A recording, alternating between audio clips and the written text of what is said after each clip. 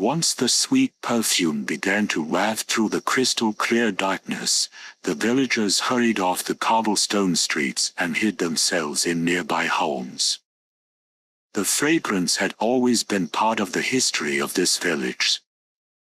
On the evening of the village's centennial celebration, the night the new female teacher arrived from the capital, the evening when a daughter was born to the mayor, a silent night when winter's white storms blustered each and every time, the fragrance that swept so sweetly over the road made the people avert their gaze from the castle on the outskirts of the village as the pain of eternal damnation left their eyes bloodshot.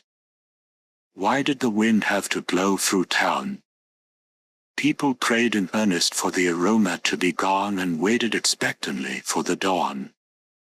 However, the sun that rose would eventually have to set again, and night would cover the world like the wings of a crow. And every time the perfume returned, the people's suffering carved deep wrinkles in their faces, and the community's only watering hole set new sales records. The shades were drawn on every window, leaving only the streetlights to dimly illuminate the road where the fragrance alone still lingered. It was the aroma of flowers. As befitted an evening of this warmth-filled season, the wind seemed to request the poetry of the night. A castle gate studded with hobnails rumbled like thunder in a sea of clouds as it closed, but before it had even started to move, the black lacquered carriage went racing through the arched gate to the central courtyard. The wheels creaked to a halt, and the door opened. Inside the carriage sat a girl who was scared to death. Although her ample cleavage betrayed the wild racing of her heart, her plump face had all the color of a corpse. Even when the sweet aroma and dazzling colors crushed in through the open door, the girl didn't move a muscle. How old am I again? The girl thought. 17 years and 1 month. Is this the end? Can't I live a little longer? And just 3 days ago, I was talking with my friends about going to the trade school in town. Who decided this has to happen?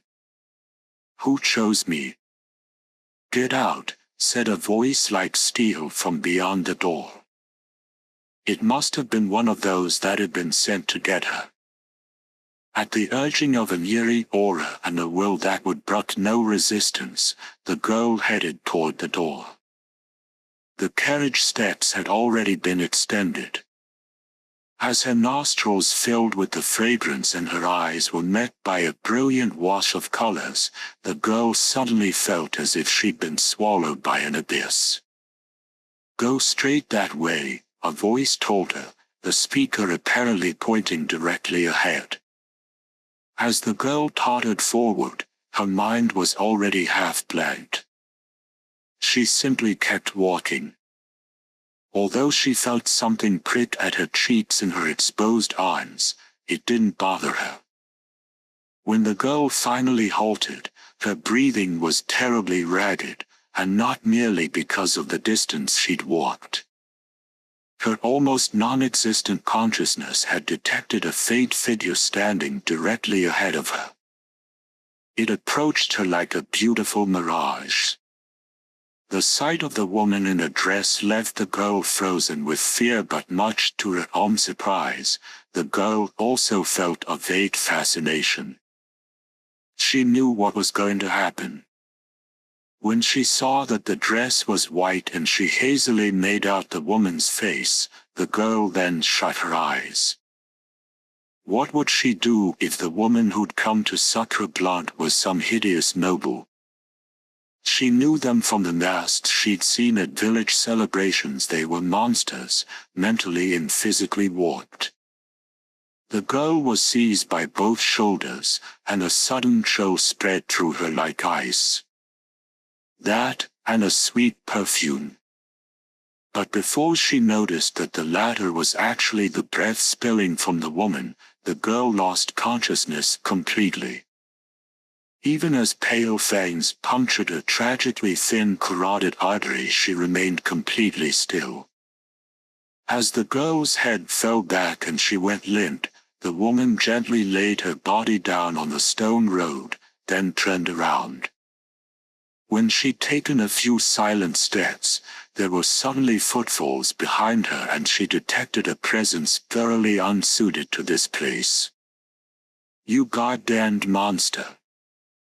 Perhaps 2 seconds passed from the time the woman turned until the powerful man pounced on her. Although he weighed nearly twice as much as she did and had the momentum of his dash behind him, the woman wasn't knocked back at all. Instead, black iron went through the center of her chest and came out her back. When the man let go of the blade, the woman finally fell back. A stat. "I did it," the man, actually a kid of 15 or 16, muttered like a death rattle. "I did it. I really did it. Naughty." Judging by the way he then raced over to the girl and hugged her close, his last cry must have been her name. His movements carrying both the despair of having lost a loved one and also the faintest hope, the young man shook the lifeless form. "Get out, Naughty," he said. "I took care of the one who bit you. Now you'll be okay, right? You should be back to normal." "Absolutely," said a voice that poured ice water down the young man's back. He looked out. A figure in white stood quietly in the moonlight. However, the woman continued, "In order to destroy me, you must pierce my heart. And you were a bit wide of the mark." The young man got goosebumps as he rose to his feet. The girl's lifeless husk was still clutched to his chest. Dead or not, he wasn't going to let her go. That was the resolve that seemed to radiate from every inch of him. "Will you not run?" the woman asked. "If you don't, you shall end up exactly like that young lady. Although if you loved her, that may be for the best. Now come to me," she said. "Or would you prefer that your young lady feed on you instead of me?" Before the young man even had time to comprehend the full meaning of the woman's words, a pale arm had wrapped around his neck. There could be no more heartrending cry than his in the entire world. Cradled against the young man's chest, the girl opened her eyelids. The young man knew her eyes had always brimmed with hopes for the future. He'd seen them sparkle with the dreams of a 17-year-old. And he knew that it was not his face, but rather that of another young man that her eyes often reflected. But now her eyes reflected him. In shape and in color, they were no different than before. However, the normally short black pupils were clouded and dark. Where the memories of a 17-year-old had been, there was now a despicable vortex of hunger and lust. "I'm so hungry," the young man heard the girl say, yet it seemed like her voice was something out of a nightmare. "You came to save me, didn't you? I'm so glad. Let me give you a kiss as thanks." "Start, Naughty Dash. Don't do it," he shouted. Pulling free of the arms she wrapped around him, the young man knocked her cold body to the road. The girl didn't even cry out. "My, but you are a cold-hearted paramour." As if triggered by the woman's voice, the young man started to run. Though panic gripped him, at least part of his thought processes remained wide awake. In one spot in the dazzling midst of colors, the young man saw a glimmer of a different material. Leaping into the riot of color, he left the whole mass of flowers trembling. It only took the young man about a minute to strap on what he found there. As he fastened the last belt around his left thigh, he heard footsteps closing on him from all 4 points of the compass. They didn't sound like those of the woman he'd just encountered. They had a foreboding tone. As the ground seemed to tremble beneath his feet, the young man felt his stomach tighten. The next thing he knew, he was shaking, too. The second the wild mix of colored blossoms to his right was pushed aside, the young man kicked off the ground. A heartbeat before his airborne form was due to sink, wings opened on his back. Just in time, and as relief swelled in the young man, he gazed into the darkness ahead of him.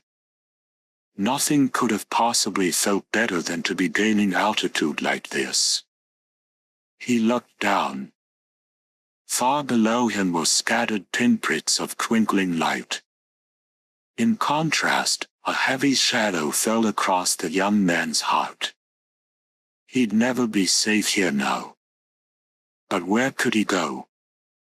Impacts to either side of him were transmitted to the center of his back. His body bit sharply. Clearly, his wings had been slashed. Craning his neck, he looked up above.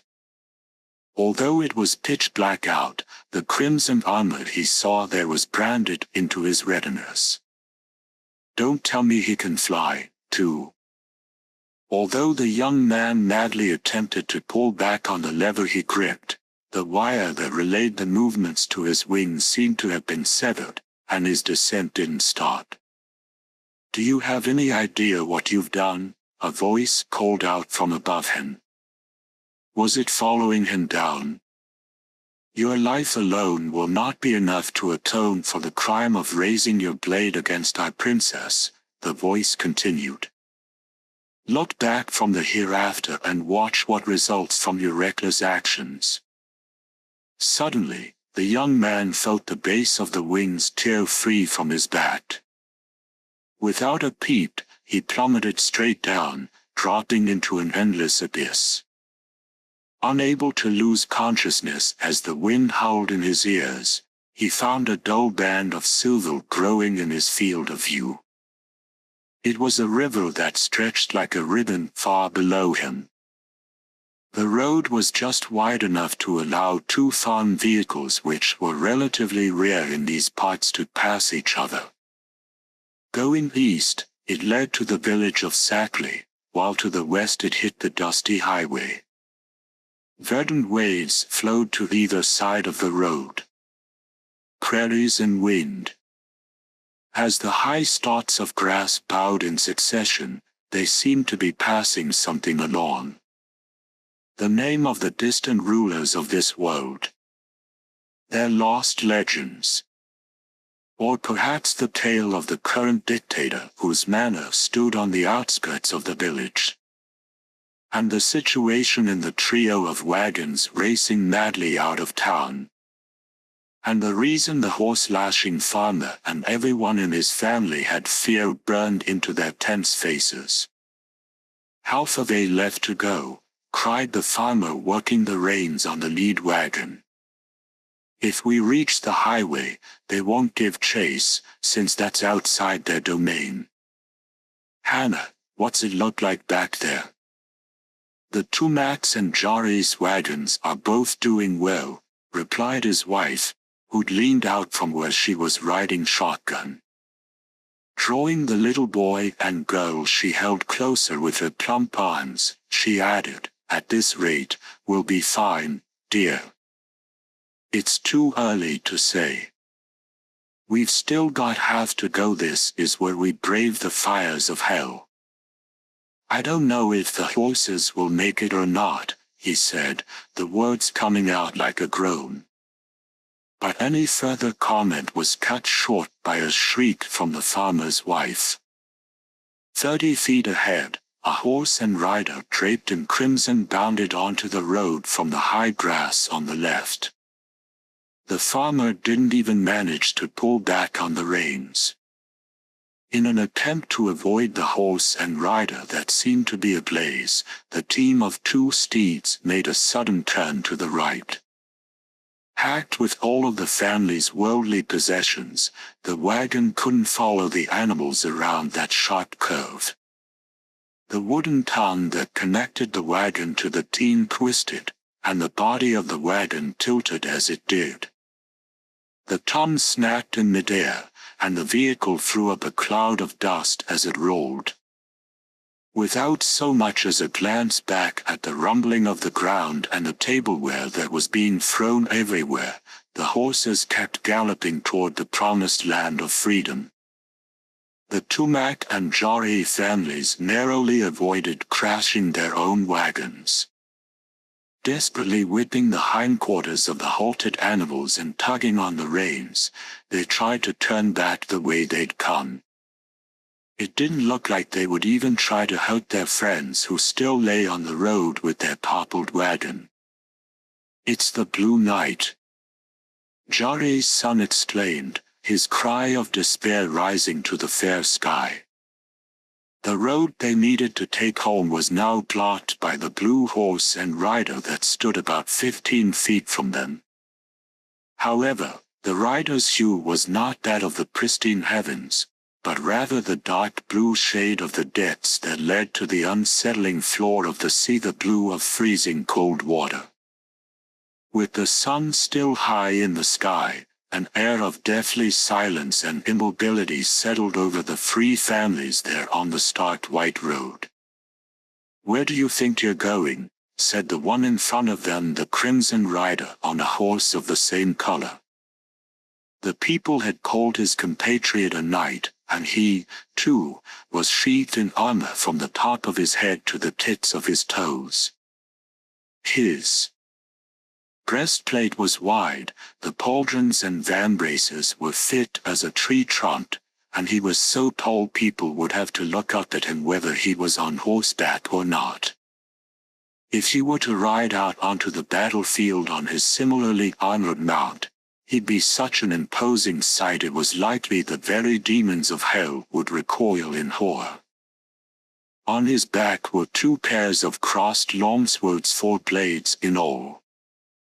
Gleaming in the sunlight, the weapons looked so large and heavy that they'd leave even a giant of a man exhausted after a single swing.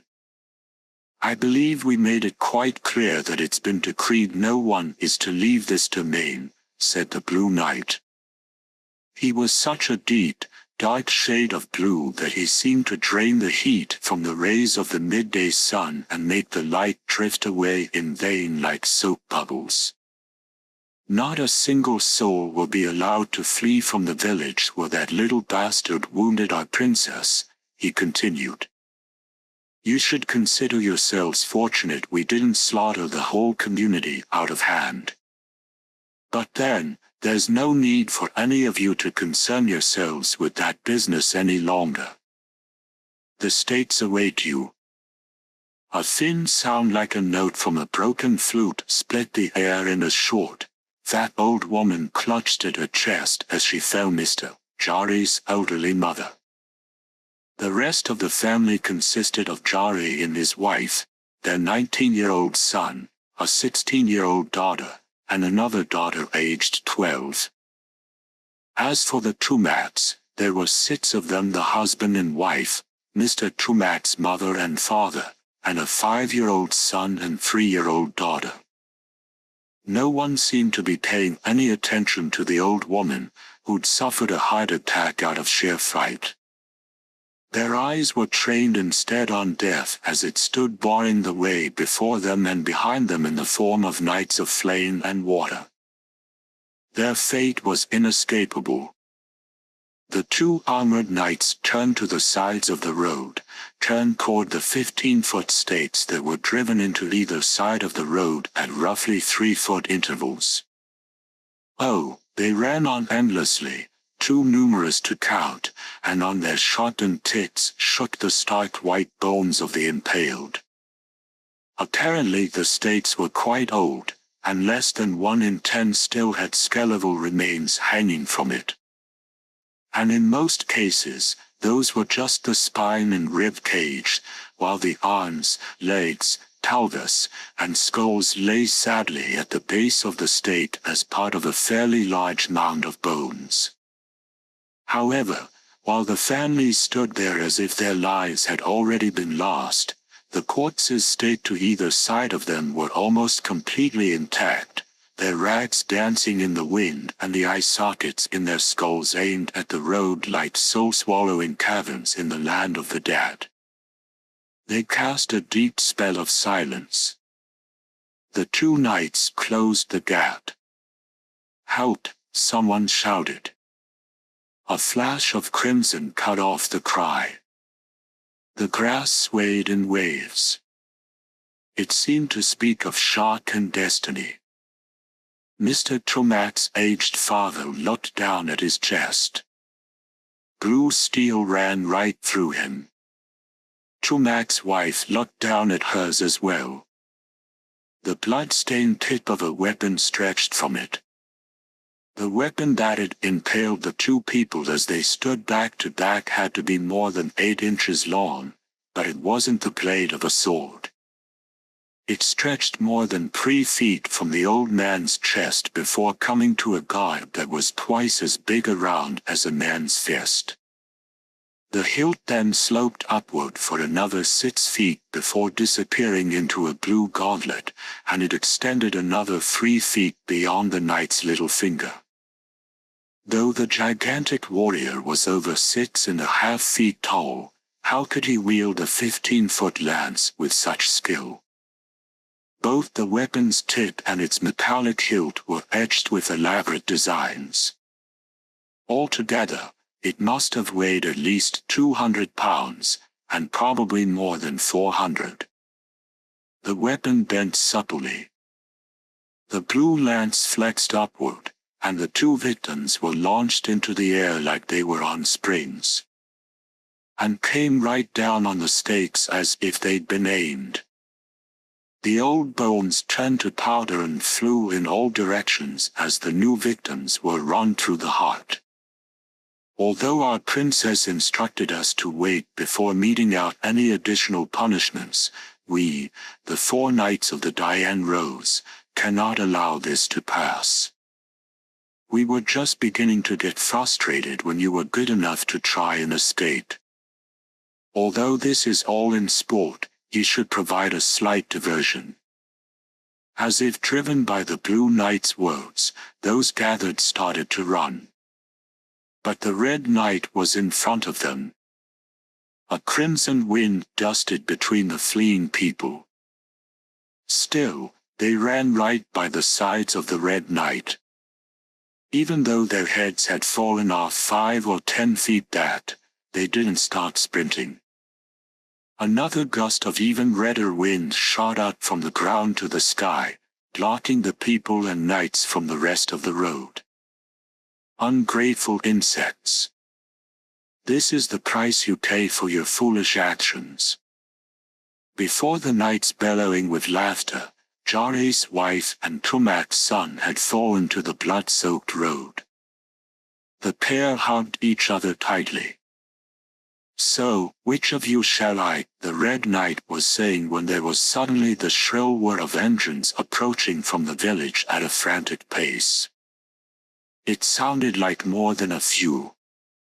"Looks like we have company," the Blue Knight said, gleefully rolling his head from side to side. Less than 2 seconds later, gasoline-powered motorcycles with high horsepower engines arrived at the scene of the cruel Butcher 1Y.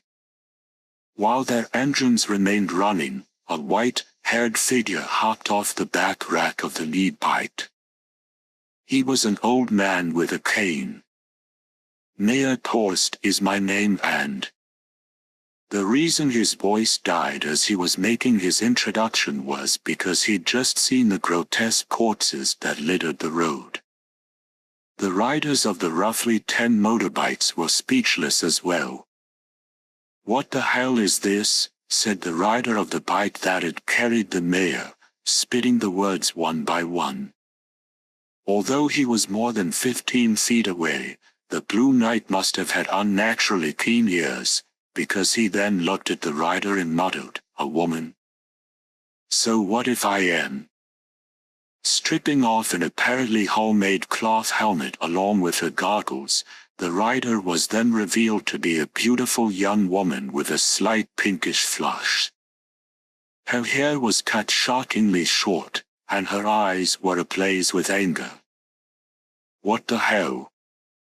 She groaned once more, the words sounding crushed and lifeless as she turned the nose of her bike toward the Blue Knight. 12 steel pipes pointed forward from either side of the vehicle, 4 in total. If the pressurized gas in the tank to the rear were to launch the steel arrows within, they were certain to fly straight and true into the heart of the night. "Ah, more prey to amuse us.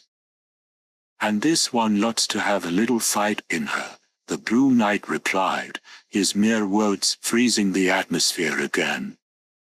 "Knock it off, Elena," the mayor of the village said, breaking the silence. Turning to the 2 butchers, he said, "I'll make no complaint about those already dead. But could you at least be so kind as to show mercy on the last 2, he pleaded in a hoarse voice as the wind stroked his profile. The grass was singing. "Start, I say, start. For they will never spare you." "These people disobeyed an order from our princess," said the Blue Knight. "Until the one who attempted to take her life is captured, no one whatsoever is to leave the village. Nor is anyone to enter. Anyone attempting to leave without her permission will be considered to be in league with the culprit and be promptly executed. And it is our duty to see to it her word is upheld. The only reason they tried to leave was because you enjoy killing everyone just for the fun of it." Elena shouted. "That hag of yours ordered more than just that. If the guilty party hasn't been caught within 10 days of her decree, 10 villagers will be impaled on stakes. And every day after that, 5 more are to be drawn and quartered. It's only natural for some people to try and get away. Only natural." The 2 knights looked at each other and laughed. "And we could say to you and your whole village that what we do is only natural. Take a good look around you at this verdant land and bountiful fields of grain. Just who do you think made all of this possible? Lowly humans scratching away at the untamed wilderness with rusty hoes like stupid beasts. Do you recall what it was you said to the princess back then?" Elena gnawed her lip. Agitation swept like a wave through the group behind her, and judging from the way they were all dressed alike, she was undoubtedly part of the same group. However, Elena quickly looked up at the knight and shouted, "That was a long time ago." "What?" the Blue Knight growled, his lance rattling slightly in his right hand. "Now, hold on a minute," the Red Knight interjected. "There's no point arguing all that here and now. We've disposed of those who disregarded the rules. Take those other 2 back with you." Joy suffusing his countenance, the mayor stammered, May I really?" "You may. Be quick about it." "Very well, come along now, you 2, Prost said, extending his arms toward the exhausted woman and child. But neither of them said a word, and foam spilled from their lips. It wasn't the world around them that filled their eyes, but rather death itself. "Oh, this isn't going to work. Come now, let's be quick about this," the mayor seemed to tell himself with new resolve as he advanced across the bloody road. One more step and the 2 of them would be within reach, but at that instant, the wind snarled. Even before the geysers of blood went up chasing the two heads that flew into the air, the grass was already singing. Stop it, just stop it. For they shall never spare you. Just as the red knight's blade returned to its sheath in a gust of bloody wind, the blue knight's lance danced out. The fluid of life gushing so vainly from the stumps became 1,000 droplets in the wind, forming a crimson curtain that slacked against the people's faces. From behind it, the red knight called out, "The rules are the rules, and we make no exceptions." And now, to deal with the little monkey bitch who called our princess a hag. Although Elena tried to aim her gas-powered launcher purely out of reflex, the dark red stain across her field of view wouldn't allow her to do so. She had to wonder which would come for her instead, the steely blade or the bloody lance. The face of the girl was stained with the hues of blood and death. Just then, the vermilion curtain was torn in two, as if to announce the beginning of a new tale. Even the deadly knights and their mounts averted their gaze and backed away from the wind that gusted down the road. But the bizarre phenomenon ended quickly. And everyone who looked up then saw an inky black horse and rider advancing eerily through the courses and the states. For some reason, it would have seemed a terribly appropriate image in anyone's eyes. The teeth of skulls still impaled on the stakes chattered in the wind. The green grass bowed, and the sun ever generous with its light dot behind a cloud at that very moment. Everything else was forgotten as they gazed intently at the new arrival.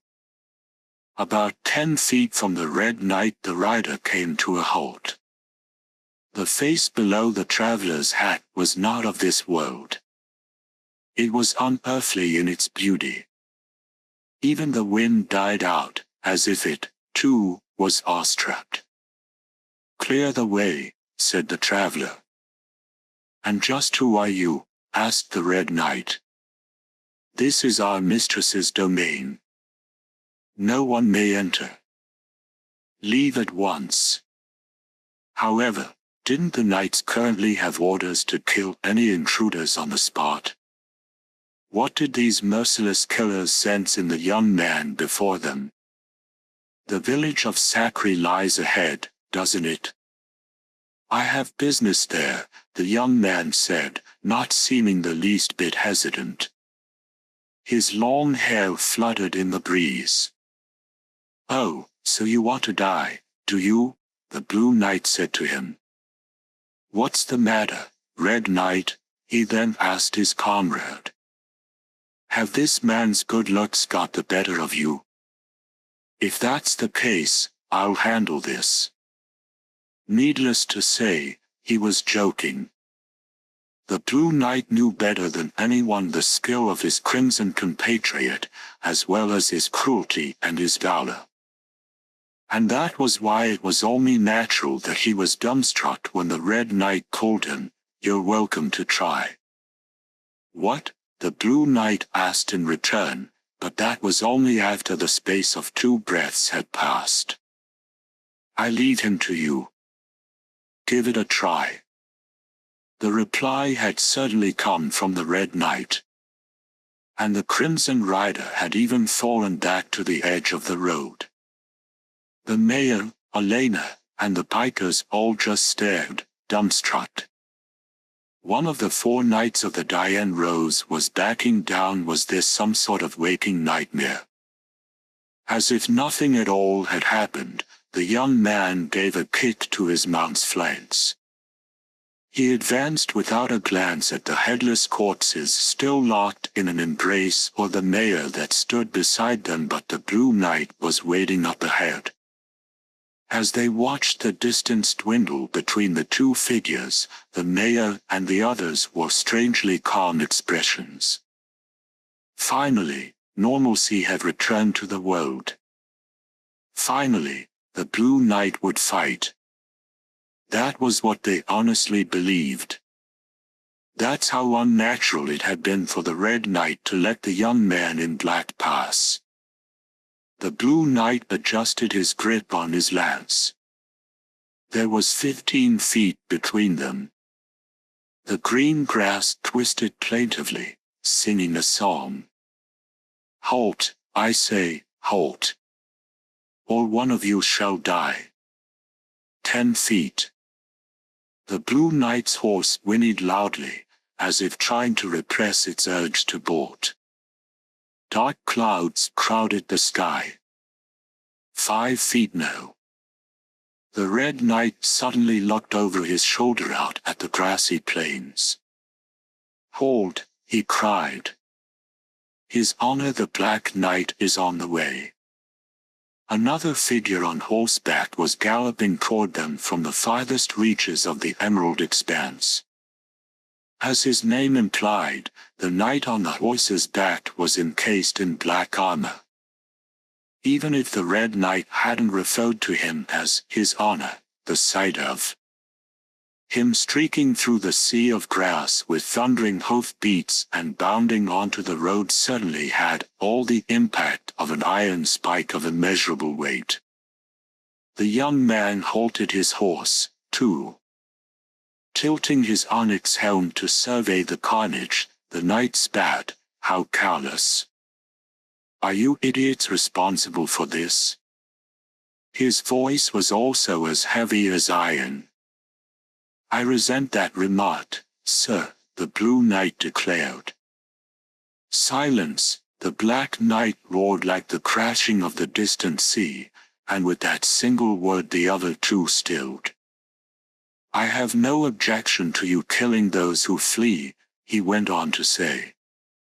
"Such is in keeping with the wishes of our princess. But you've gone and taken the lives of even the youngest of children. We are not soulless demons.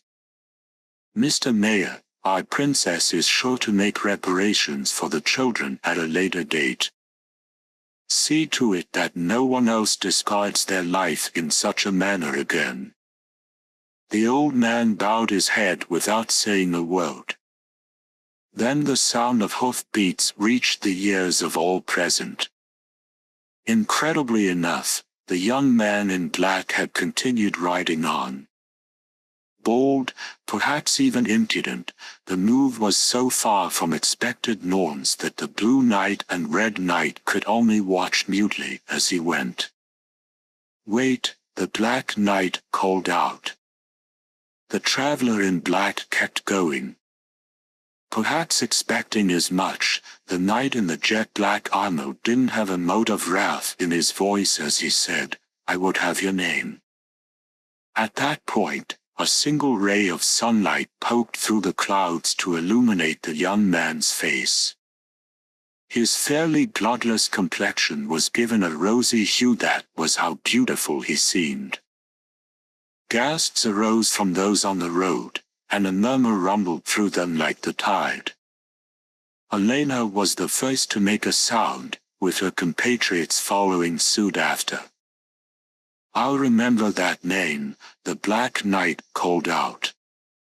The young man who'd given his name as Steve rode off calmly, as if he hadn't been witness to this tragedy in broad daylight. At some point, the knights had disappeared, too. "We'll bring the bodies back," said Post. "Give me a hand with them." Seemingly oblivious to the way the other bikers scrambled forward at the mayor's request, Elena alone kept a dumbfounded gaze turned toward town, the direction the gorgeous young man had gone. "You see that?" she asked. Another biker who was about to walk by her stopped in his tracks and replied, "See what?"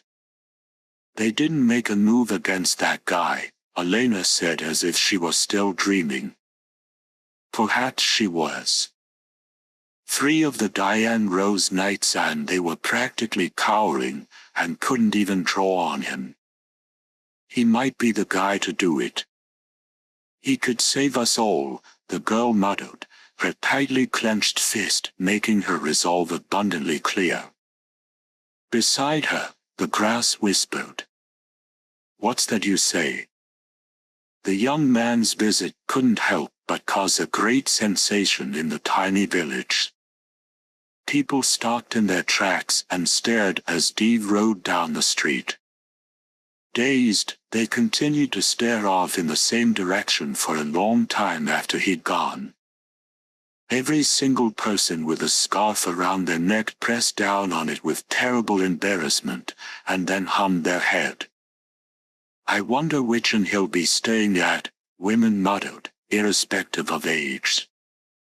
"Did you see that sword, and the look in his eye?"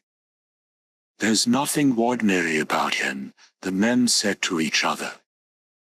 Contrary to the women's expectations, Dee didn't end up registering at any of the village inns.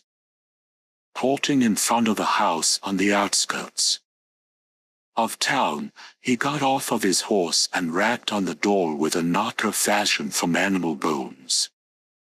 The sign next to the door had the words "Mama Kitch," which Dr. Brent into it.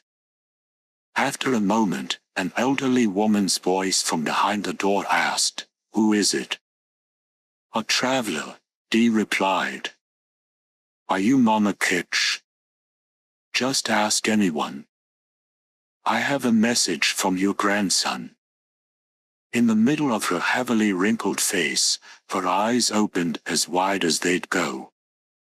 Then she said, "That good-for-nothing brat don't see how he could do this." "Where is he at, anyway?" "He passed away." "What?" the old woman exclaimed, her body growing stiff as a mannequin. Her blue eyes said that the young man before her was some beautiful Grim Reaper. "Now wait just 1 second, she stammered. "What do you mean by that? Tell me more." "He was hung up on the riverbank about 6 miles south of your village. He told me his name as well as your own and where you lived, then asked me to tell you, 'Take care,' before he passed away. And now I've done that." "Yet," the old woman said with a nod. By the time she'd returned to her senses, the man in the black coat was back on his horse. "Wait just 1 minute." "Hey," she wheezed as she raced out the front door and grabbed hold of one of his saddlebags. "Aren't you the inhospitable one?" "My, but you are a looker, though." Feeling the pulse in her right hand, she added, "Look, you've gone and got me up over 150 beats per minute. I've gone through 2 artificial hearts already, you know. Putting in a third would probably be the death of me. If I die, it'll all be your fault," she told the traveler. "I'll haunt you till the end of your days." "I'm used to it." At Dee's reply, Mama Kitch looked up at him as if just coming back to reality. It seemed that while she'd been gazing at him intently, she'd even forgotten how short of breath she was. Nodding, she said, "Is that a fact? I suppose you would be, at that. You've got an unbelievable aura. I didn't think I should have been that winded after running just a tad. But now I see you scare the hell out of me. How many people have you killed with that sword, anyway? If you have no business with me, I'll be going." I said wait, blast it. "If you're always that cold to folks, you won't meet a pretty end asterisk," Mama Kitch then added, "though I suppose even if you aren't cold, you still won't have a peaceful death." "Wait, already. Whatever became of my grandson's remains?" "I let them float down the river," Dee replied. "Those were his instructions." "That's a lie," the old woman said, stomping her foot angrily. "Who in the world would ask someone to chuck their body in a river? For starters, If it was only 6 miles from here, that wouldn't have been very far to bring him that. I think you're trying to hide something. He said he didn't want you to see the body. By the look of it, he'd hit quite a few rocks on his way down the river. Do you want to hear the details? No, spare me. I'll be on the edge of town, Dee told her. Find me if there's anything else you want to know. As the horse began to move, Mama Pitch let go of it. Once the rider had gone so far he wouldn't have seen her if he'd turned and looked. A hoarse voice said, "That's one hell of an old go." The amused tone issued from Dee's left hand, which was wrapped around the reins. Of course, if she wasn't such a tough old bird, there's no way her grandson would have been able to do what he did either. Chuckling, it added, "Floated him down the river, did you?" The voice was then choked out in an anguished cry. Although Dee had clenched his left hand tightly, not the least bit of that strength was conveyed to the reins. Heading straight for the edge of the village, Dee arrived at a pile of mysterious ruins after twisting and turning down several narrow paths. Rising from the center of a clearing covered by a wild green carpet of grass, the walls of stone and metal looked like they'd been melted by extreme heat in places, or had crumbled in others. Although the structures no longer retained their original shapes, a concerted gaze would reveal the remains of stonework foundations, paved corridors, and the partitions that had delineated each individual room. Amid grass and white flowers that swayed in the breeze, the remains were more than 600 feet in diameter, spreading in a way that perfectly illustrated the vain nature of mortal existence and the callousness of the winds of time. Passing through what little remained of the bronze gates and stone pillars, Dee entered the ruins. The wind snarled above him. Perhaps due to the legacy of some ancient architectural technique, the wind blew through the gate and took on a strangely morose whistle before it blustered against the traveler in black. Tethering his cyborg horse to a wooden pole that looked to have been part of a fence and then taking the saddle and bags from it, Dee gazed off to the west. Green hills rolled on and on like something out of a painting. At the summit of the one farthest back there towered a solemn castle. This region could almost be considered mountainous, and while the nobility's manors in such places had mostly doubled as fortresses, this was an exception. It had been constructed with a grace and refinement befitting the character of those who lived by night. Surely it had to be the castle of the princess the murderous knights had mentioned. However, Dee returned his eyes to the ruins without any particular emotion, then began to walk around the barely extant roof and ramparts with a measured gait that made it seem like he was performing some sort of inspection. When he'd gone halfway around the perimeter, the ostentatious roar of engines could be heard growing closer from the same path that had brought him there. Elena and her friends had stopped their motorcycles in front of the ruins. The air carried the heavy scent of gasoline. Just as the bikers were about to enter the area, they froze in place as if they'd just taken a jolt of electricity, and then backed away as Dee appeared. Even the sirens who lured captains to their doom with their lovely countenances and sweet songs would have undoubtedly fallen victim to his beauty in exactly the same way with just one glance. But far surpassing his good looks was the ghastly aura that knifed into the flesh of all who beheld him, something that gave Elena the feeling they were dealing with a fiend even more powerful than the four knights. "I've come out here because I've got something to talk over with you," the girl finally managed to say. The words caught in her throat, and her voice was terribly hoarse. What kind of thought would that be? As the young man spoke, his unearthly aura seemed to wane, and Elena let out an easy breath. A slight spell of dizziness came over her, but she was able to stand her ground. Her friends were watching. She couldn't make a fool of herself. Coughing once, she said, "You impressed the hell out of us. So we were thinking we'd let you hook up with our outfit." Seeing Dee turn his back on them, the members of the group looked at each other. There was neither turmoil nor anger on their faces. All of them had seen with their own eyes the true power of the traveler in black. A young man straddling a bike a bit larger than the rest rose from the seat. In keeping with the size of his vehicle, he was about 6.5 feet tall. "I told you he wouldn't go for it, Elena," he said. "Seriously, why would he ever join us? Any way you look at it, he's a lot tougher than we are. All we can do is try to get on his good side. I'm not about to bow and scrape to some drifter I don't know from a hole in the ground," the girl explained, vermilion rising in her cheeks.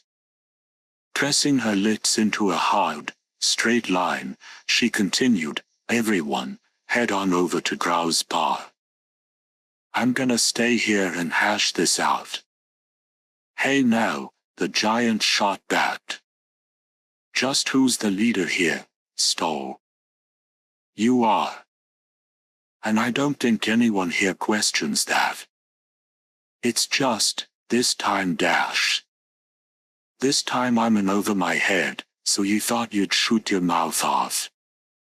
So, I suppose you've just been watching out for me all this time, have you?" The girl's eyes blazed with a fierce light that silenced the giant Stoll. "Okay," Stoll said after closing his eyes and persuading himself. Gripping the handlebars once more, he shouted, "You heard what she said, people. We're going to Grau's." Once she was sure the roar of their exhaust and all other signs of them had vanished, Elena glared at the ruins. There was no sign of the traveler. Putting one hand to the left side of her chest, the girl tried to get her breathing back under control. The weapon she had wound about her waist felt unreliable. Still, Elena sent herself into the ruins with a gait that firmly planted one step after another on the paving stones. Although she soon found the horse, Dee was nowhere to be seen. The ruins covered quite a large area, and there were plenty of places to hide. Having played here since childhood, Elena knew the area like her own backyard, but finding the traveler on the first try would be difficult. "Just you wait and see.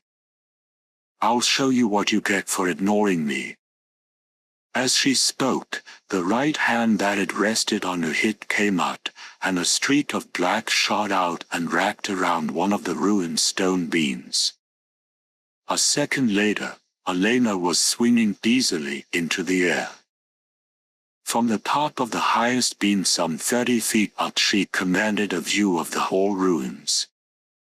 But as much as she strained her eyes, all she could find were scant spots of green between the ruins and the ground below. Although she was supposed to be searching for Dee, Elena then turned her gaze to the west.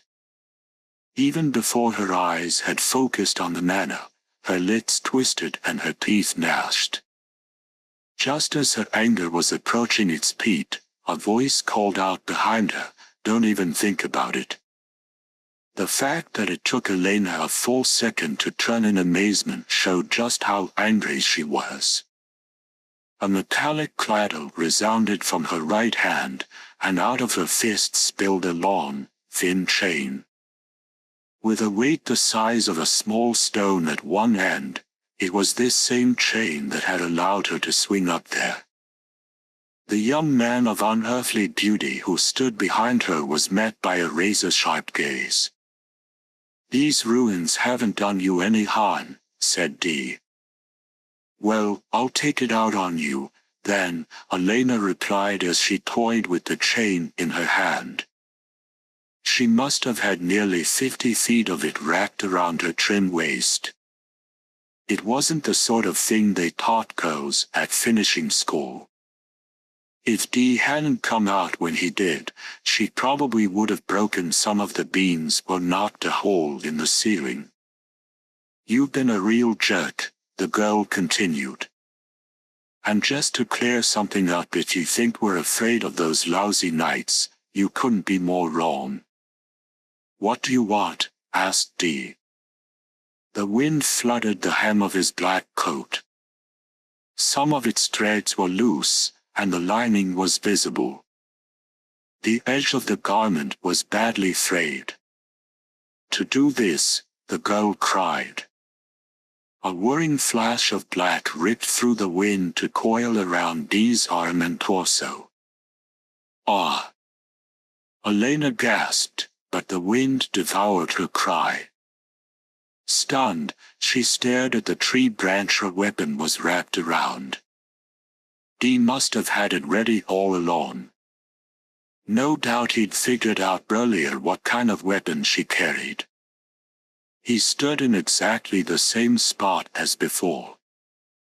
"You're good," Elena remarked. Her second shot made a beeline for Dee's chest. Dee turned one shoulder toward her and avoided the endlessly stretching links. Behind him, the chain whipped around without slowing down at all, headed back in the opposite direction, and wrapped around Dee's neck. "Sucker. That's like the first trick you learned to do with a weighted chain." "Where are all your tricks now?" she asked. "Or were you just lucky last time?" "Not really." Elena looked all around. Despite herself, she didn't think the hoarse voice she just heard belonged to Dee. A second later, the inky black form leapt into the air. The move was so unexpected that Elena was left without any options. Light shot out above her head. With a shriek, the girl extended both arms. Even given the outstanding reflexes with which she'd been blessed, the girl still found her own reaction miraculous. Her chain stopped the steel with a cha-chink. But Elena couldn't move. Dee held his sword with one hand. Elena, however, was using both hands. Even taking the strength difference of their respective sexes into consideration, she should have at least been able to jump out of the way. Yet she couldn't move at all, as if her body had been turned to lead. But that wasn't entirely true. Either her hands alone continued to sink, slowly but surely. When the edge of the chain finally touched her forehead, Elena explained, "I give up." The way she coughed out the words, it seemed like she was spitting up blood. To be completely honest, she wasn't even sure that her words were enough to save her. "He'll just cut me down here," and now that was her strongest feeling. Somewhere in her heart, she thought it would be inevitable coming from that young man. And that was why she was left so stunned when the pressure she felt was gone so suddenly. But the surprises didn't end there. Dee had turned his gaze toward the manor as if he'd lost all interest in her, but she saw his right hand. "Where's the sword?" the girl exclaimed. It was at that point every inch of Elena's flesh rose with goosebumps. She'd seen a flash of steel, felt it strike her chain, and had even heard the sound of it. Although each of these had the earmarks of a fierce blow from a skilled blade, she had to wonder if it had all been an illusion. Could it be the blow she'd barely managed to start, and then struggled with all her might to deflect with absolutely no success, had been nothing more than a bare-handed shot. "Is there anyone in the manor aside from the 4 knights?" It was only several seconds later that the girl understood that Dee was asking her a question. And she didn't answer until several seconds more had passed. "I don't know. No one's been inside." That was all she said before she hung her head. She'd realized that if Dee was holding his sword, she'd never be able to stop it and would inevitably be cut in two. Then, she suddenly thought of something. Looking up again with desperation on her face, she asked, "Do you want something up there?" "Say, could it be you're a vampire hunter, aren't you?" "Ever been outside it?" asked Dee. "Sure I have. Plenty of times," Elena replied, feeling the center of her chest grow hot. In dribs and drabs, blood began to work its way through her frozen heart once more. There are no defense systems next to the castle walls. There used to be all kinds of stuff set up in the old days, but if there are any now they'll only be on the inside. How about entrances? Nothing but the castle gate, I was going to say, but there's one more. Again, this was a long time ago, but when some folks from the village were preparing for guerrilla warfare, they made a hole in the wall the day before. Not long ago, maybe 3 days back, I was out that way and it's still there. Don't worry, she added, it's more than big enough for you to get through. So, you going up there? If you don't have any business with me, go home. No way. Take me with you, Elena said as she felt power surging through her body. All of her despair was banished. The young man who'd bested her like she was a mere infant was going to fight the noble up in the manor. The mere thought of it was enough to make her body tremble with excitement. "I've got some serious ill will toward those clowns," Elena said. "The princess, in particular. Come on, you've got to let me help you." "I take back what I said earlier. I've got no problem with you running the show." "It takes more than ill will to destroy a noble," Dee said frostily as he looked up at the sky. Elena imagined he was calculating how long he had until sunset. The figure in black leaned forward casually. Without a sound, he drifted down from a height of 50 feet. The way his coat spread out reminded the girl of a certain creature. It looked just like her. As the traveler was heading for his horse, the girl called out to him, "I'm going, too." And with that cry, Elena tightened her grip on her chain and raced after Dee. Less than 5 minutes after leaving the ruins, Elena found herself mired in a new sense of surprise. Although her bike was supposed to be twice as fast as the average cyborg horse, she could barely keep up with the galloping rider. Since it didn't look like he was riding a custom model, the only conclusion she could draw was that it was due to his horsemanship. When they reached the foot of the hill, Dee looked back at the girl and said, "Wait here." "Not a chance," Elena replied, shaking her head. "After all, I haven't even told you where the hole is yet. I don't care how good you are, you'll still be looking for it when the sun goes down. And once that happens, much as you may hate it, the princess will be in her element. Even if that doesn't happen, the 4 knights still move around by day, too. You could use all the friends you can get." Saying nothing, Dee rode up to the bike and leaned over.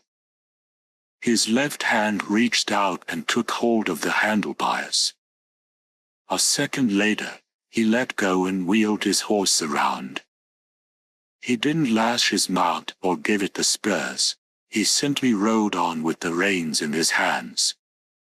Of all the nerve, Elena spat.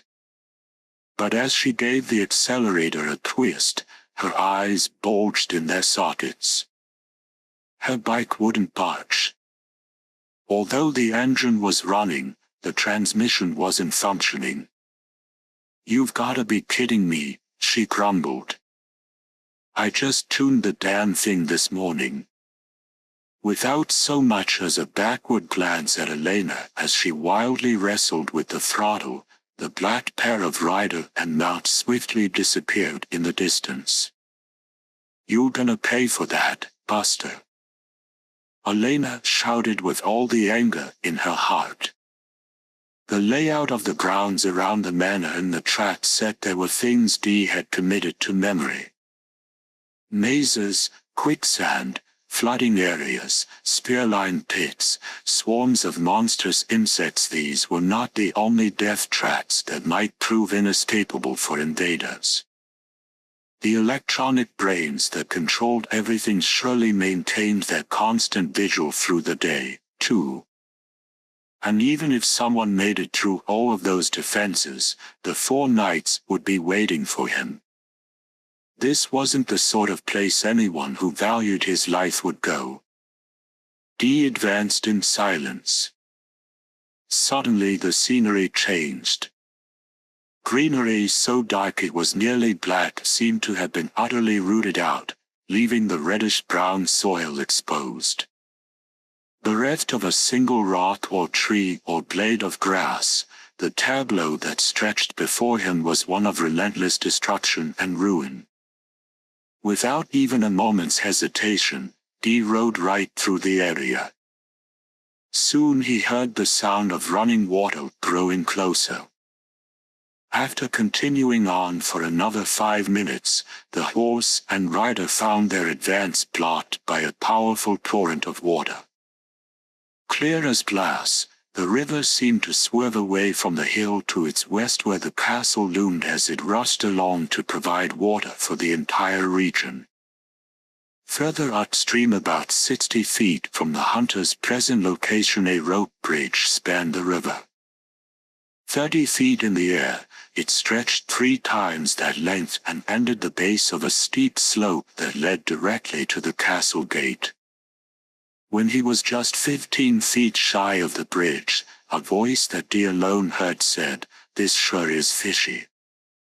The words echoed from the vicinity of his left hand, which was wrapped around the reins.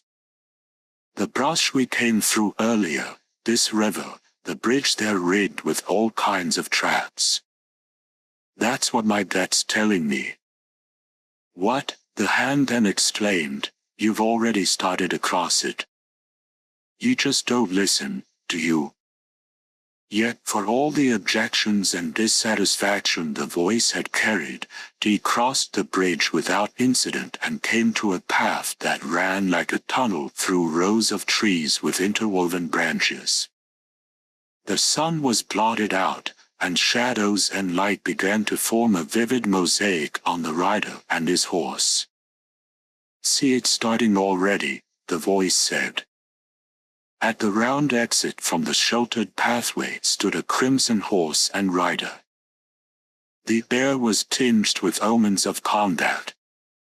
This was enemy territory and Dee would be at a tremendous disadvantage. Yet the gorgeous huntsman advanced as if that was the way he'd always gone, without hesitation or fear. The Red Knight remained just as he was, too. An irresistible force and an immovable object. What would happen when the two of them met? Even the leaves on the branches interlacing overhead seemed to listen intently with their eyes opened wide for that moment. However, the Red Knight quickly stepped to one side. He went right by him on the covered path as if were completely natural. He didn't even glance at his formidable opponent. "I've come to meet you and serve as your guide," the Red Knight said in a voice like grating metal after the hunter had gone several steps past him. I don't need one, Dee replied. I'm afraid I can't allow that. We've known for some time now that you would come. I have orders from the princess to meet you, but to do nothing else. The sun was still high. Although this was the time when the nobility should be slumbering, there were some who merely entered their coffins but remained awake. Giving a kick to his mount's flanks, the Red Knight galloped over to Dee. Regardless of your wishes, he continued, I will serve as your guide. That is my duty to my liege. Still facing forward, Dee asked, what would you do if I came at you with my sword? Rarely did the hunter pose a question like that. I would have no choice but to stand and be cut down. I've not been told to fight. Those were surprising words coming from the mouth of a knight whose ferocity was unrivaled. Then your lady must be quite important to you. Correct. And if you were ordered to do so, could you stand by and watch as I cut down your princess and the others? Asked Dee. In that case, I would take my own life after killing you, the Red Knight replied. However, there's no need to worry on that account. In a tone of unassailable confidence he continued, if you think the princess could be killed by the likes of you, well, once you've met her, you'll understand. Saying no more, he continued on for another 5 minutes, and the two of them came to the bottom of a wide slope. At the top of the nearly 60-degree incline, the manor and the walls that surrounded it were visible. This slope is the last line of defense, said the Red Knight. His ordinary voice was enough to make children go pale, but now it had an even stranger ring to it, that of nostalgia. In times past, he continued, we came down this incline to meet our foes in battle. Forces that vastly outnumbered us have pushed in this far. However, not even the mightiest of foes ever gained the top of this slope. We formed an iron wall where wave after wave of attackers broke until the enemy eventually retreated. Though, that was all so very long ago. His voice cut out. And when he quickly started speaking again, his tone had changed once more. What we did then and do now has always been prompted by the spirit of our princess, who defends this solitary outpost. In the world below, they are quick to speak of the end of the nobility, but we recognize no such occurrence. We shall not allow such talk in the domain of our princess, for here the nobility are still resplendent in their glory. The crimson horse set one hoof on the steep slope. The way it climbed so easily seemed to defy the laws of gravity. After ascending roughly 150 feet, the knight asked, having trouble keeping up. But when he turned around, what he saw made his eyes go wide within his helmet. Dee was less than 3 paces behind him. The soil covering the slope would collapse with frightening ease. This was to prevent foes from advancing any further. Climbing it at a steady pace required equestrian skills far greater than most possessed. As they sent black earth sliding downward, the pair finished ascending the slope and soon came to the gate. The towers that adorned all 4 corners of the manor, the passageways linking all of the smaller buildings, and the very manor itself all had a stately air, but those who beheld this structure were bound to get a far different impression. Thousands of cracks formed spidery webs in the towering stone walls, the spires of the towers were on the point of collapse, and the masonry was riddled with little holes that gaped like vacant eye sockets. And while the crossed antennas for harnessing both the power of the wind and the electrical energy in the air continued to turn, they only served to make the rest of this place seem dead by comparison. These were clearly ruins. "Open the gate," the Red Knight bellowed. His voice was loud enough to blast away the air before his mouth and create a vacuum. "On orders from the princess, I've brought Dee," he added. "Open the gate." Before the echoes of his voice had faded, there was the sound of iron scraping iron, and a black shadow dropped across them. From above, between the two of them and the gate, lay a deep, bone-dry moat. The door that barred the gate was actually a drawbridge. While such an accessory was appropriate for a fortress, it hardly suited a manor of such simple but elegant design. Two thick chains stretched from either side of the drawbridge to disappear into the castle. After the bridge touched down with an earth-shaking thud, the pair crossed and entered the castle. A desolate sight greeted Dee. They had entered the front yard of the manor. The mounds of brush and dead leaves that had accumulated called to mind the random peaks left by eroding soil. The roof of each and every bowl had collapsed, and in part of the main manor, all that remained were white pillars. When mercilessly exposed by the sunlight, the scene didn't have an iota of the grace the term extinction might imply, and the light only served to emphasize the lurid nature of the surroundings to a spine-chilling degree. Don't let any of this mislead you. This is merely its daylight form, the Red Knight called the traveler as his horse advanced toward an outbuilding that was fairly undamaged by comparison. One room that Dee passed through seemed to have been maintained by someone, as it still retained the luxurious gold and crystal appointments from its construction long ago. "As you are no doubt aware, you shall have to wait until night." And with that final remark, the Red Knight headed toward the door. He then stopped in his tracks. When he spun around, Dee was standing right behind him. "Why, you," the knight groaned as the most unearthly aura blasted his face, and for the first time he realized what the gorgeous young man actually was. "Only once in the past has anyone ever angered me so," said the knight. "Are you one of those, a vampire hunter?" "Yes, I am," said Dee. "Where can I find the princess and all others?"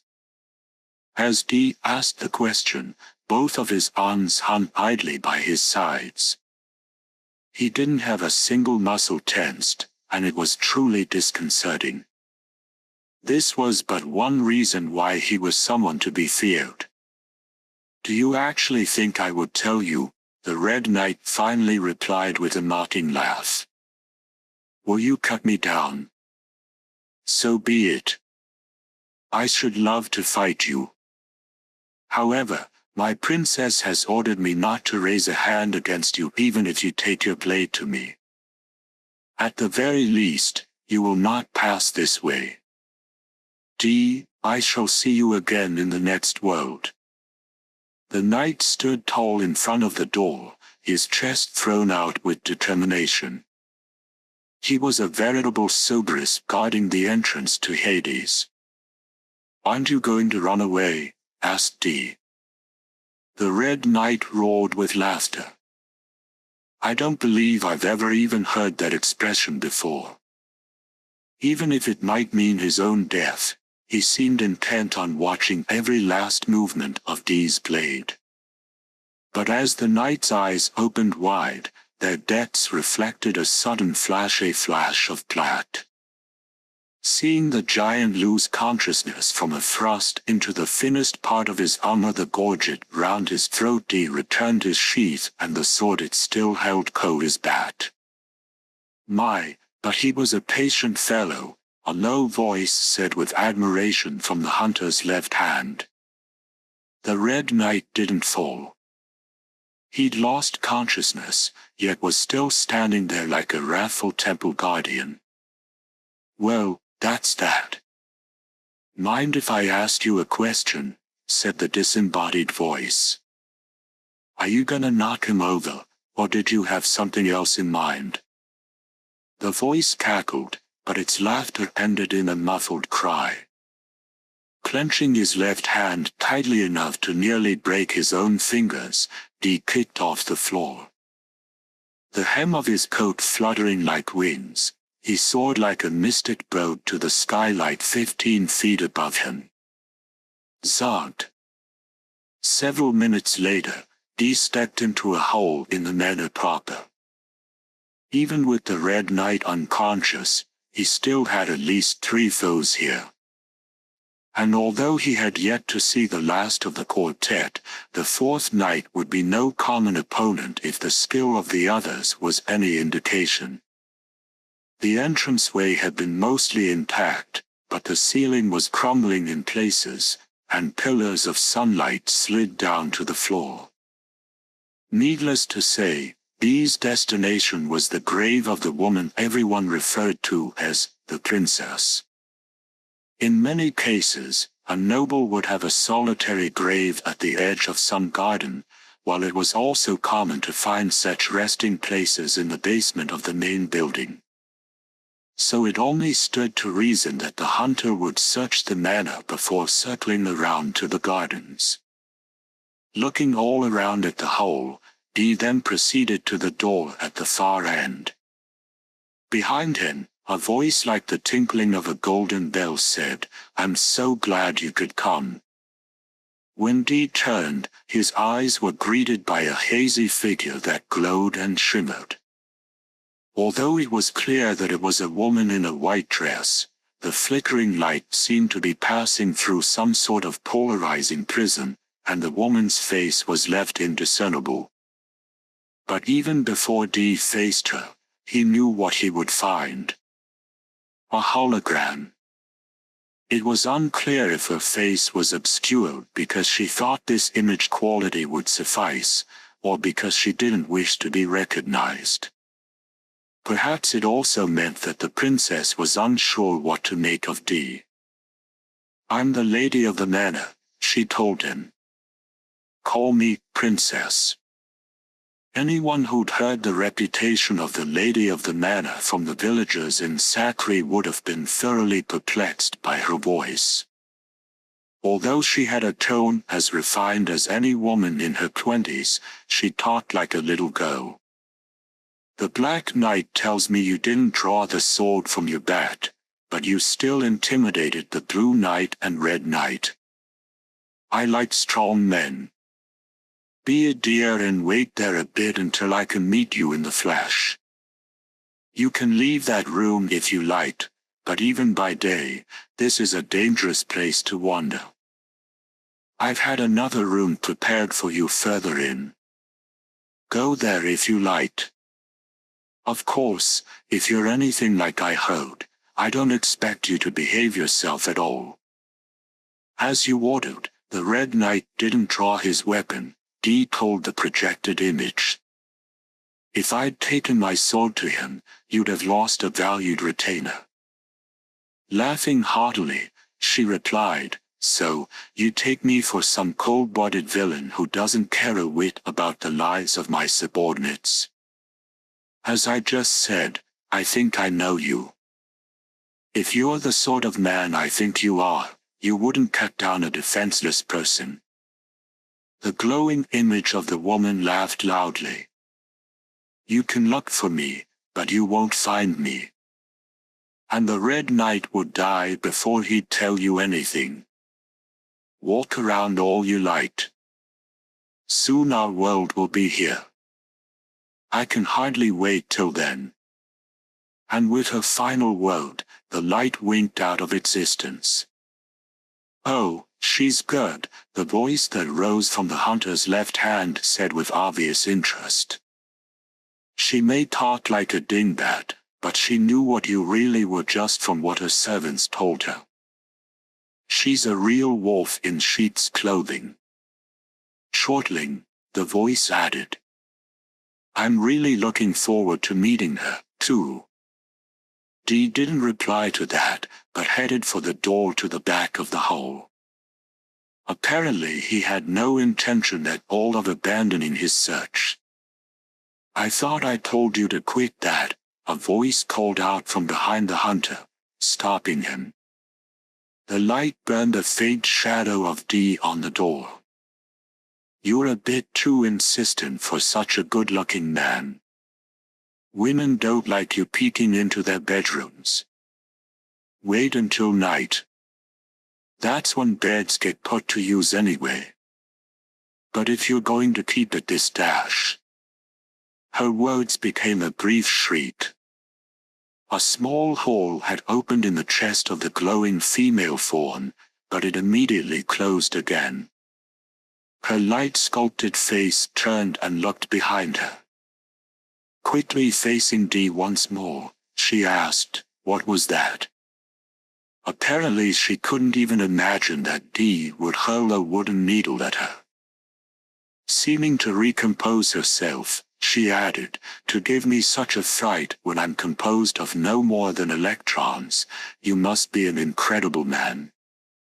I suppose I could kill you countless times." "You seem quite sure of yourself," Dee said when he turned. "Oh, how sweet. You're finally speaking to me. I was beginning to wonder if you even had a tongue. Where's your grave? Think I'd tell you?" The light flickered. She'd smiled. Yet only seconds earlier she'd been chilled by Dee's attack. "Well," she continued, "since you asked nicely, I'll tell you. It should be quite exciting to see if you can get the lid of my coffin open before my time arrives." There. A beam of light shined from the tip of one glowing finger. It guided Dee's gaze out to the center of the ruined courtyard. But there was nothing to indicate a grave. "Go see for yourself. I'll keep you company," she said, her tone buoyant. And knowing as she did what Dee was capable of, it took incredible audacity to show him her own resting place in broad daylight. However, there was a sort of innocence in the woman's voice that made it seem she was neither arrogant nor stupid. Standing at the spot she'd indicated, Dee looked all around. "You don't see it all, do you? My coffin is buried in the earth. And you'll need more than brute strength to dig it up," the light figure laughed. Kneeling without so much as a word, Dee put his left hand to the ground. 15 feet, give or take, the left hand told him after a moment. Hearing that, the light figure gasped, "Oh, my." Dee raised his left hand high. In the sudden rush of air, the woman's glowing image flickered wildly. It was as if the hunter's left hand wasn't sucking in the air, but rather the very roar of the heavens. But did the glowing woman see the tiny mouth that had surfaced in his palm? Did she catch the blue flame blazing deep in its throat as if fanned by the wind it consumed? Had anyone else been there to see it, they would have surely been left feeling that the hunter's hand had swallowed the blue sky itself. And then, after a few seconds, the sound simply stopped. The mouth had shut. Having lost its destination, the rush of air tossed Dee's hair and slammed into the grassy ground. "What in the world was that?" the phantasmal woman asked, making no attempt whatsoever to hide the astonishment and childlike curiosity that tinged her voice as she leaned forward. Once more, Dee brought his left hand down to the ground. His arm easily slipped into the dirt up to the elbow. Moving it to another spot, he did the same thing again. After repeating the strange action a number of times, he'd made a hole roughly 3 feet in diameter. If Dee were to get into the hole and continue what he was doing, he'd be able to burrow down 15 feet in less than 5 minutes.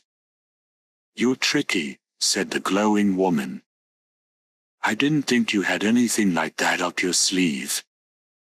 How handy." "You're a regular comedian," the hand in question spat. "But I can't bear to see you reach my resting place so easily. I'm afraid I'm going to have to interfere."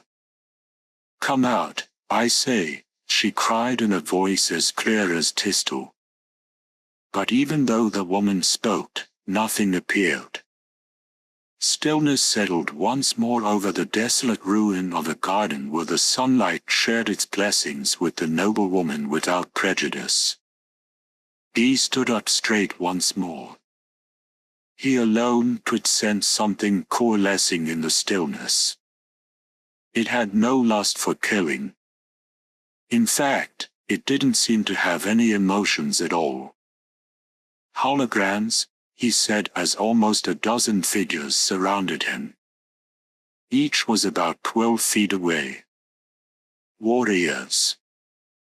And all of them were clad in lightweight metal alloy armor, with thin light blades shielding their shoulders and underarms. Their armor was a style used exclusively by the nobility in the northern frontier. Furthermore, every one of the warriors was translucent. Although no more than black outlines could be seen through their chests and thicker parts of their faces, stone pillars and trees showed quite clearly through places like their abdomens and shins. These warriors were not flesh and blood, but were mere conglomerations of electrons. "Behold my castle guards. Cut them and they won't die. But they can kill their opponents well enough. See for yourself." And as the glowing figure spoke, her armored knights passed right through her and bounded for D.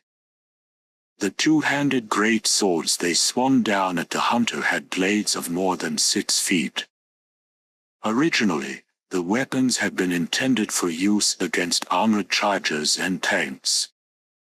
Waiting until the whining swords were just about sink into the top of his head, D drew his blade.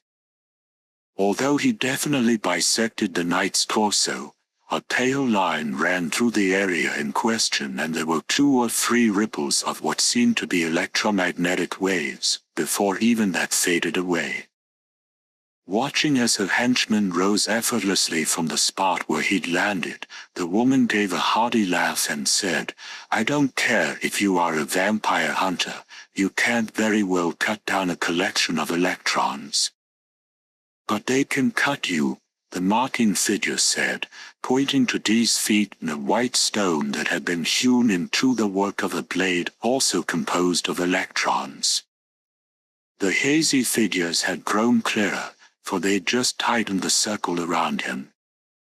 But how was D supposed to destroy opponents he couldn't even cut? "Whatever will you do now, hunter?" the woman asked, throwing her head back with another hearty laugh. "Just this," a hoarse voice replied, but it was unclear if the words reached the princess's ears. Getting inside the wide swath the same armored knight cut with his great sword, he made a diagonal slash through the phantom warrior from the left side of his neck to his right hip. Once again, a pale glow indicated the path of the blade through him. And the woman was laughing, just like before. But suddenly, she stopped. Although the blue line flickered as it had before, it didn't fade, and the upper half of the warrior's body slowly slipped off the lower half. Even after the torso hit the ground, the legs remained standing. Flecks of blue light then spread from the wound, throwing a more vivid light on the scenery behind the warrior before his body broke into a million fragments and vanished. "Do my eyes deceive me?" "You really are good," the woman said, her voice tinged with excitement. What was she thinking? "Get him," she cried. "Kill him already." At her command, her guards made a deadly charge, their great swords and spears glinting in the sunlight. Dee met them head-on. Supposedly impervious spears were hewn in two, and swords that had met only empty space sailed through the air with both arms still attached to them. Perhaps it would have been foolish to inquire just what technique allowed the hunter to cut through conglomerations of electrons. In a scant 3 seconds, Dee had dispatched the phantasmal attackers. A few streaks of pale blue lightning zipped around the garden, and then peace reigned once more. Impressive. I've never seen anyone so incredible, the glowing figure remarked with genuine regret. If you can cut down illusions, there's no way to stop you. I wonder if I'm as good as finished now. Of course, I do still have other gods, she said, turning her glowing face to the heavens. A speck of black appeared in the blue sky, quickly separating into a few smaller parts that came drifting down around Dee in the space of 2 breaths. One of the most fearsome phrases that had been passed down from the distant reign of the nobility was, "the guardians from above." A prime example of those defenses had been seen in the southern frontier, in the domain of a noble family known as the Broghtons. Their territory covered thousands of square miles, and everything necessary for its defense came from the sky: bolts of steel-melting lightning, ground-devouring storms of acid rain, and even monstrous beasts that could chew their way through mechanical troops. And now, Dee was surrounded by a pack of gigantic spiders. They were 3 feet high, had bodies more than 6 feet long, and would have measured more than 30 feet across from the end of one leg to the other with their limbs fully extended. The sight of them snipping their exposed fangs together like metallic blades while a yellow fluid dripped from their maws was chilling enough to freeze even the most vicious of beasts in horror. Though several theories attempted to account for the sudden appearance of such creatures from the sky, the most probable of them suggested that the monsters were released from personals, flying hundreds of miles above the earth. Several decades earlier, one such craft had crashed. In addition to the large-caliber particle beam cannons and weather disruptors, investigators on the scene were also amazed to find the remains of a variety of monstrosities. So, each covered with a simple form of heat-shielding armor and strapped to a braking rocket. The armor must have been to protect the creatures from air friction during their descent. The 6 spiders bent all of their legs in unison, and darkness enveloped Dee. The spiders' sudden leap had hidden the sun. But this was no ordinary darkness. There wasn't a speck of light anywhere. Dee's vision had been taken from him in an instant. As the glowing woman watched the black forms of the spiders raining down on the gorgeous young man, she heaved a sigh. She was sure that this was the end of him. But before she could hear meat and bones being devoured, the light returned. And different sounds rang out, those of steel severing flesh and the agonized screams that spilled from the mutilated creatures. That's what the woman heard. When the glowing figure turned around, Dee was standing there. 3 of the 6 spiders lay at his feet, while the other 3 had returned to their original positions and were staring now at the twitching bodies of their compatriots and the beautiful butcher. "You've gone and done it again, haven't you?" the dumbfounded figure of light remarked. "I've had quite enough of this. I'm running out of pawns. You other 3 do something about him already." But the woman's impassioned cry wasn't enough to move the survivors into action. It was as if the sight of the hunter gripping a gore-soaked blade but personally unsullied by a single spot of blood had utterly robbed them of their nerve. Do it. You know, that thing you do, the woman cried. The spiders seemed to understand what she had in mind. Their black bodies began to bulge in places, giving way to conical protuberances that sent yellowish streams of fluid into the air without a sound. For all their resemblance to giant spiders, these monsters were actually something else, and what they launched was no doubt some bodily excretion. As soon as the liquid settled like a mist on them, the marble pillars and ground all began to give off a white smoke. Yes. That's it, the jubilant figure of light exclaimed, but then she gasped aloud and froze in place. The young man in black appeared to be enveloped by the deadly yellow rain, but a split second later, he came down right in front of the woman. The spot he'd leapt to was the safest place imaginable. Although she was merely an illusion, the creatures didn't let their deadly rain fall on their mistress. Flashes of white light sank between the eyes of the befuddled monsters, and all three of them fell forward together to lie motionless.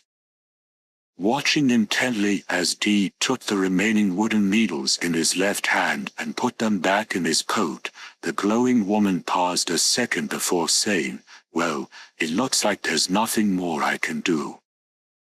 Say, you wouldn't mind teaching me how to do that needle-throwing trick later, would you?" Making no reply to her stupefying remark, Dee returned to spot where she was supposed to be buried. When he touched his left hand to the ground, a voice exclaimed, "What's this, now?" The dubious tone issued from the point where the hand made contact with the soil. "This is a curious development," the hoarse tone continued. "Her grave's vanished. I wonder, has it gone up into the sky or deep into the earth?" As Dee turned, his eyes were greeted by the fading figure of light. "Under the circumstances, I had no choice but to run away, grave and all. See you." "Wait until night," she said, her hues melting into the sunlight. "Interesting gal," the hoarse voice remarked to Dee as the hunter sheathed his sword. "Still, I've gotta wonder if she's worth all those knights risking their lives." "Well, I suppose that's the tragedy. At any rate, let's wait until nightfall." In lieu of an answer, Dee turned his gaze to a wall on the west side of the ruins. A familiar figure was pushing her bike as she cautiously approached. It was Elena. "What, another tomboy already? Looks like we've got feisty females by the handful this time, eh?" Naturally, there was no reply. Even when the sun went down, Elena showed no sign of going home, and Dee didn't force the issue. Perhaps he figured he could put her to sleep if it became necessary. When Elena had joined him again in the ruined garden, she'd groused, "You certainly had nerve leaving me back there like that." But she didn't sound particularly angry. Apparently, she wasn't stupid. When Dee didn't give her any response, she continued, "You know, I saw you fight with those spiders just now. I'm gonna stay here with you until night." After that, she'd gone on to tell him exactly how much trouble it had been to repair her bike, and then she fell silent. 3 hours later, the blue of the sky was deepening. Sitting on a flat piece of stone wreckage a short distance from Dee, Elena began to tremble slightly. "Scared?" said Dee, although why he'd even bother to ask her that was anyone's guess. "It's just excitement getting ready to fight," Elena replied, hugging her own shoulders. "Are you scared?" Dee asked her once more. Elena continued to quake. Then she said, "Of course." Her tone was incensed. "I'm not a hunter. I'm just a normal person. There's not a chance in hell I wouldn't be scared of the nobility." "Then why did you come?" "None of your business," the girl snapped back, turning her head away roughly and flicking the hair out of her eyes. "As long as those bastards are here, our village will never know peace. The mayor and his advisors all have their tails between their legs. I'd like to beat the hell out of folks like that, even worse than I want to lay into the nobility." "The village looks peaceful enough," said Dee, and everyone seemed satisfied. Asterisk. Elena turned and looked back at him in astonishment. "You've already figured out what's going on here, have you?" she said in a low, twisting sort of voice. "The villagers, and I mean everyone, have gotten so damned used to being ruled. As long as there's nobility in this castle, the fields stay green no matter how dry it gets, and we can harvest as much grain as we need. No matter where else you go, you'll never find a village as well off as ours. But it's all a sham. When the water dries up in summer, the regular thing to do is dig a new well with the sweat of your own brow. And in winter, it's only natural to stay up nights tending bonfires so your fields and ponds don't freeze. Raising as much food as you like whenever you want and having storehouses packed with the stuff now, that is crazy." Elena said, her confession tinged with self-loathing. "Did you notice how many folks there were with scarves wrapped around their necks?" the biker continued. "They're all victims of the nobility. But the noble in this castle is good at drinking blood, and she can feed on them without killing them or turning them into nobility. And we've got Mama Kitsch going for us, too. She's a genius at witch doctoring, and she saves everyone from the wounds they're left with. Now, if it was me and a noble had sucked my blood, I'd be ashamed to live. But no one around here's got any pride at all. Have you heard of any other village in this day and age where people just sit back and let the nobility suck their blood?" Saying nothing, Dee soaked in the moonlight. Realizing that the sight of the young man made her mind wander, Elena hurriedly turned her thoughts to something else. "Those bastards," she started to say, but her eyes suddenly narrowed. Sniffing once or twice, she said, "What's that smell?" "Roses," Dee replied. The blue darkness was shifting toward pitch black. As if to praise the coming world, the faint aroma of flowers had started to mix with air that still held the last lustrous remnants of daylight. "Ah," she gasped with new surprise. All around her, actually, around both of them, little glowing points of whiteness came to life. And the glow wasn't that of any light. It was from flowers. Where had they been hiding? In the murkiness, white rosebuds had begun to open their petals in splendor. What's more, the glow came from within the flowers themselves. These nocturnal roses gave off a light of their own. Elena closed her eyes. She thought this wasn't possible. How could flowers this beautiful bloom in such a fearful place? She simply couldn't believe it.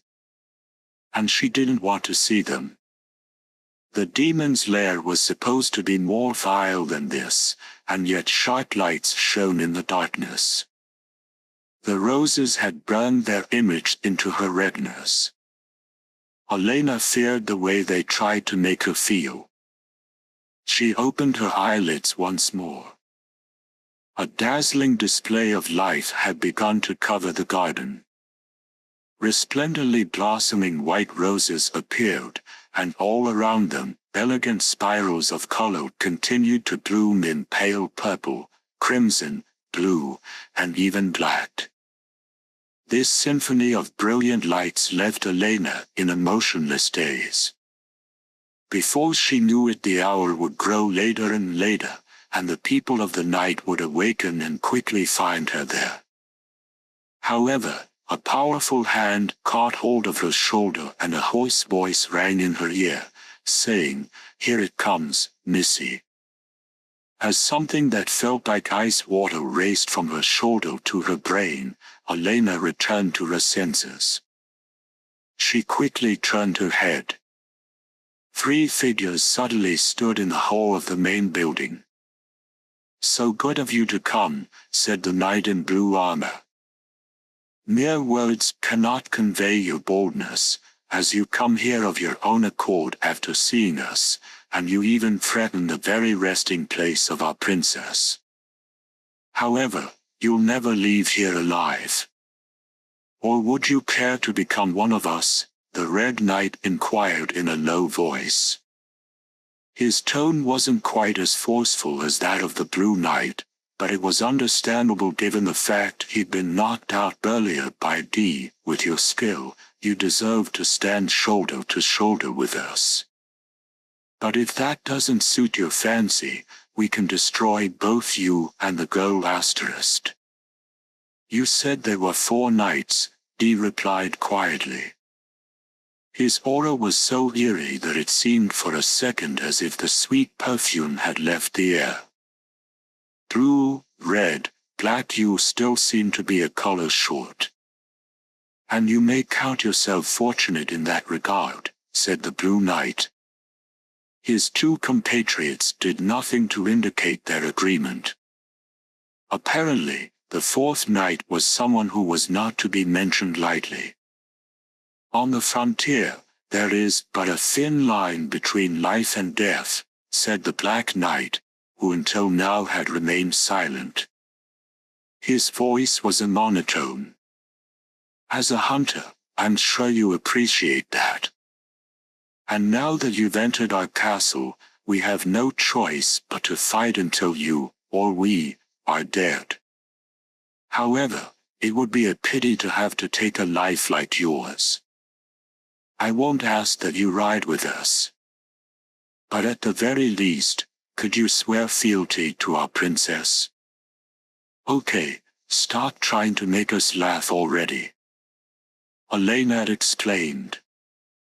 Until a few minutes ago, her body had trembled, but now it shook in a new way with rage. "This man is a gift from God, a huntsman sent here to slay you all. Why the hell would he ever want to serve that monster? Just watch. We don't need any help from those gutless worms in my village. Him and me will put an end to all of you." The 3 knights fell silent, but it wasn't that they were amazed by the girl's fighting words. Having finished speaking, Elena suddenly found herself breathless. It was just such a silence. "You called our princess a monster, didn't you?" said the Blue Knight. "Those words shall cost you," the Red Knight declared. Seeming somewhat more personable than the other 2, the Black Knight muttered, "Does their idiocy know no bounds? What is it we've done that's so terrible?" "Haven't you been given a life of peace and plenitude?" asked the Blue Knight. "And how many people have been killed in return? You can't get something for nothing. It's a fair price. A life of peace in exchange for the lives of our friends. Spare me. The others may be able to stomach that, but not me. I spit on your deal, and will till the day I die. In that case, your spitting days will shortly be at an end," the Blue Knight jeered as he jumped down to the ground. At the same time, smoke and blue flames poured from the motorcycle's exhaust pipes. The ancient garden was shaken by an engine roar that hardly suited such a place. Elena meant business. Insulting our princess is a grave crime. Your death won't be an easy one. To Dee, he added, stay out of this, Hunter. You took the words right out of my mouth. Elena said, kicking firmly off the ground and sliding to one side. The wheels of her bike could be turned a full 360 degrees. Even without his help, I can still take out the likes of you, Onion One. I'll show you what a human's capable of, you monster. That does it, the Blue Knight exclaimed, the brief phrase seething with anger. Lowering the lance in his right hand, the noble's knight was a daunting sight as he took a purposeful step forward. Elena rolled back a pace on her bike. And stiff though it seemed, she definitely had a smile on her lips. The girl certainly had nerve to spare. Dee didn't move. He wasn't there to keep the other two knights from interfering. Rather, he'd become another observer of Elena's deadly conflict. Everyone understood the rules. I shall bring the battle to you, said the Blue Knight. Come and get it. The instant Elena shouted that, she angled her exhaust pipes toward the ground and shifted her bike out of its current acceleration mode to activate its boosters. Nozzles wailing all the while, the bike carried Elena straight to the left. The blue figure was still in the same spot, his lance unraised. I've got him baffled, Elena thought as she felt an explosion of delight. Her right thumb pressed the firing button. Go. An ember hit the tails of the rockets in the launch tubes mounted on either side of the girl's bike. Shooting spots all the while, a trio of 3-foot-long implements of death streaked at the Blue Knight. Not moving from his spot, he merely rotated his blue wrist a bit. The Blue Knight's whole body grew hazy, and at that instant, the 3 missiles were easily deflected right in front of him. A mere twist of his wrist was enough to keep his lance spinning like a windmill. And that was only the beginning. The knight's superhuman skill made the tapered projectiles shoot up for an instant, then sent them speeding back at Elena, retracing the very same path they'd followed to him. The girl straddling the pike had no way to escape them. But just then, it seemed as if the roar of her engine threw the missiles into disarray. The trio of murderous projectiles hit the ground some 40 feet from her at an acute angle, and then fell over as if their own weight hadn't driven them in deep enough. Fancy that, the Blue Knight muttered. About 6 feet from her original location, Elena sat on her bike grinning. It was difficult to believe a machine and a mere slip of a girl were capable of a feat of such ungodly speed. As she'd slipped to one side, the Blue Knight's eyes hadn't even seen her change position. You've got some tricky moves, don't you? But you've had it now, Elena cried. Her fingers slid across the bike's gauges, and its headlight disgorged a beam of crimson. Roughly a year earlier, she'd acquired this laser emitter during a shopping expedition in the northern frontier. Although originally intended for communications, at distances of 1,500 feet or less it was more than capable of maiming or killing. A crimson flower bloomed on the left half of the Blue Knight's chest. In a matter of seconds, however, it lost its color and the armor returned to its original hue.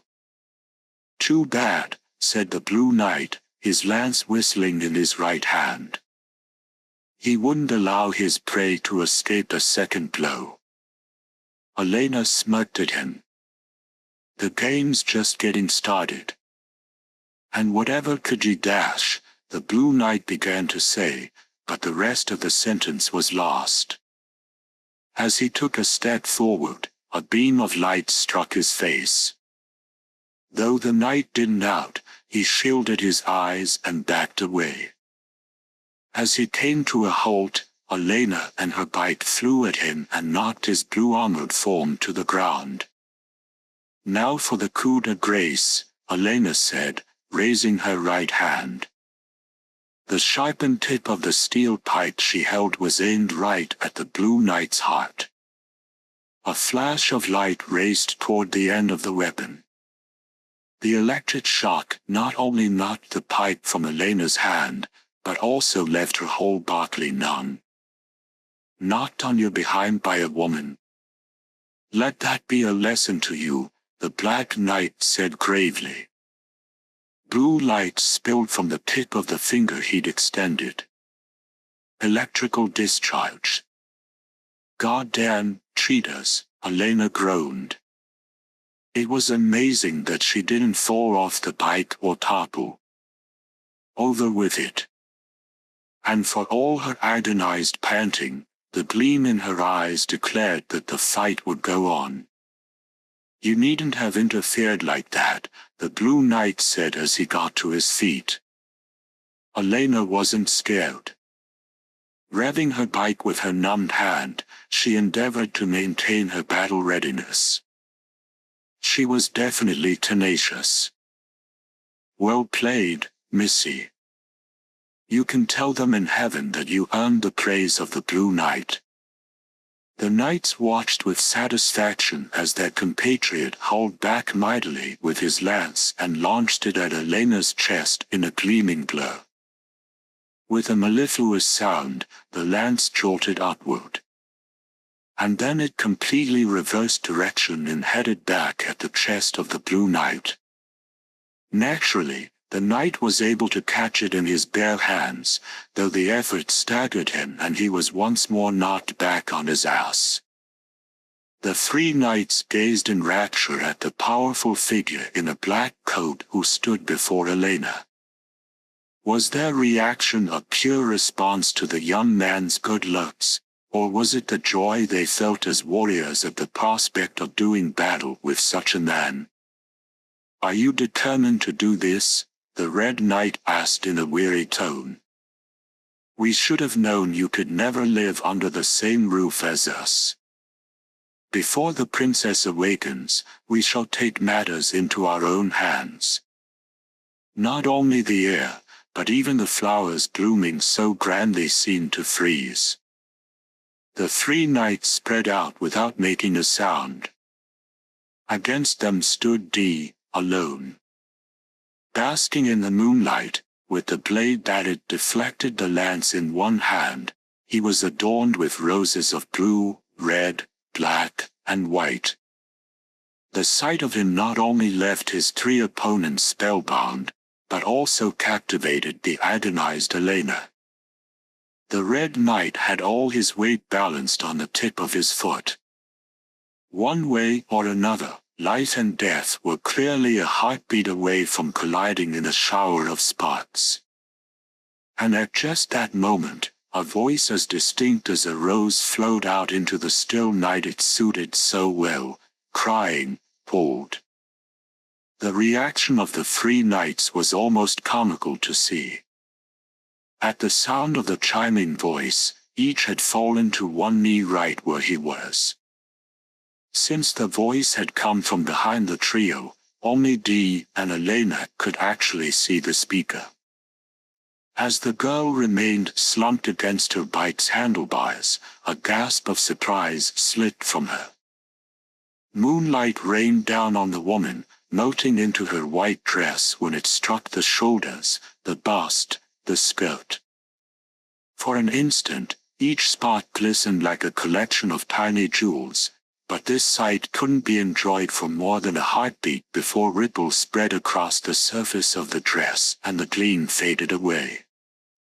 Her brow and eyes, nose and lips, each beautiful part had been so delicately arranged they would leave any poet incapable of ever setting his pen down again. With her crystal-clear gaze trained on Dee all the while, the young lady brought the rose she held up to her mouth. Her lips were so red that it seemed they'd stain the petals. "So we finally meet in my world, Dee, and whoever you are," she said. The moonlight gave a pearly luster to the lips of the woman, although given her youthful visage, it would have been more accurate to call her a girl.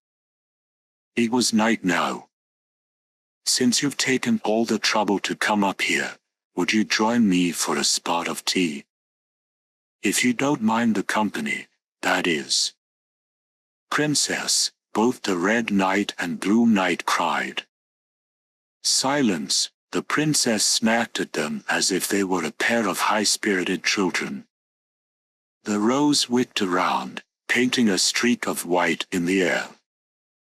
"The prospect of that filthy moppet coming along doesn't thrill me, but I'm sure you won't agree to anything unless she can accompany you. Both of you, follow me," she said as if she were giving orders to her retainers, rolling the flower between her fingertips all the while. But the young lady stopped immediately.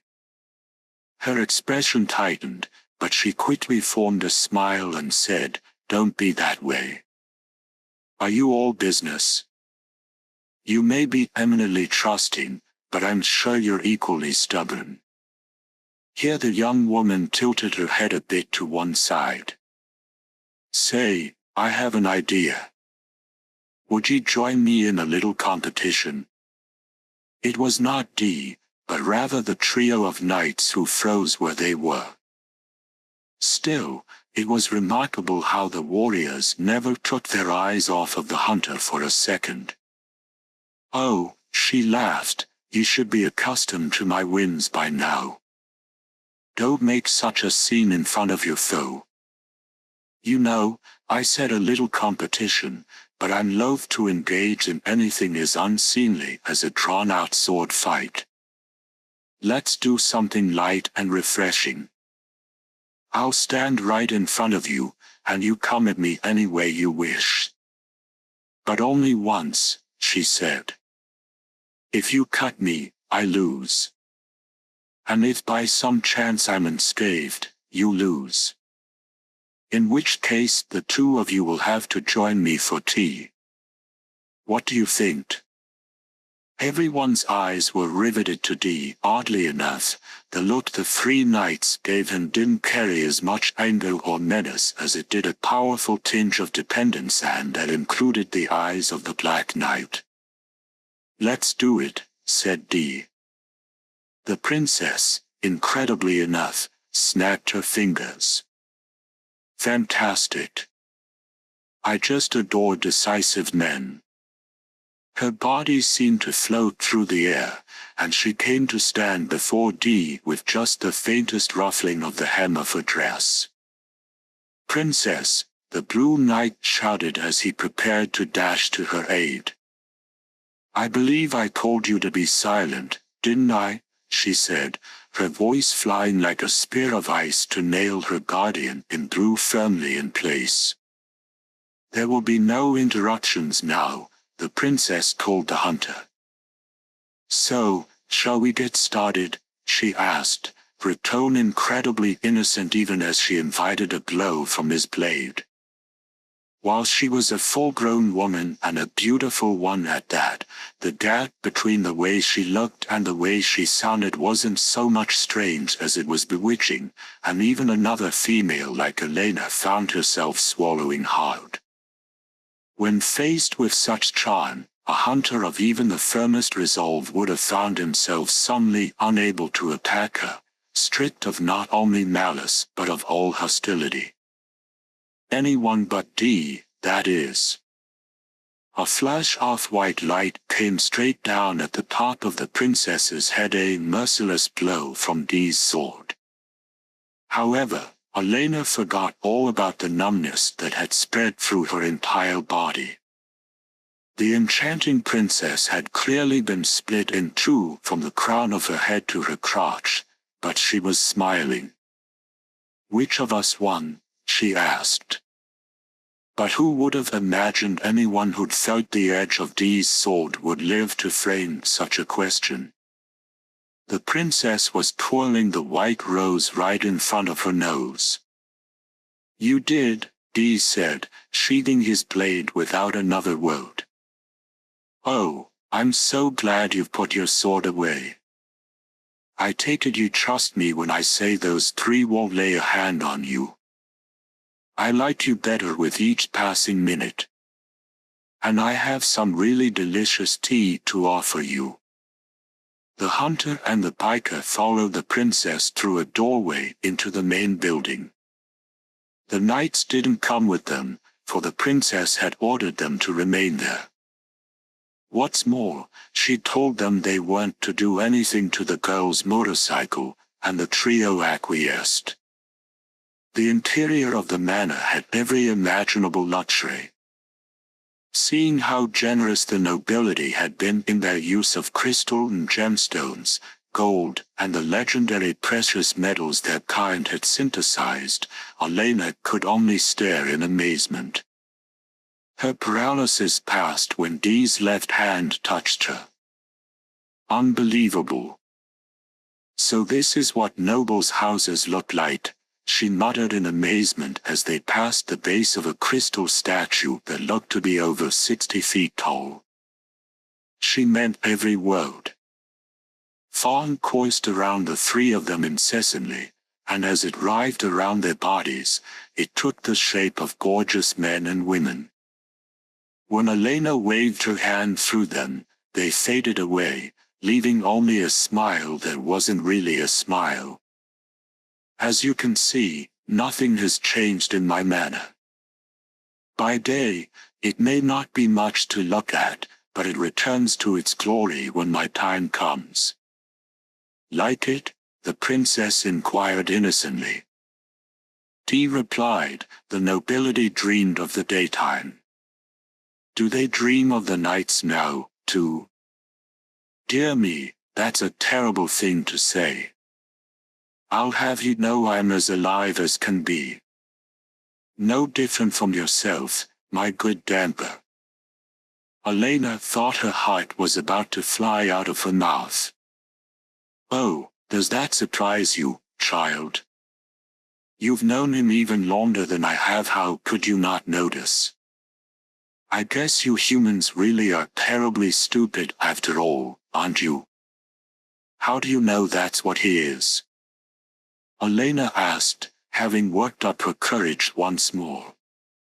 The fear the nobility inspired in humans was overwhelming both mentally and emotionally. Her voice was hoarse, and its volume a whisper. With faux sympathy, the princess said, "Do you think any human male could be so beautiful? 5 minutes in his presence should be enough to tell you he's from an entirely different world. And that's why he's a vampire hunter." Pondering the ghastly implications of the words the princess had uttered with such weight, Elena began to feel dizzy. How could the person who was going to dispose of the nobility so easily be half vampire himself? "We're here," the princess explained, the doors before her opening at the sound of her voice. The trio stepped into a lavishly appointed room. Once they'd taken their seats around a marble table, semi-transparent stewards came over without a sound and poured wine into goblets wrought of pure silver. "I had been thinking about tea," the princess said, "but this is a more grown-up taste. It may be a bit too mature for our young miss, though." "What, this brat?" Elena sneered, and she was about to drain the cup when Dee put his hand across the top of it. "Let's hear what you have to say. Before anyone drinks anything. Are you trying to tell me the battle will be on as soon as we're done drinking? Well, don't worry on that account. I'll gladly indulge you. Are you incapable of taking a simple invitation to tea at face value?" "Yes." "How unfortunate that you've had such a poor upbringing," the princess remarked with a wink at Elena, but the piker turned away in disgust. Nonchalantly taking a sip from her cup, the enchanting princess let out a sad sigh and said, "There's something I'd like you to do for me." Her words were directed at Dee. "It's about my 4 guardians, although you've only seen 3 of them so far. I don't suppose you'd be so kind as to dispose of them?" Silence fell. Still in the process of bringing the cup to her lips, Elena had her eyes open as wide as they would go. She looked extremely uncomfortable. Born and raised in the village, she was all too familiar with the 4 knights and their relationship with the princess. If the princess was the moon, then the 4 knights were the darkness that allowed her radiance to reach the earth. At her bidding, the knights would gallop out like thunder on their chargers, racing off to trample all those who would oppose her. Ironically enough, it also meant that at times the knights defended the village of Sacre. Elena herself knew of more than a dozen times when various monsters or bands of well-armed brigands had attacked, trying to get at their rich supply of grain. And it was said there'd been countless other attempts in the past. Burn, pillage, and kill, this was the standard under which their villainous attackers gathered, but they'd always been repelled by a hair's breadth and then made the victims of their very own motto by the 4 knights acting on the princess's orders.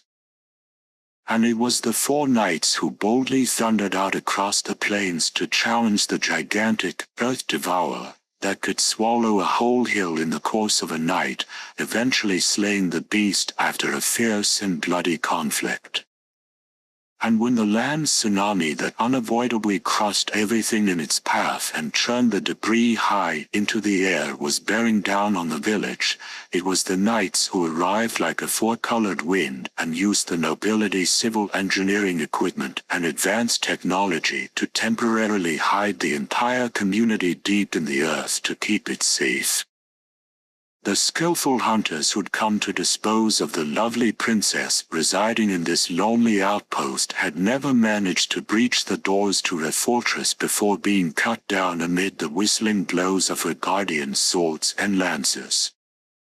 The strange thing was, Elena had never actually seen the princess in the flesh before, nor had the mayor or any of the other village elders. When they'd been born, the lady of the manor was already the stuff of legend. The only reason she remained painfully carved into the hearts of the people was because when the knights occasionally called on the village, they often mentioned the princess and delivered her edicts. Just how old was this woman they called their princess? What were these knights who could walk in the light of the sun? These questions were always on the pits of the people's tongues, but ultimately sank back into the dark recesses of their brains unanswered. Living as she did in a manor far older than the village, there was no point in asking her age. Most likely, several generations of knights had fought from beneath that immutable armor. After all, it only stood to reason the noblewoman would need someone of human blood to guard her coffin by day. Needless to say, the nobility were objects of fear and hatred, and the princess was no exception. At one time, young people and even children had vanished from the village every night, irrespective of sex. They returned with teeth marks on their necks, pale and less than human. Every last one of them had the aroma of roses on their breath, and rose petals filled their pockets. Thus, the lady of the manor became known as the Rose Princess. And yet, incredibly few people had ever offered her any resistance. Aside from the fact she was shielded by her knights, the human populace of this region had a more deeply rooted fear of the nobility than people in other frontier sectors. Mothers could only weep as their children were locked up on the edge of town, and husbands drowned their anger in liquor after driving stakes through the hearts of wives who bared their fangs. Once in a very great while, a brave rebel would take the road up to the manor, but many of them were never seen again as if swallowed by the darkness, while even more had been left as brutalized corpses decorating the sides of the road out of town. It was a few years earlier that the first symptoms of change had manifested. Young people had been born without the innate fear of the nobility many believed had been fused into their very genetic code. And once grown, they made little secret of their plans to resist the princess and her guardians. Elena was one such person, the dangerous nucleus of her biker group. "Just what the hell are you up to?" she asked the princess, her voice a mix of tension and trepidation and expectation. "They're a hindrance, the lot of them," the lovely princess replied, but her words were directed to Dee, as always. "The fact of the matter is, I've finally grown tired of these lands. Although I look young, I've actually been here for a fairly long time. And recently, I've yearned to see something of the world at long last. But when I go, I'd like to spread my wings and fly solo. And that's where they become a problem." Elena also looked at Dee. She couldn't help but wonder what he thought of the staggering information the princess had just disclosed. Relief and excitement filled the biker's heart, but Dee's expression hadn't changed in the least. No matter what the nobility had in mind, the hunter would no doubt remain impassive as he brought all their plans to naught. Beautifully and emotionlessly. "They are certain to insist on accompanying me," the princess continued. "After all, they live solely to protect me and my stronghold. Doesn't that sound absolutely dismal? I've always been sickened by that cloying kind of love and feelings of loyalty. Then why have you put up with it for so long?" Dee asked. The princess let a wry smile drift to her lips as she replied, "Oh, there are any number of reasons. Bound by the traditions of my ancestors and so on. They are my retainers, ultimately. It wouldn't do for me to leave them with nothing to do, would it? After all, they haven't a talent for anything but this work. But you'd abandon them now that you're bored. Don't make it sound so sordid. Everyone has a right to put their own happiness first, right? I have a feeling that in that respect, humans and nobles don't differ in the least." There was no reply. "That's all I had to say. If you'd be so good as to eliminate them, I'll move on to a different area. And the village will be free, won't it? Everything works out nice and neatly that way. And you can finish out here without even having to destroy me." "I listened to what you had to say," Dee said softly. "Now, hold it right there," the princess said, fairly admonishing the hunter. The ghastly aura that had begun to permeate the area left Elena unable to speak. "Wait just a moment," the princess continued. "I told you I'd be willing to leave these lands. There's no need for you to try and kill me, is there? Are you some kind of homicidal maniac?" "I'm a hunter," Dee said. Perhaps even that brief response was only out of politeness. The flash of silver that shot out bisected the lovely princess once, slicing the table in two as well. "Well done," the princess said, rising completely unscathed. A stark light mowed through her waist. In her white dress, she flowed to the center of the room like a fog.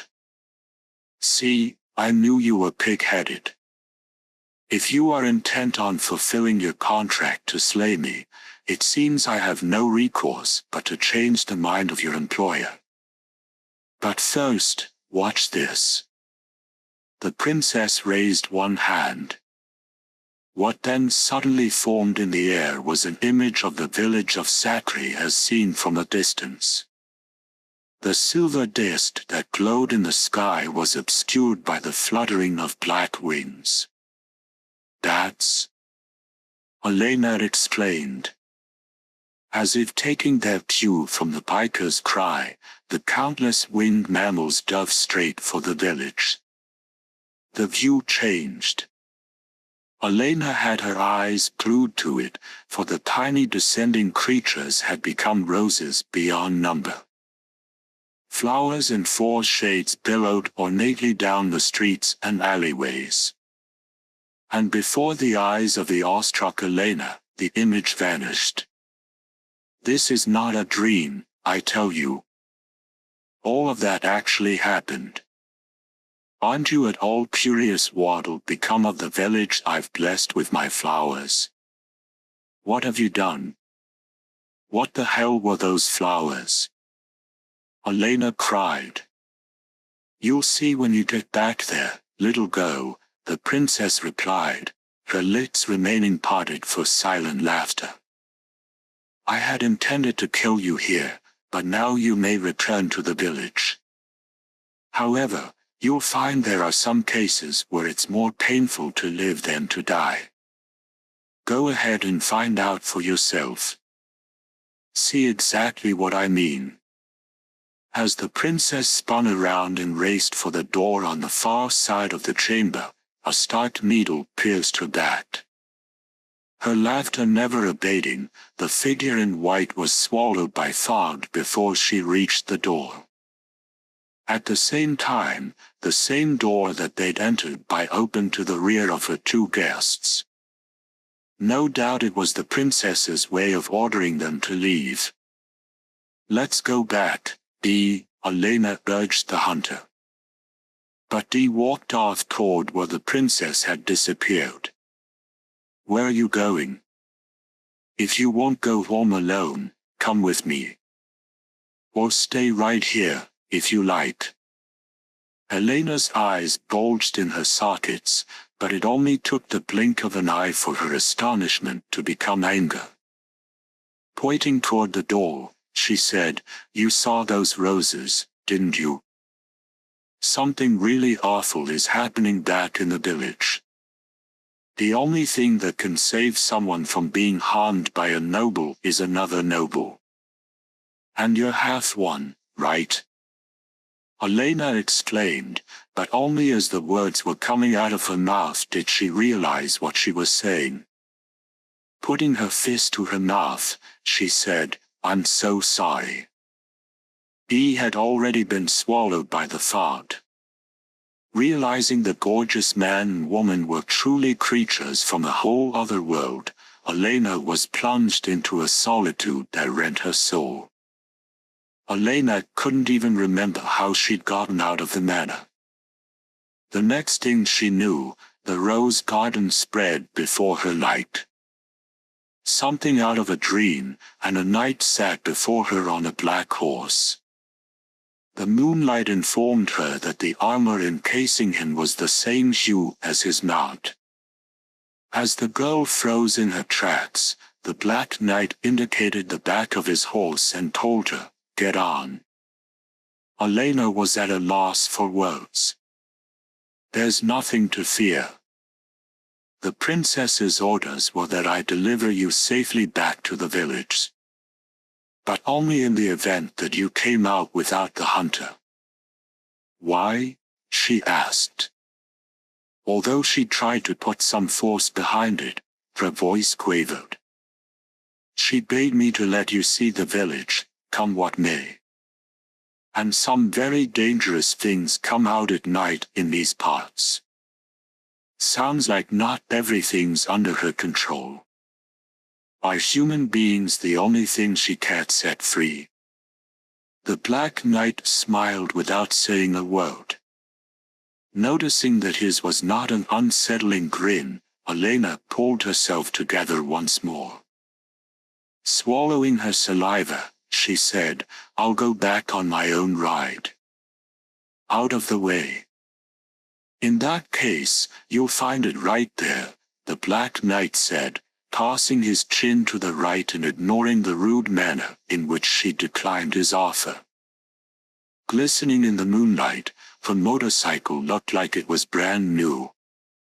I gave it a tune-up while you were inside, the knight called her. That was also on instructions from the princess. But even if you're riding that, I'll escort you. Do whatever you like, Elena said absent-mindedly as she walked over to her bike. It was like a completely different vehicle. The responsiveness of the accelerator and brake, the feel of the spring suspension, the purr of the engine had all been raised to a new level. Elena restrained her own curiosity about how he'd managed so many improvements in such a short time. But the question that weighed most heavily on Elena's mind was whether this man or his compatriots in the quartet, one of whom had yet to show himself, had any idea of the change that had come over their proud liege. The princess was certainly a capricious character, but did she actually think the biker wouldn't tell the knights what she knew? "What a fine mistress you have," the girl said sarcastically once they'd finished coming down the hill. Suddenly, she stood transfixed by a fierce gaze evident even through the dark of night and held her tongue. In a heartbeat, she'd lost all urge to divulge the secret. Quickly facing forward again, the Black Knight said in a rusty voice, "Never mention the princess again." Elena thought he was going to follow up with a threat of some sort, but the knight continued to advance on his steed without saying another word. "You and your friends will be finished soon," the incorrigible Elena sneered, even though she realized it was a reckless thing to do. "I'm sure he's gonna kill you all. You could all come at him at once and it still wouldn't make any difference." "You're probably right." The knight conceded so easily, it threw Elena into a strange mood. Her bike was creeping forward at a speed of about 2 miles per hour. To be honest, the reason she didn't just take off was because she was scared.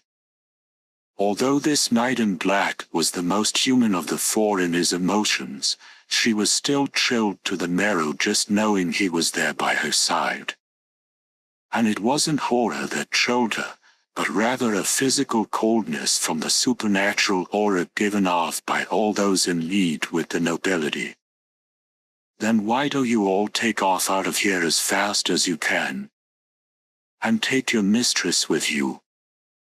I believe I just told you I wouldn't allow any further discussion of the princess," the Black Knight said in a tone that froze Elena's blood.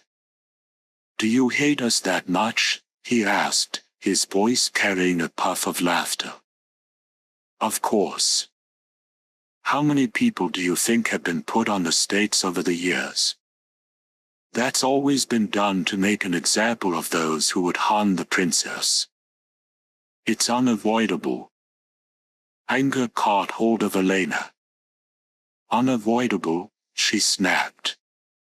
"Try putting yourself in the shoes of those you killed. Of course, the whole lot of you are half dead already, so you probably wouldn't mind, would you?" The Black Knight seemed to chuckle softly. "Very good. You're exactly right." As for the next question, even Elena herself didn't know why she asked it. "Nevertheless," she said, "were you guys human once? What do you think?" "I don't know, that's why I'm asking. If you happen to be around when I die, take my helmet off. Then you'll know." "Okay. I'm looking forward to it."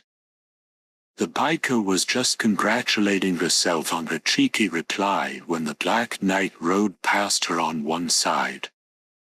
After he'd gone about 15 feet ahead of her, he asked, "Can you speed up?" "I only need a half second, and then I'm good to go." The two of them were approaching the road that ran straight into the village. To either side, black tree trunks stretched up to the sky.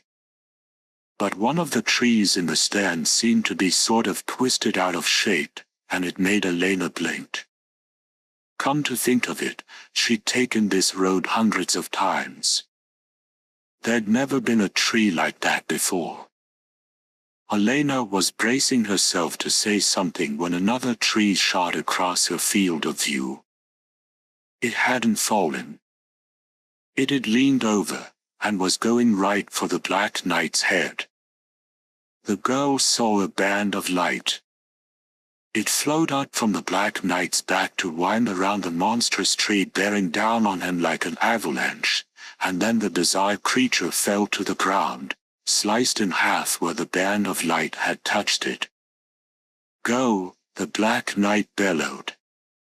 Above his head loomed another tree, and this time it had split open from the tip to reveal stark white fangs as it attacked. It took half a second for her to hit 40 miles per hour. A full second later she hit 60, and Elena and her bike were both propelled forward by a roar. The very instant she passed the Black Knight, Elena caught the band of light once more out of the corner of her eye, but she sped off without so much as a backward glance. And while she didn't look back, she did wonder about the outcome all the way to the village. The village gates were still open when they greeted Elena. But it was long past the hour when they should have been shut. Something was wrong here. Fighting the chill against her skin, Elena rode her bike into the village. In areas where the nobility remained, people holed up in their houses as soon as the sun went down.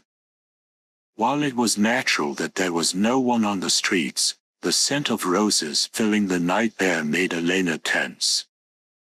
Before she knew it, her left hand was massaging the opposite breast in an attempt to ease her apprehension. Elena peered into the guardhouse to one side of the gate. There was no sign of anyone. The gatekeeper wouldn't go right home after closing the gates after all. Travelers were known to show up suddenly, and express messengers came from the capital on occasion. The absence of the gatekeeper was fairly strong evidence something wasn't right. Elena turned forward again. Someone else's face was right in front of her. Choking back a scream, Elena said, "Nixon." That was the name of one of her gang members. He wore a dazed expression she'd never seen on him before, and it made him look like a specter. What the hell happened? And where's Stoll? Don't know, the stocky little man mumbled, saliva spilling out with the words as he swung his head from side to side. Oh, that's right. He helped. Bury everyone. Right now, he's digging the hole. A hole? What are you talking about? Snap out of it. Grabbing the man by his powerful shoulders, Elena shook him. The head on top of his bull neck snapped back and forth easily, but Nixon didn't offer any resistance. The girl's left hand slipped off Nixon's shoulder and slid right down his back. Elena knew immediately what the soft sensation traveling from her fingers had to be.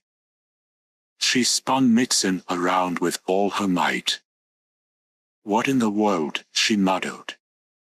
On the man's broad back directly above the seventh thoracic vertebrae, symbol of the world of night was blooming in all its crimson glory. The girl tried to yank it out, but only the petals were left in her hand, while the stem remained rooted in the middle of his back. "Where is everyone, Nixon? Tell me," she shouted, but just then the sound of hoofbeats reached her ears. She said, for assessment all too natural under the circumstances. "I see you made it back safely," the Black Knight said from outside the gates. His armor had a white luster to it, the work of the moonlight. "You of all people must know something about what's happened here, right?" Elena asked in a low voice as she pulled her hands away from Nixon. "Tell me. What do we have to do to save everyone? How are we supposed to get these flowers out of them? Tell me, damn you." The girl sounded like she was spitting out blood as she beseeched him, but the Black Knight sat there listening like a lump of cold steel. "My work is done," was all he said as he wheeled his horse around. Wait just a second," Elena shouted, and at just that moment an idea sparked in her brain, as if by a miracle. Leaving Mitzen behind, the girl dashed out through the gates. "I'm outside the village now. I'm not safely inside. You haven't fulfilled your duty yet." "Enough of your childish games," the Black Knight said as he continued to ride away.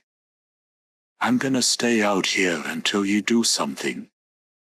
In another minute or so, the beasties will catch my scent and come after me. And if I were to die outside the village, that'd mean you disregarded your princess's commands, wouldn't it?" Elena had ample confidence in that last comment. Sure enough, it hit the mark. Certainly this must have been the first time anyone had ever made the Black Knight turn his mouth around, not once, but twice. As he rode over to Elena, he remarked, "A crude but effective ploy." He said the words without any modulation, but his delivery alone spoke volumes about Elena's victory. "However, I'm not about to do anything," he added. "What has happened to the village is in accordance with the will of the princess. Which would you choose?" Elena asked, desperately trying to retain the upper hand. "To be punished for killing me, or to be scolded for preventing some evil work of the princess that you had no part in? If I were you, I'd see to it that I did my job." "I'm not going to move from this spot," said the Black Knight.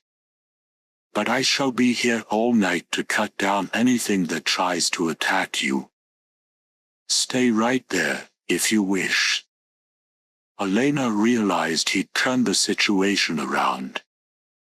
With despair and rage blasting through every inch of her, the biker stomped her feet and shouted, "If you walk around in the daylight, you can't be a noble. What are you, a synthetic human? Well, no matter what you are, if you're even remotely human, there's no way you could just leave the village to its fate. If you believe in following orders, you must be capable of respecting others. In that case, you've also got to be able to understand their suffering." Elena's reasoning was a bit forced, but it was all she could think of at the moment. To be honest, she didn't believe it would have any effect at all. As expected, the Black Knight didn't budge an inch. He had become a statue, sitting there on his horse, devoid not only of emotion but of life itself. "You heartless monster. Fine. I won't ask any more of you. Take off already." The girl turned and was about to walk back in through the gates. "Wait," a voice called out behind her. Another reversal, but Elena couldn't focus on her own joy at this turn of events as she'd noticed a number of figures heading toward her from the village. It wasn't Mixon, but she was only sure of that after she noticed the 5 or 6 villagers who had also drawn the Black Knight's attention. "Look over there. That's Elena, isn't it?" an old woman thin as a withered tree branch said with obvious joy. "That's right. It's Elena," said another. You're unharmed, I see. We can share this with you. Join us. Bislit, dressed in his butcher's apron, and the old man who ran the general store clawed at the air like they were swimming as they approached her. Elena swore she could hear all the blood draining from her body like a tide. She was looking at things that wore faces all too familiar to her.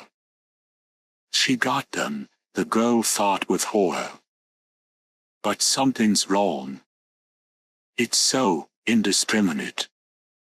Up until now, she's only preyed on young people. Stand back, someone bellowed, but Elena found it difficult to believe it was the Black Knight. Weren't the creatures before her eyes the very same thing as the princess? Elena backed away 3 steps, while the Black Knight rode forward 3. Instinctively curious about the man's weapon, Elena looked at his back and saw an iron sheath roughly 2 feet long. Or rather, there were 2 scabbards for 2 broadswords there, and it looked like one was laid on top of the other. Rough in size and shape, the weapons didn't seem at all suitable for this giant. It came as little surprise that the trio of villagers were taken aback when they came out through the gates, but they must have viewed the knight as an ally, as they quickly spread their arms and started walking toward Elena. A horizontal flash of light mowed through the napes of their necks. Elena was reminded of champagne corks shooting off from the internal pressure. But instead of fermented fruit juice and gas, the 3 necks were sending geysers of blackish blood into the air. Beyond brutal, beyond gruesome, the scene could have even been termed striking by some, but it left Elena so totally unnerved that even when she heard the blades being sheathed, she didn't turn toward the swordsman. Undoubtedly the Black Knight had utilized the weapons from his back. But how? He'd sat on his horse without lifting a finger, and even if he'd extended his arm, his weapon never would have reached the closest villager, let alone all 3 of them. Apparently the stroke had been so masterful the trio didn't even realize they'd been cut, and they took 2 or 3 more sure-footed steps before collapsing limply. The sight of the falling bodies finally brought Elena back to her senses. "What the hell are you doing?" the biker shouted, glaring at the Black Knight. "They were going after you," he replied. There was laughter in his voice, but the flustered Elena didn't notice it. "You didn't have to kill them. I mean, there's gotta be some way to save them. Once they're like that, there's but one way to save them, as you put it." Elena's chest grew tight at the Black Knight's reply. It was exactly as he said. The only salvation for a human who'd been made a servant of the nobility was the kind the Black Knight had dispensed. But why? They were your mistresses. Never. What? Elena said, her eyes going wide. The princess would never do such a thing. The very thought of her elevating you humans to the same state as herself, even as her servants, there must be some mistake. Oh, it's no mistake, mark my dash. The rest of Elena's words were crushed by the black figure's advance. Feeling the same pressure as if a mountain was moving by, Elena stepped to one side. "I must rectify this error," the Black Knight said before he passed through the gates. "Wait!" Elena cried, bounding out in front of his horse. "Out of my way. You're in the village now. It's no longer my responsibility whether you live or die. Are you planning on killing everyone here?" "I can't let you do that." "And you intend to stop me?" the Black Knight asked, his voice trotting lower. "I sure do," Elena replied from a spot 10 feet away. The wind snarled. The skill the girl displayed in pulling her chain free and swinging it around as she leapt out of the way was truly impressive, but how much good her weapon would do against the heavily armored Black Knight was the real question. And her motorcycle wasn't nearby. There was a sharp rat as sparks flew from the Black Knight's helm. The weight on the chain had scored a direct hit, and more hits came in rapid succession.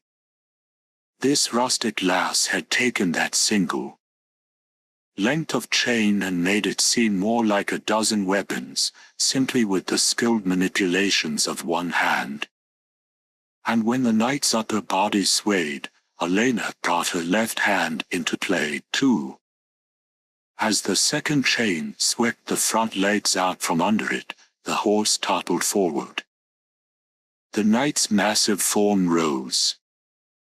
The laws of physics should have launched his body forward, or perhaps it would have been even more appropriate for him to touch down feet first, as light as a feather, behind Elena. But the skill of the woman warrior had seen to it that chains were wound about both his wrists. Moreover, when Elena raised her hands, the weights at the other end of the chains angled up into the air, wrapping around the heavy branches of the colossal trees that towered to either side of the knight and robbing him of his freedom. "Just stay there and behave yourself," Elena said as she dashed toward her bike. From behind her, a low voice called out, "What will you do now?" Ignoring the query, she hopped onto her bike and started the engine. The only thing that kept her level-headed was the fact that the Black Knight's voice hinted at mocking laughter when he'd called out to her.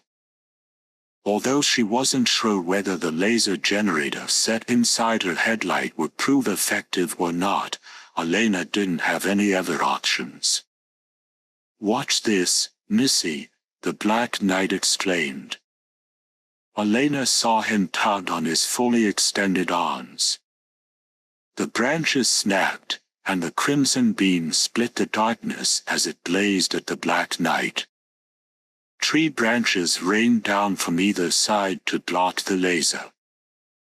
A wind and a rumbling of the earth sent Elena and her bike flying, but it wasn't from branches. Rather, she was sent into the air by the thud from the trunks of the gargantuan trees that had fallen over. The Black Knight had torn them out, roots and all, with consummate ease. The trees rested against the rows of houses to either side, their trunks forming double fences while a composed voice called from behind them, "Well then, here I go. Off to correct all the mistakes. You should be thankful these trees have saved your life." "Wait!" Elena shouted as she was about to start her bike, but then she received a shock. The two tree trunks seemed to have been purposely placed in an arrangement calculated to keep her bike from ever getting between them. "Damn it all!" Elena snarled, slamming her fist into the palm of her other hand. But she quickly decided on her course of action. Freeing the chain from a branch of the nearer tree, she then wrapped it firmly around the trunk, pulled it taut, and looped it around an iron stake driven deep into the ground. The stake was one she'd had in the storage compartment on her bike. Having backed up as far as the gates, Elena hunkered down over the handlebars wearing an expression that brimmed with impatience and self-confidence. The exhaust pipe spat flames. Steered with miraculous skill, the bike barreled up the thin lines she'd strung from the tree to the ground, flying high into the air to effortlessly clear the two trunks and land on the darkened street beyond. Taking a high bounce as they came back to earth, Elena and her bike knifed through the wind now that the last obstacle had been cleared, and a few seconds later they sped into the square. An unexpected sight greeted the warrior woman. A well was situated at the center of the square, and by it stood the Black Knight with a tiny, frail figure. "Mama Kitch!" Elena cried, her voice carrying an added weight. While she realized the village was in great peril, the name she'd said was the only reason even a hint of reassurance lingered in her heart. "Welcome back," the silver-maned crone replied without ever looking at Elena. An earthen pot was cradled under her left arm. Her right hand was sunk into its wide mouth up to the elbow. Turning her eyes in the same direction both of the others faced, Elena had her breath taken away. In the moonlight, it looked like the villagers lay on the ground, piled one on top of the other. None of them were moving at all. Worse yet, the sight of a number of others crawling into the open holes that riddled the ground gave Elena goosebumps. Was this what Mixon had been talking about? Looking up at the Black Knight, Mama Kitch said, "So, how about it?" "Very well. As promised, I shall wait 3 days. And during that time you know what you're to do, don't you?" "Not a problem. I'll keep my end of the deal, too." Elena suddenly felt like her own deadly battle with the night was something that had happened the whole world away. Silently climbing onto his jet black mount, the Black Knight then said, "Well, I'm off, but the humans truly don't deserve such a great witch doctor." With those words, he wheeled his horse around. As the knight and his mount passed right by the end of her nose, Elena could only stand and watch like a demented soul. The horse halted. Up on its back, the Black Knight merely turned his head a bit to gaze at Elena. White moonlight gleamed off his helm and pauldrons, making him look like a sculpture from another dimension. "We shall meet again, soldier," he told her. And then his horse's hooves tore into the dirt as he galloped off down the street. When a hand came to rest on Elena's shoulder, the biker returned to her senses. Mama Kitch's mournful countenance greeted her. Before Elena could say a word, the elderly witch doctor who'd just sent a killer packing said, "You threw down with him, did you?" "Yeah.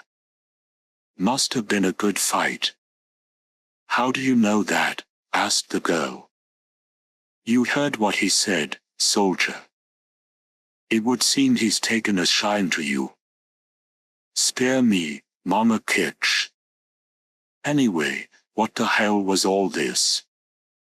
Elena began to say, but when she'd surveyed the whole square, she then let out a little whoop of joy.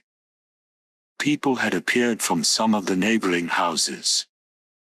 There are some folks the flowers didn't get, though that's less than a tenth of the populace, I warrant. And all the rest have joined the nobility. Mama Kitch nodded, and for a moment Elena's head began to swim. The only thing that kept her from fainting was the old woman's next remark. But that's not to say they've gone over completely. After all, they haven't been bitten. We should be able to do something for them. At the crone's doleful expression, Elena was forced to swallow the next thing she wanted to say. In just 3 days. Dee was in a fog. An hour had already elapsed since he'd first started after the princess. Elena hadn't come with him, but he didn't appear at all concerned by that. Dee didn't actually know where he was, as surprising as that might seem. Though the gorgeous hunter was part vampire, his sense of direction had become horribly confused. But what was truly scary about the young man was how he didn't seem to rely on it at all. The fact was, he wasn't wading through a cloud of complete darkness. The fog carried a fragrance that of a rose. Without a doubt, it had to belong to the lovely princess. The scents of other roses swirled through the fog as well. And yet, there was no uncertainty in Dee's gait. "You happen to know where we are?" the hunter's left hand asked. It sounded anxious. But what could leave the hand so frightened? Dee didn't reply, and perhaps that added to the left hand's anxiety, because it continued, "Now I'm sure you don't have a clue, but we're 600 feet underground," said Dee. "Sheesh," the hand spat in reply. "You mean to tell me you don't know where we're going, but you still know how far down we are? You're an odd one. Well, what have we here?" Dee had already noticed, too. The fog was clearing. The white mass was drifting away, becoming a thin band that unraveled, coiled, and vanished like the threads of a spider's web. And from beyond the fog appeared a bottomless darkness. "It stinks like hell down here," the left hand stated. Having lost the scent of roses, the air and darkness were now choked with the nauseating stench of corruption. "It's not a room, it's more like a root cellar, I'd say. As far as the dimensions go, it stretches about 6 miles across and goes about 150 feet high. Wild animals probably live here. Still, it's awfully quiet. I don't sense a single dash." Before the hand could say thing, the sound of creaking gears traveled down through the darkness that loomed over them like the heavens. As he looked up, his eyes must have caught something, because just as his cool black pupils came to rest on a certain spot on the floor, there was a juicy plop. Something had dropped from the ceiling. And the room above the ceiling was apparently shrouded in darkness. Dee started off through the pitch blackness without any sign of agitation. But not toward where the thing had fallen. He was following the scent of flowers that lingered despite the putrid stench. The lovely princess was to be destroyed, nothing else interested Dee. But was it mere coincidence that the thin thread of fragrance led him right to where the mass of sack lay on the floor? "There's raw meat inside," the left hand said. "A whole ton, roughly." A rank odor spilled from the mouth of the bed. "I'm sure you already know, but I smell something else, too." And it's the voice began to say, the words flowing off to the right. As Dee was in motion, 2 bits of darkness came from either side of him and overlapped before his nose. From the spot where they'd landed, shrill cries arose. Although it was unclear if this was the sound of a man or a beast, Dee's eyes confirmed the presence of tiny creatures armed with equally diminutive blades about 10 feet from him on either side. Their little fish-hook claws and tiny bat-like wings were more cute than menacing, but the creature's ability was made manifest by strands of black hair that continued to fall from Dee's brow. Crimson points of light began to glow. They were the eyes of homunculi, spiteful bloodlight spilling from faces covered with lumps. Thin glimmers flew at Dee from all sides. Short spears aimed at him, though they were so tiny as to hardly even qualify as spears. The hem of the hunter's coat whirled out to fend off the missiles, but a second later the garment was rent in an X shape. A tiny assassin who'd flown at him with the fusillade of spears had deftly laid into it with his blade.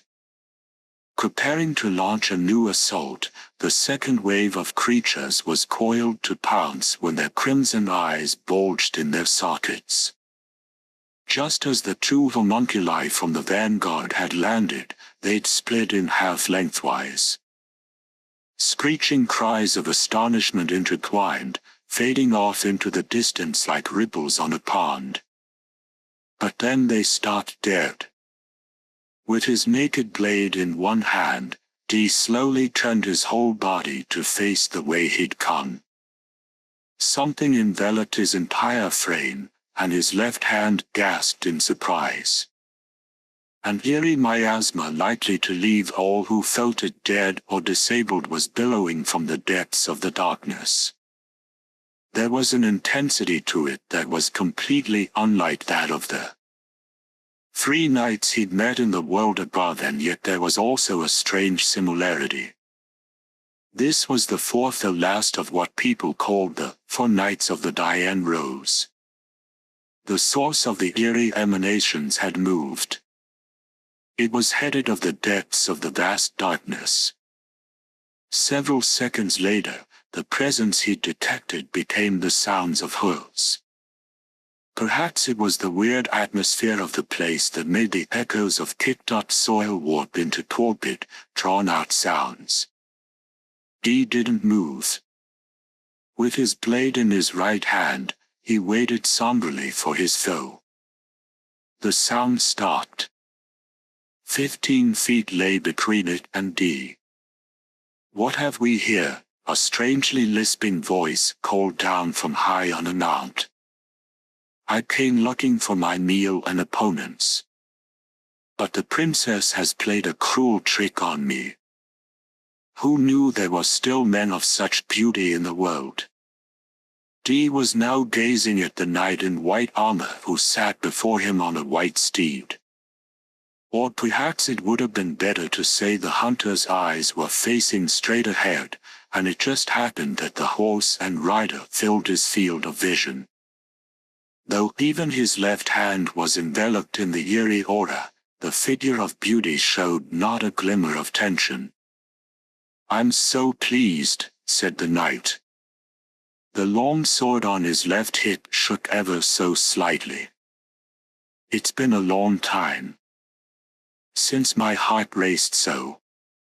There's a fire in my chest. I hear a beating that was supposedly silenced more than 5 centuries ago. Oh, yes. Yes." His sword sang out once more. The white knight's upper body trembled with delight. The words spilled from his lips as if he couldn't push them out fast enough. "Do you want to cut him down, Slayer? Do you want to slice into this gorgeous man? I know. But just wait. We'll save that pleasure for later. First, we must do our daily cleaning." "Oh." The white knight extended his left arm and began to beckon to the homunculi with his hand. Languidly. Gently. Like a pale resident of the afterworld beckoning the living. "Come," he said. "Come, foes that the princess has granted me. Oh, it seems today we have a lively bunch." A streak of light pierced the white body, and with the hurled spear, the tiny murderers pounced on him from all sides.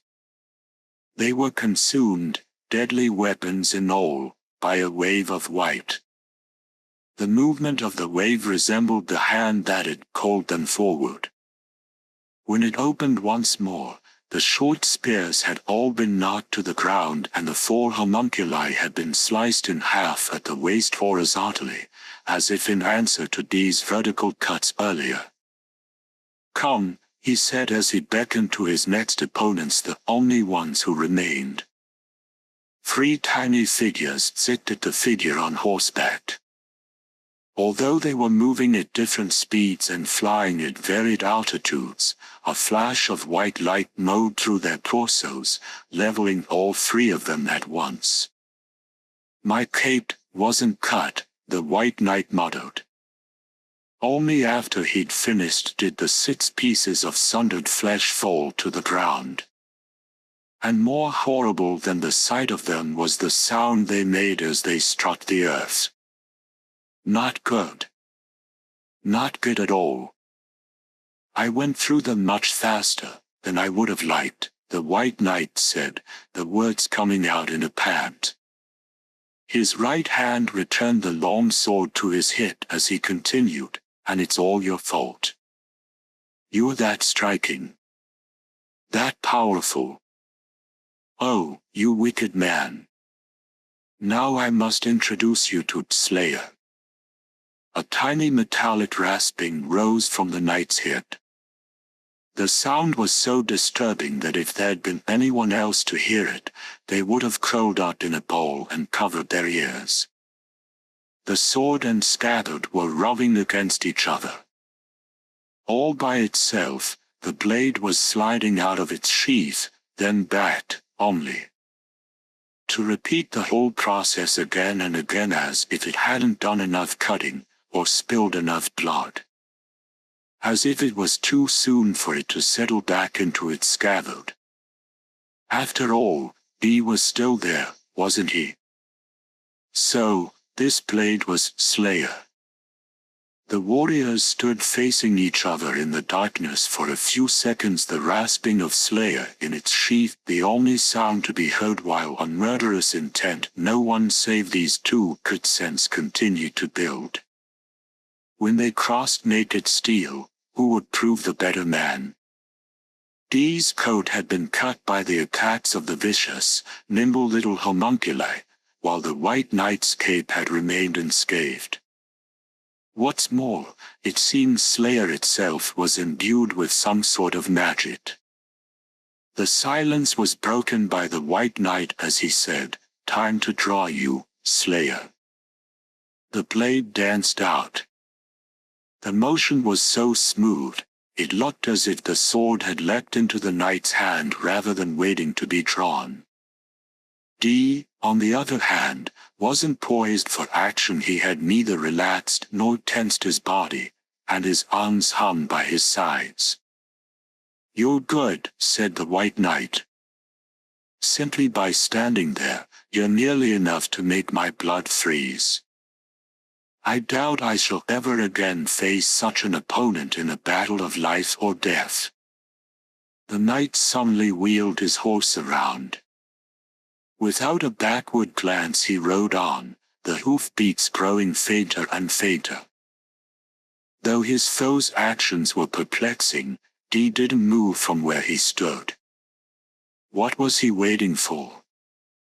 The dwindling hoofbeats began to ring louder and stronger. The rider was coming back. And as the strides of the approaching mount resounded, they echoed a faint yet unshakable determination to kill.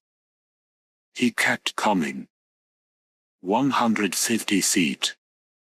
125. 100. Dee was motionless. The rider's blade would come crashing down like a tidal wave. But what would happen when it was met by another sword whipping up from the ground like a gust of snow and ice?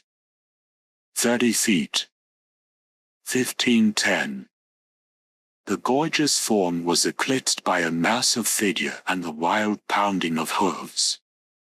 And then there was the most gorgeous chime in the world, and a flash of white flew off like a shooting star. Who would have thought that Dee's blade would snap off at the hilt? Sparks shooting from his horse's hooves as it came to a sudden start, the White Knight turned and laughed. "No blade can stand up to Slayer," he said. "Now you're finished." And what did Dee do? He remained in the same spot while the enchanted blade once again groaned through the air, this time aimed at the hunter's skull. A bloody spray shot out. "Oh!" the knight cried in surprise when he felt his sword do something other than sink into flesh. Slayer's blade was pinned between the palms of the hands Dee had clapped together over his head. However, a dark liquid was also gushing from those same hands. The hunter's own fresh blood rained down on his forehead, streaming down the side of his nose. Slayer sank a bit deeper. Die, damn you! Die! All who do battle with the Slayer die, the White Knight bellowed, his eyes tinged red with insanity. Was this knight's strength actually a match for Dee's? Or was it his sword's enchantment that gave him the edge? The blade was slowly sliding down between the palms of Dee's hands, releasing a shower of blood on the hunter in the process. Screeching like a crazed raptor, the White Knight let his cry become the force behind his blade as he brought it down. His bloodshot eyes reflected a hue that was far deeper. Yes, Dee's eyes. The blood that had coursed down off the hunter's forehead ran in a crimson line to his lips. Dee pivoted. Oof, the knight exclaimed, the cry stretching from the back of the mount he'd been sitting on to the spot 15 feet away where he thudded to earth again. As Dee prepared to stalk over to the fallen knight, a gigantic white form leapt in front of him, the White Knight's steed. It stood stock still, blocking the way. Outstanding, the knight exclaimed with apparent pleasure from where he lay, and his horse dashed over to him at full speed. Gory blade dangling limply from one hand, the White Knight grabbed the reins that hung by him and finally managed to pull himself out. Giving a rough shake to his head, he said, "You're a powerful brute. I believe I may have broken some bones. It can't be that you descend from the same sort of blood as our princess. You're the vampire hunter I heard about, aren't you?" "How right you are," a voice cried from the darkness. Needless to say, it was that of the princess. She sounded like a little float, but her presence had gone undetected by the White Knight, and even Dee himself hadn't noticed her. "Oh, my princess," the knight stammered. As demented as he seemed to be, his mistress apparently merited special treatment. Putting Slayer back on his hip, he went down on one knee, his head already bowed. Evincing not a trace of madness or mockery, the act was one of pure loyalty. With a dance-like movement, the pale, lovely princess appeared from a spot about 15 feet to the left of the hunter. "Well, I trust you had an interesting experience, did you not, my White Knight?" said the princess. If ever a face glowed, hers did now. "Yes, milady," the knight replied succinctly, sounding like a completely new man. "There are men of such power out in the world. I wonder if even your slayer could best him." The white helm rose. "Begging your pardon, but I believe you'll find." The princess hastily waved her hands, saying, "You needn't say a thing. I was mistaken, and please forget I mentioned it. This will be decided at some other time. Dee, that goes for you, too. Now that you've lost your sword, you couldn't possibly go on," she said, but as her eyes studied Dee's profile, the fear in them was evident. Dee's eyes were ablaze with blood. Still empty-handed, he advanced. "Don't stalk over to me with that frightful expression." "Off with you," the princess said as she backed away. "Why don't you go back to the village instead? The flowers I scattered there should be causing quite a furor." A whistle pierced the air.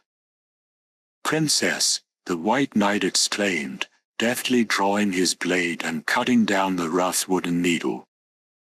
However, the reason the princess moaned as she pressed down on the left side of her chest was because another needle had eluded her knight and penetrated not her breast, but the back of her hand. "Isn't that something?" she said with a grin, no doubt highly appreciative of the way the hunter had managed to get one of his missiles past Slayer, although the lovely princess's skill in narrowly starting the needle he'd just thrown with her bare hands had probably impressed Dee in return. Still, a second later the hem of the gorgeous hunter's coat billowed out as he dashed at the lovely vampire princess. The White Knight was ready to meet him. It was just then that the earth rumbled. 600 feet underground, the floor of this subterranean chamber was braced by an unspeakable mass of earth, yet it thrashed like a giant serpent. Dee's body flew into the air and was swallowed by the darkness before it ever touched the floor. Light had returned. Dee was surrounded by a sea of stars. "Looks like we're okay," said the hunter's left hand. It didn't sound at all apprehensive. If anything, its tone could have been described as matter-of-fact. Giving no reply, Dee surveyed his surroundings. The darkness was almost kin to the young man. He was on top of a huge rounded stone. A long line of similar stones continued downward, their faces glimmering in a manner reminiscent of the crescent moon. The lights that flickered far off in the distance must have been those of some community. "We're on top of a mountain," his left hand said incredulously. "Judging by the strength of the winds and the direction they're blowing, we've got to be a good 2 miles up. Looks like our little friend can teleport stuff. Well, she sure caught us napping." Dee was looking out at the stars, but he quickly lowered his eyes again and began making his way down the rocks without a sound.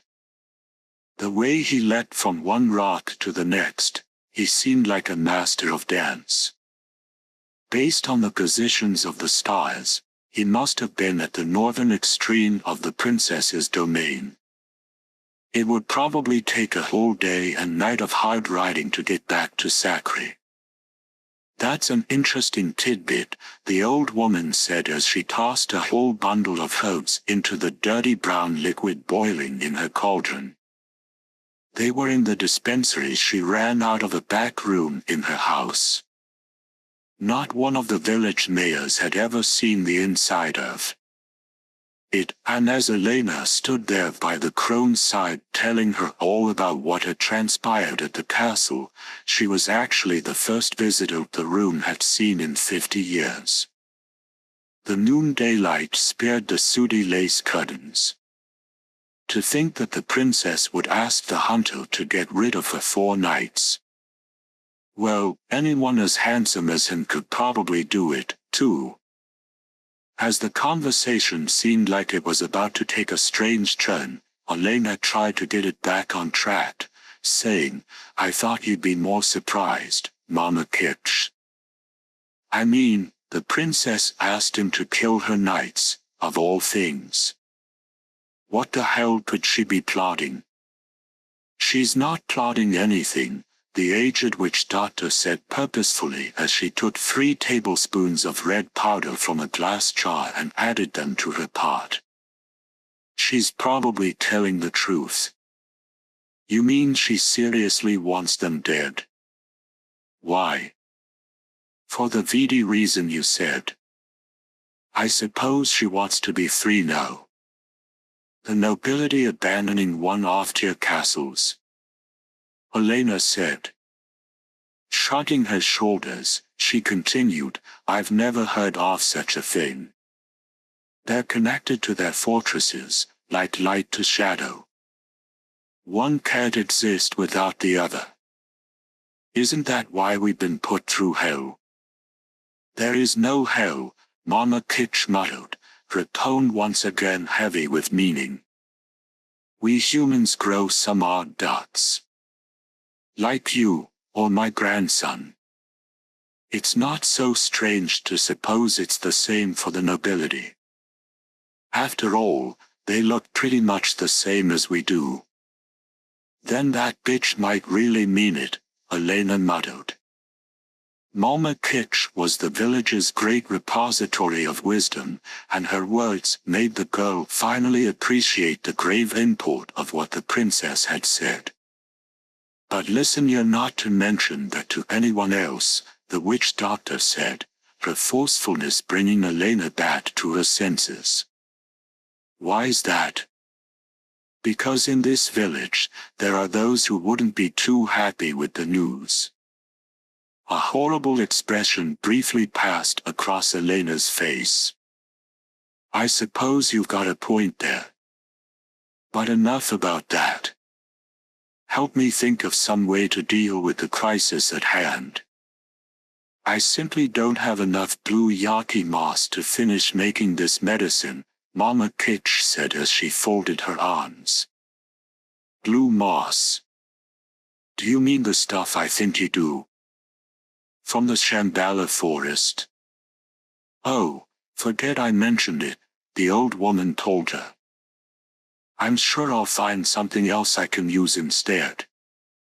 A thought seemed to occur to Elena, and she said, there's nothing else to use and you know it. You've always been a lousy liar, you know. Okay, I'll go get it. Don't. It's high noon already.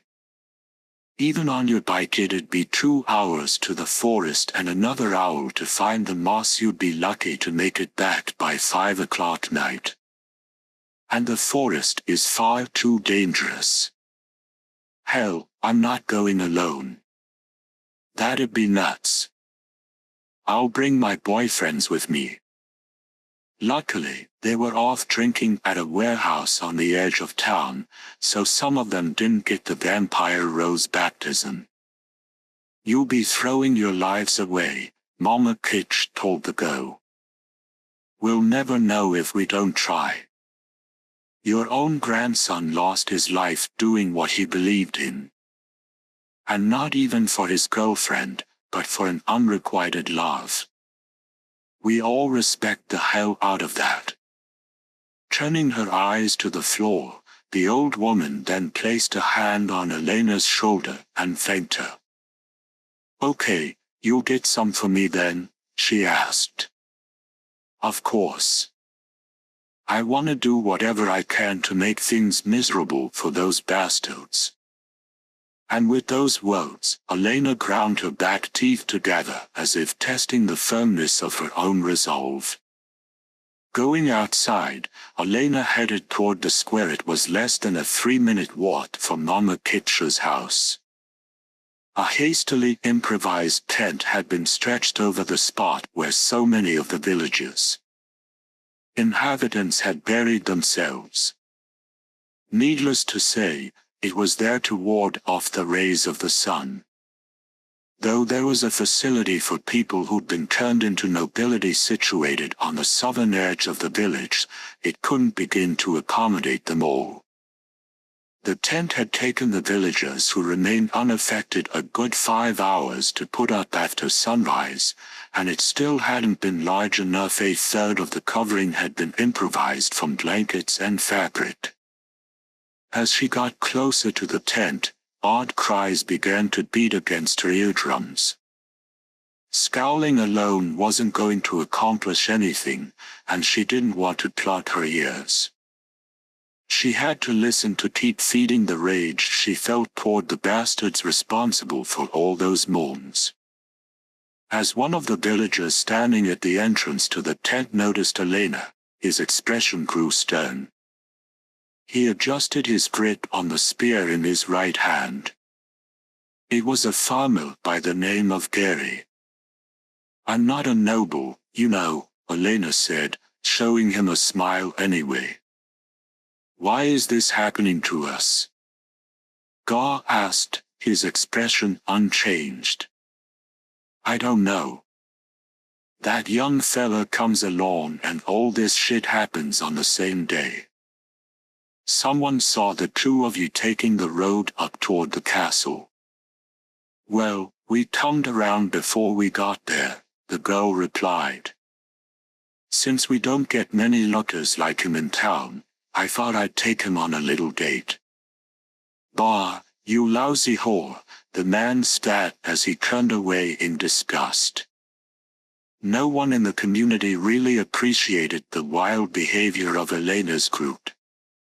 Pardon me, Elena said without letting the expression change on her face, but once she'd slipped in through the flat, she unleashed a vicious kick with her right foot. As always, her instincts were spot on. Most likely, not even the rough-and-tumble farmer had ever taken a kick to the genitals through a layer of canvas before. Groans of pain could be heard coming from the ground outside. "Learn how to talk to a lady, you damn limp dit," said Elena. And though that kick should have lifted her spirits, her voice was heavy. The moaning in the tent had grown deafening. It took quite an effort on Elena's part just to keep from shutting her eyes. Half buried in the earth or caked with dirt, the villagers were writhing on the ground. On their backs, necks, and foreheads, roses of 4 different colors opened unexpectedly. Even if the villagers who hadn't been afflicted pulled them out, more roses would rise from the sundered flesh to flower in beautiful displays of red, blue, black, and white. Apparently, this abnormal method of infection hadn't made them true servants of the nobility, as they didn't sleep through the day but rather writhed in agony when the rays of the sun penetrated the thick canvas talvi sheltering them. That was why they were being protected instead of having stakes driven through their hearts, Elena told herself. If these people had received the kiss of the nobility, they'd have long since been dispatched. It was the law of the frontier. A voice sobbed down by her feet. Saying nothing, Elena just kept looking straight ahead. "Help. It's me. Decoy. And me. Saren. It's so hot. The pain. My body is burning." Something caught hold of her ankle. A cold hand. Elena didn't move. "Just wait a little longer. I'm sure we'll get you back to normal." But as the girl spoke, her body trembled. From the ankle in her friend's grip, an evil chill that beggared description was needling into her. Her flesh was starting to crawl. And that voice. "You damn freak," she snarled, the words coming out in a tone even she couldn't have imagined. Her right hand slid down to her hip and took a length of weighted chain. She hauled back with it, and then whipped it down hard, all intentionally. A sickening sound was heard, and unpleasantly warm spray flew in her face. But she just kept bringing the weighted end down. Time and again she swung it. And between the blows, the voice continued to call her name faintly, almost as if intoning a curse. Perhaps that was what the weight on the end of the chain was meant to bring to an end. Behind her, a different voice cried out, "Elena, what are you doing?" A thick arm roughly encircled her torso, dragging her backward. "Let go of me, you freak. I'll kill you," she shouted, the last expression echoing out in the sunlight. "Simmer down, you idiot." A slap resounded against her cheek. Now free of whatever had possessed her, Elena stood to one side of the square. Out in front of the tent, Gary was still curled up on the ground, and it was one of the bikers that came out from behind the girl to face her. A single strip of hair that resembled an eclair stretched down the center of his otherwise bald head. It was Stoll, the gang's second in command. Rubbing her cheek, Elena said softly, "That hurt, you know. Care to be a little gentler next time?" Sorry about that, Stoll replied, baring his pearly teeth in a smile. His eyes told her, that's more like it.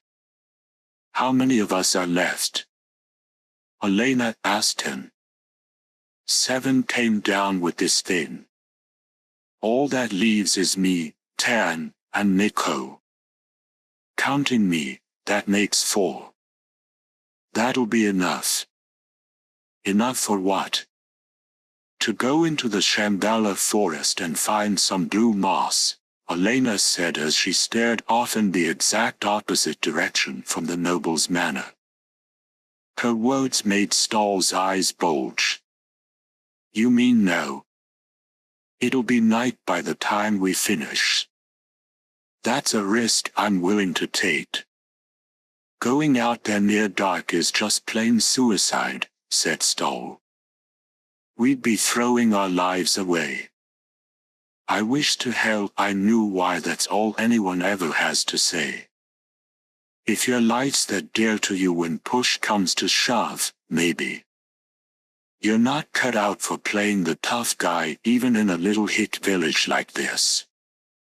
Run on home and hide under your blankets. I'm just saying.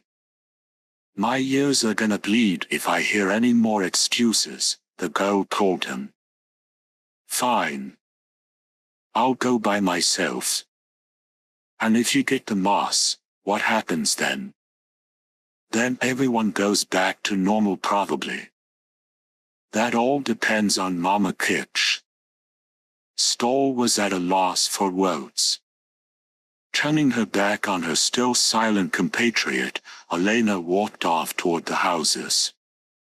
The only thing on her mind was where she'd be able to find the weapons she'd need. That, and one thing more, the figure of a young man in black whose garments whirled out in the moonlight danced across Elena's eyelids, but she pushed the image to the back of her brain with willpower and perhaps a little sadness. Racing along at just under 100 miles per hour for exactly 2 hours, she could finally see a fog-like blob of black beyond the red clay plains. Just as she was going for the accelerator to increase her speed, she heard the tinny whine of an engine coming up behind her. She rode on regardless, but a few seconds later 3 more bikes pulled up alongside her so their vehicles advanced in a perfect line. Welcome back, Wind, she said, still facing forward. To her right, Stoll rubbed his own head and said, "Ah, don't say that. I'm here, ain't I? Maybe I should give you a medal or something." "Cut in some slack already, Elena," moon-faced Nico said from the bike to her left, giving her a wink. Like his face, the man's body was plump and round. "Why didn't you come get us sooner? Me and Tan chewed his ass pretty good, you know." "Stoll was just worried about all of us," said Tan from the other side of Nico as a smile rose to his lips. He and Nico were thick as thieves, but physically they were complete opposites. He was a mass of lean muscle. "Well, I suppose you didn't want or need me worrying about any of you. Anyway, I don't think even we're low enough that we'd let our leader go off all alone to fetch that stuff," Stoll said, bashfully pawing at his one remaining strip of hair. Without so much as cracking a grin, Elena said to him, "Just as long as we're clear on that. This might be the only chance we ever get to do something for somebody else. Your lives are in my keeping now." The only reply she got from her compatriots was the roar of their bikes. 10 minutes later, the 4 of them reached the entrance to a forest where massive black bulls reached out with branches and leaves the hue of darkness. Finding the thin thread of a footpath that led into the thickly packed forest was simple enough. "We've got no choice but to leave the bikes here," Elena said as she got out of the saddle. Do you even know where this blue moss stuff grows? Stoll asked as he put a gun that looked more like a cannon and an ammo belt across his back. Tan unloaded a thick, 3-foot-high cylinder with a nozzle from his vehicle, and Nico walked along lightly while busily rotating both wrists. Around them spun long, thin gleams of light. Let's roll. At Elena's command, the gleams resolved into 3 throwing knives in each of Mitchell's hands. There were cracks in the forest canopy that hung over the group like a black cloud, and through them trickled long, thin shafts of light. Although the patterns of sunlight were the product of nature, they possessed such a strangely geometrical order that it was said many traveling artists came to admire them. As Elena recalled, the blue moss grew on a rot pile in the western part of the forest. Cautiously venturing in further, the D group found their entire field of view filled by the great variety of plants that called the forest home. Hot damn! Would you look at all that yoghurt weed, slim green, and stretching bamboo? If we could pick that alone and sell it in the capital, we'd be living high on the hog for a good 6 months. A goddamn shame is what it is. You sure we can't stop and pick some? Tan muttered. Every second counts, Elena told him. Pretty soon, this well-behaved forest is gonna show its ugly side. But even as she reprimanded her compatriot, Elena couldn't help but share his feelings of what a waste it was to leave such treasures behind.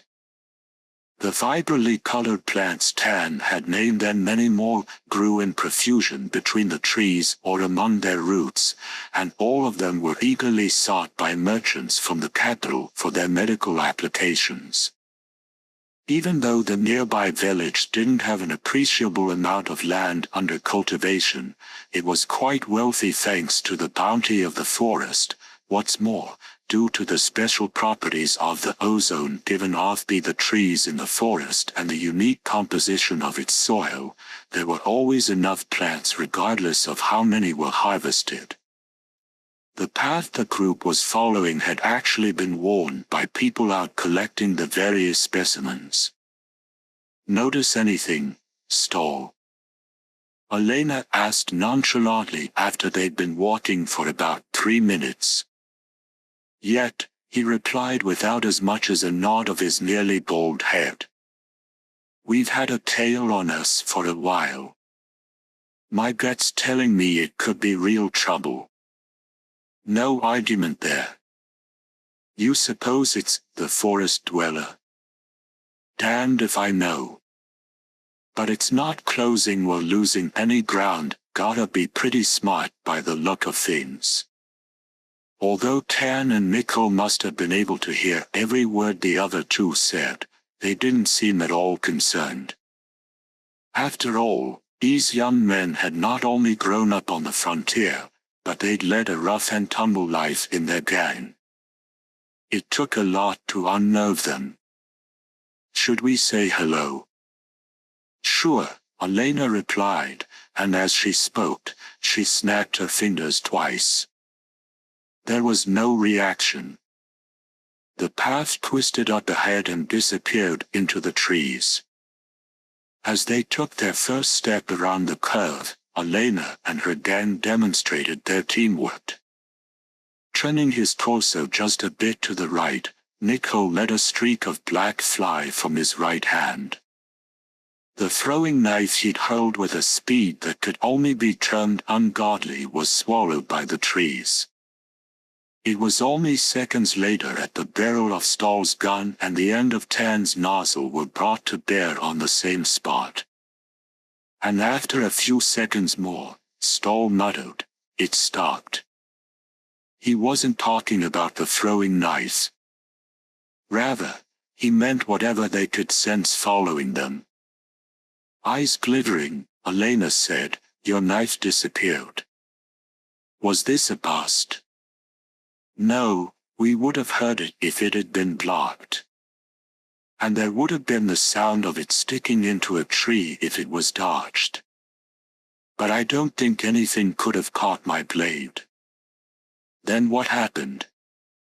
Elena asked, not doubting her friend's ability in the least. Well, it was probably Dash, Nico was saying when a black figure dropped from the sky without a sound. Head taker, he shouted as a hirsute arm wrapped around his neck and he was lifted high into the air. Before Flame could spit from Stahl's firearm, Elena had sent the weighted end of her chain whirring after the creature. There was the crack of bone and an almost beastly howl of pain, and with that Nico crashed back to earth. The snap of branches continued and something rained down on the group like a mist, then stillness returned. The sun still hung in the sky.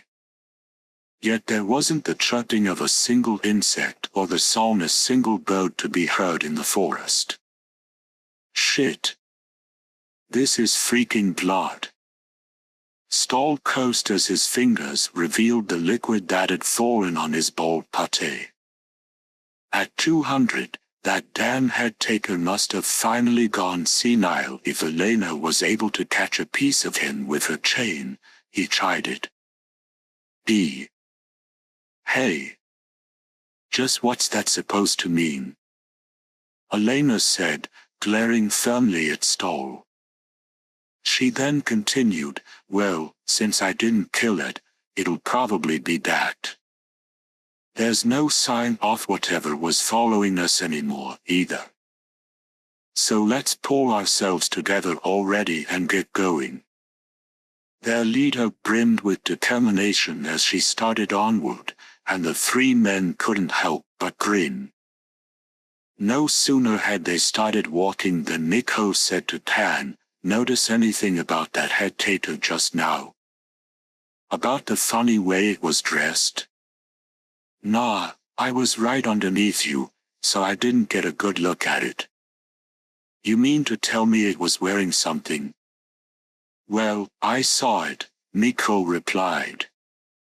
It had on a green shirt and striped pants. That was always Old Man Jet's favorite outfit. Tan fell silent. A year earlier, 90-year-old Jet had ventured into the forest to find a plant called regression grass that was said to bring back lost youth. But he was never heard from again. Nico had lived near the old man's house. Then it looks like the head taker really did get Old Man Jet after all, Tan finally said. Rubbing his neck all the while, Nico replied, I saw something else, too. On the arm it had around my throat. The whole thing was pretty hairy, but it had a scar by the fold of its elbow. It was exactly like the one Jet got splitting wood back when I was maybe 4 or 5 years old asterisk. You mean to tell me that thing, that was Old Man Jet? Tan said, his voice thin as a thread. Nico shook his head, saying, it couldn't be. It had a face just like a monkey. There's no way it was Jet. That's enough creepy talk out of the two of you, Stahl suddenly interjected. But the two bikers didn't look startled by his remark. Rather, their expressions suggested he'd saved them from something, as they said no more. The wall of trees ended as abruptly as the stroke of a knife, and their field of view was suddenly dominated by a bizarrely shaped mountain of rocks. But more than the mound of smooth cube-like rocks that literally looked to have been polished with mechanical precision, it was the area around it that drew the eyes of the group. This was their destination. Hey, it ain't here. Stahl called from the lead. Everyone quickly gazed in the same direction, finding neither blue moss around the rocks nor anything else but black earth. How do you like that? It must have died off, 10 clucked. Throwing her gaze on the mountain of rocks, Elena said, "That can't be. I saw some just last year up there." Her finger pointed to the summit of the rock pile some 60 feet high, where a patch of blue that could have easily been mist clung to the surface. Turning around, Stahl asked, "Who's going up after it?" "Me," Elena replied. "It's gonna be crazy dangerous," said Nico. "And it'd be any safer for the rest of you?" Still massaging his neck, Nico shrugged his shoulders. "The head taker might come back. Keep your eyes open." And leaving them with that, Elena grabbed hold of a nearby outcropping of rock. As she nimbly climbed, a dark gauze seemed to cling to her body. The dusky eve was drawing closer. Holding his firearm at the ready, Stahl anxiously scanned his surroundings. "The wind's picking up," he said. "Hell, the wind's gonna be the least of our worries," Tan replied. Looking over at Nico, he said, "You don't look so hot. You okay?" Rubbing his neck all the while, Nico wiped the sweat from his brow with his other hand. "You know, I heard this story from Mama Kitch once," Tan said as he adjusted his grip on the metal nozzle of his weapon. "Ages and ages ago, it seems the nobility used this pile of rocks for certain experiments. That's why it looks all neat and artificial." "What kind of experiments?" asked Nico. "Well, in order to make the monsters they spread all over the frontier, they needed to collect normal animals first. Breeding start, I guess you could say. This rock thingy was supposedly a conning tower for that. They say that's how new species like head takers, toothless suckermouths, and whatnot got made. They sure did screw things up for us." "Hey, you're sounding a little better now, Nico." "Yeah, finally," he said, grinning at his friend but never taking his hand away from his neck. Cupping one hand by the side of his mouth, Stahl shouted toward the sky, "How's it going, Elena?" Of course, he'd watched to make sure Elena had sure footing before he said anything. "I'm okay. Just a little further to go." Relieved at her reply, the second-in-command had just turned back toward the woods when a shriek drifted down to him. Stahl grunted in alarm as he whipped around, and his eyes were met by the sight of Elena with a number of tendrils that could have been vines or ropes wrapped around her body. Spilling down from the very top of the mountain, they clearly showed signs of moving of their own volition. But it was Elena who'd been really surprised. Just as she was reaching for the moss that clung to the underside of a rock, the things had reached down from above and snared her. Naturally she'd been unnerved and had nearly fallen. But irony still abounded in the world, and it was these very same strange tendrils that had saved her from that fall. And the second they'd twined around her, Elena had noticed the most surprising thing. They were cold and hard to the touch metal.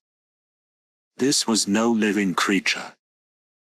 "Don't shoot, guys," she shouted down to her gang as she pried off the wriggling tentacles, while her right hand slid down to the cylinder that hung on her belt.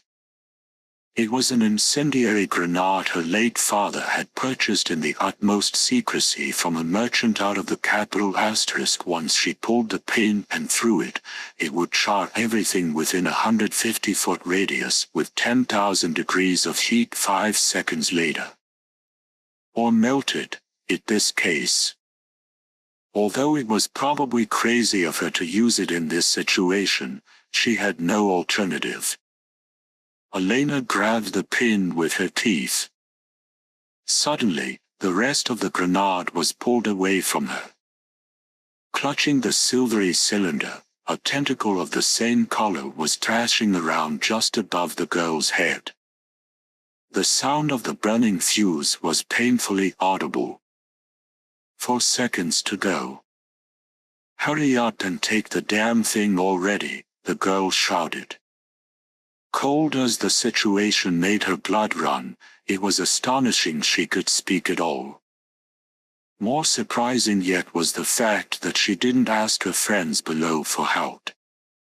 Of course, even if she had called out to them, there was some question as to whether the 3 men would have been able to aid her.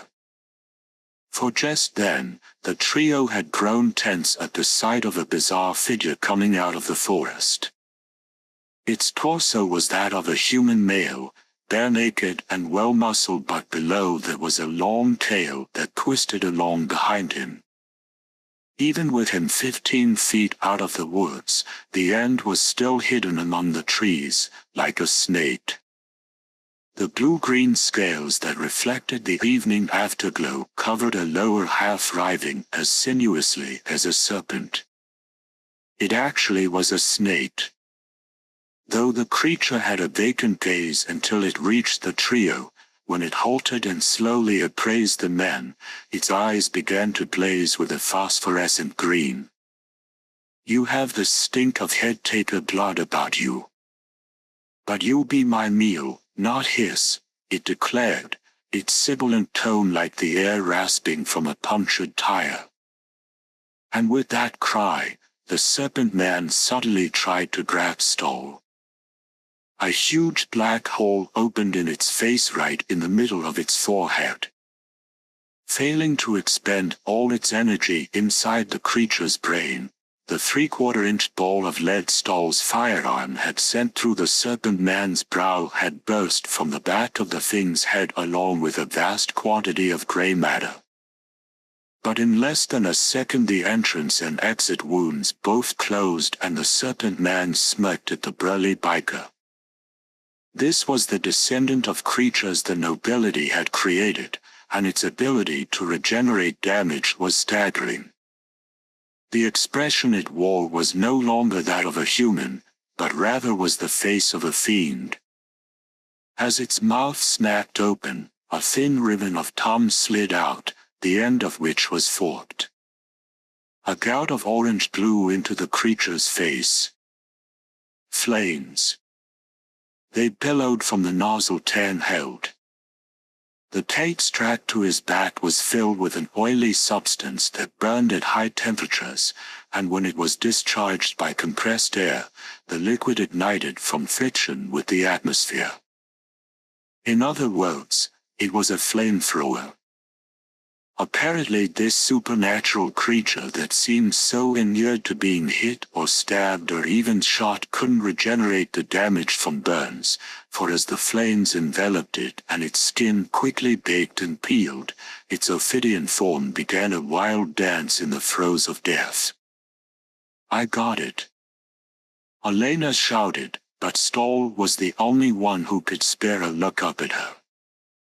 Elena was coming back down, and the item tucked under her arm was definitely a big chunk of blue moss. Her eyes declared her delight at this accomplishment while flames flickered in their depths.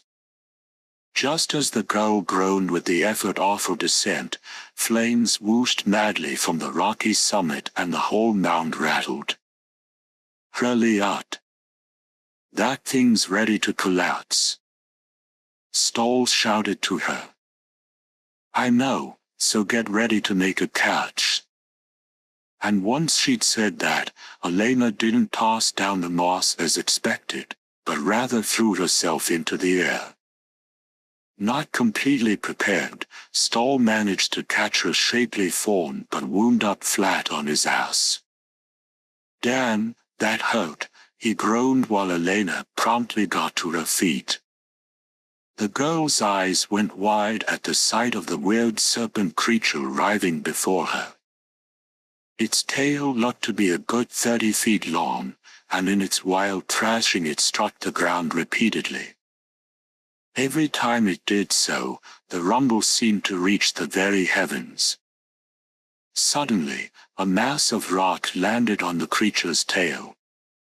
Smashing it flat, the boulder went on to bounce once or twice more on the ground. Fighting desperately to maintain her balance all the while, Elena raced for the woods. Behind her, the mountain, or rather, the rock pyramid, had come tumbling down like a pile of dominoes. "What the hell's going on?" Stoll asked as they made a mad dash for the path that had brought them there. "That stupid tentacle grabbed the incendiary grenade for me with the fuse going and pulled it back into the rocks. It must be some kind of animal catcher or something. I wonder what it looks like under all those rocks." "Oh, so you want to see the Noble's machines up close, do you? Are you kidding me?" Elena shot back, and then she heard the undeniable sound of hoofbeats behind them. But why was it the frontier woman pictured not the nobility, but rather the hunter in black? Turning to look, Elena froze. The horse seemed to be running in slow motion just to keep pace with her friends as they fled, and on it sat the Black Knight. She'd seen him many times before.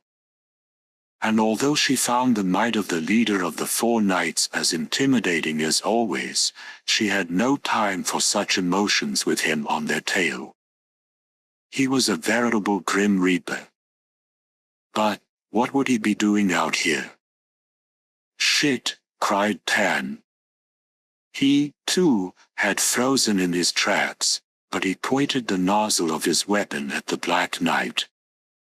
It spat a ball of fire. Not even trying to avoid it, the Black Knight rode straight into the blast, then through it. The flames slid right across his armor and cape, and then vanished. A streak of light zipped up from the ground toward the sky. Without so much as a cry of pain, Ten was sliced right down the middle.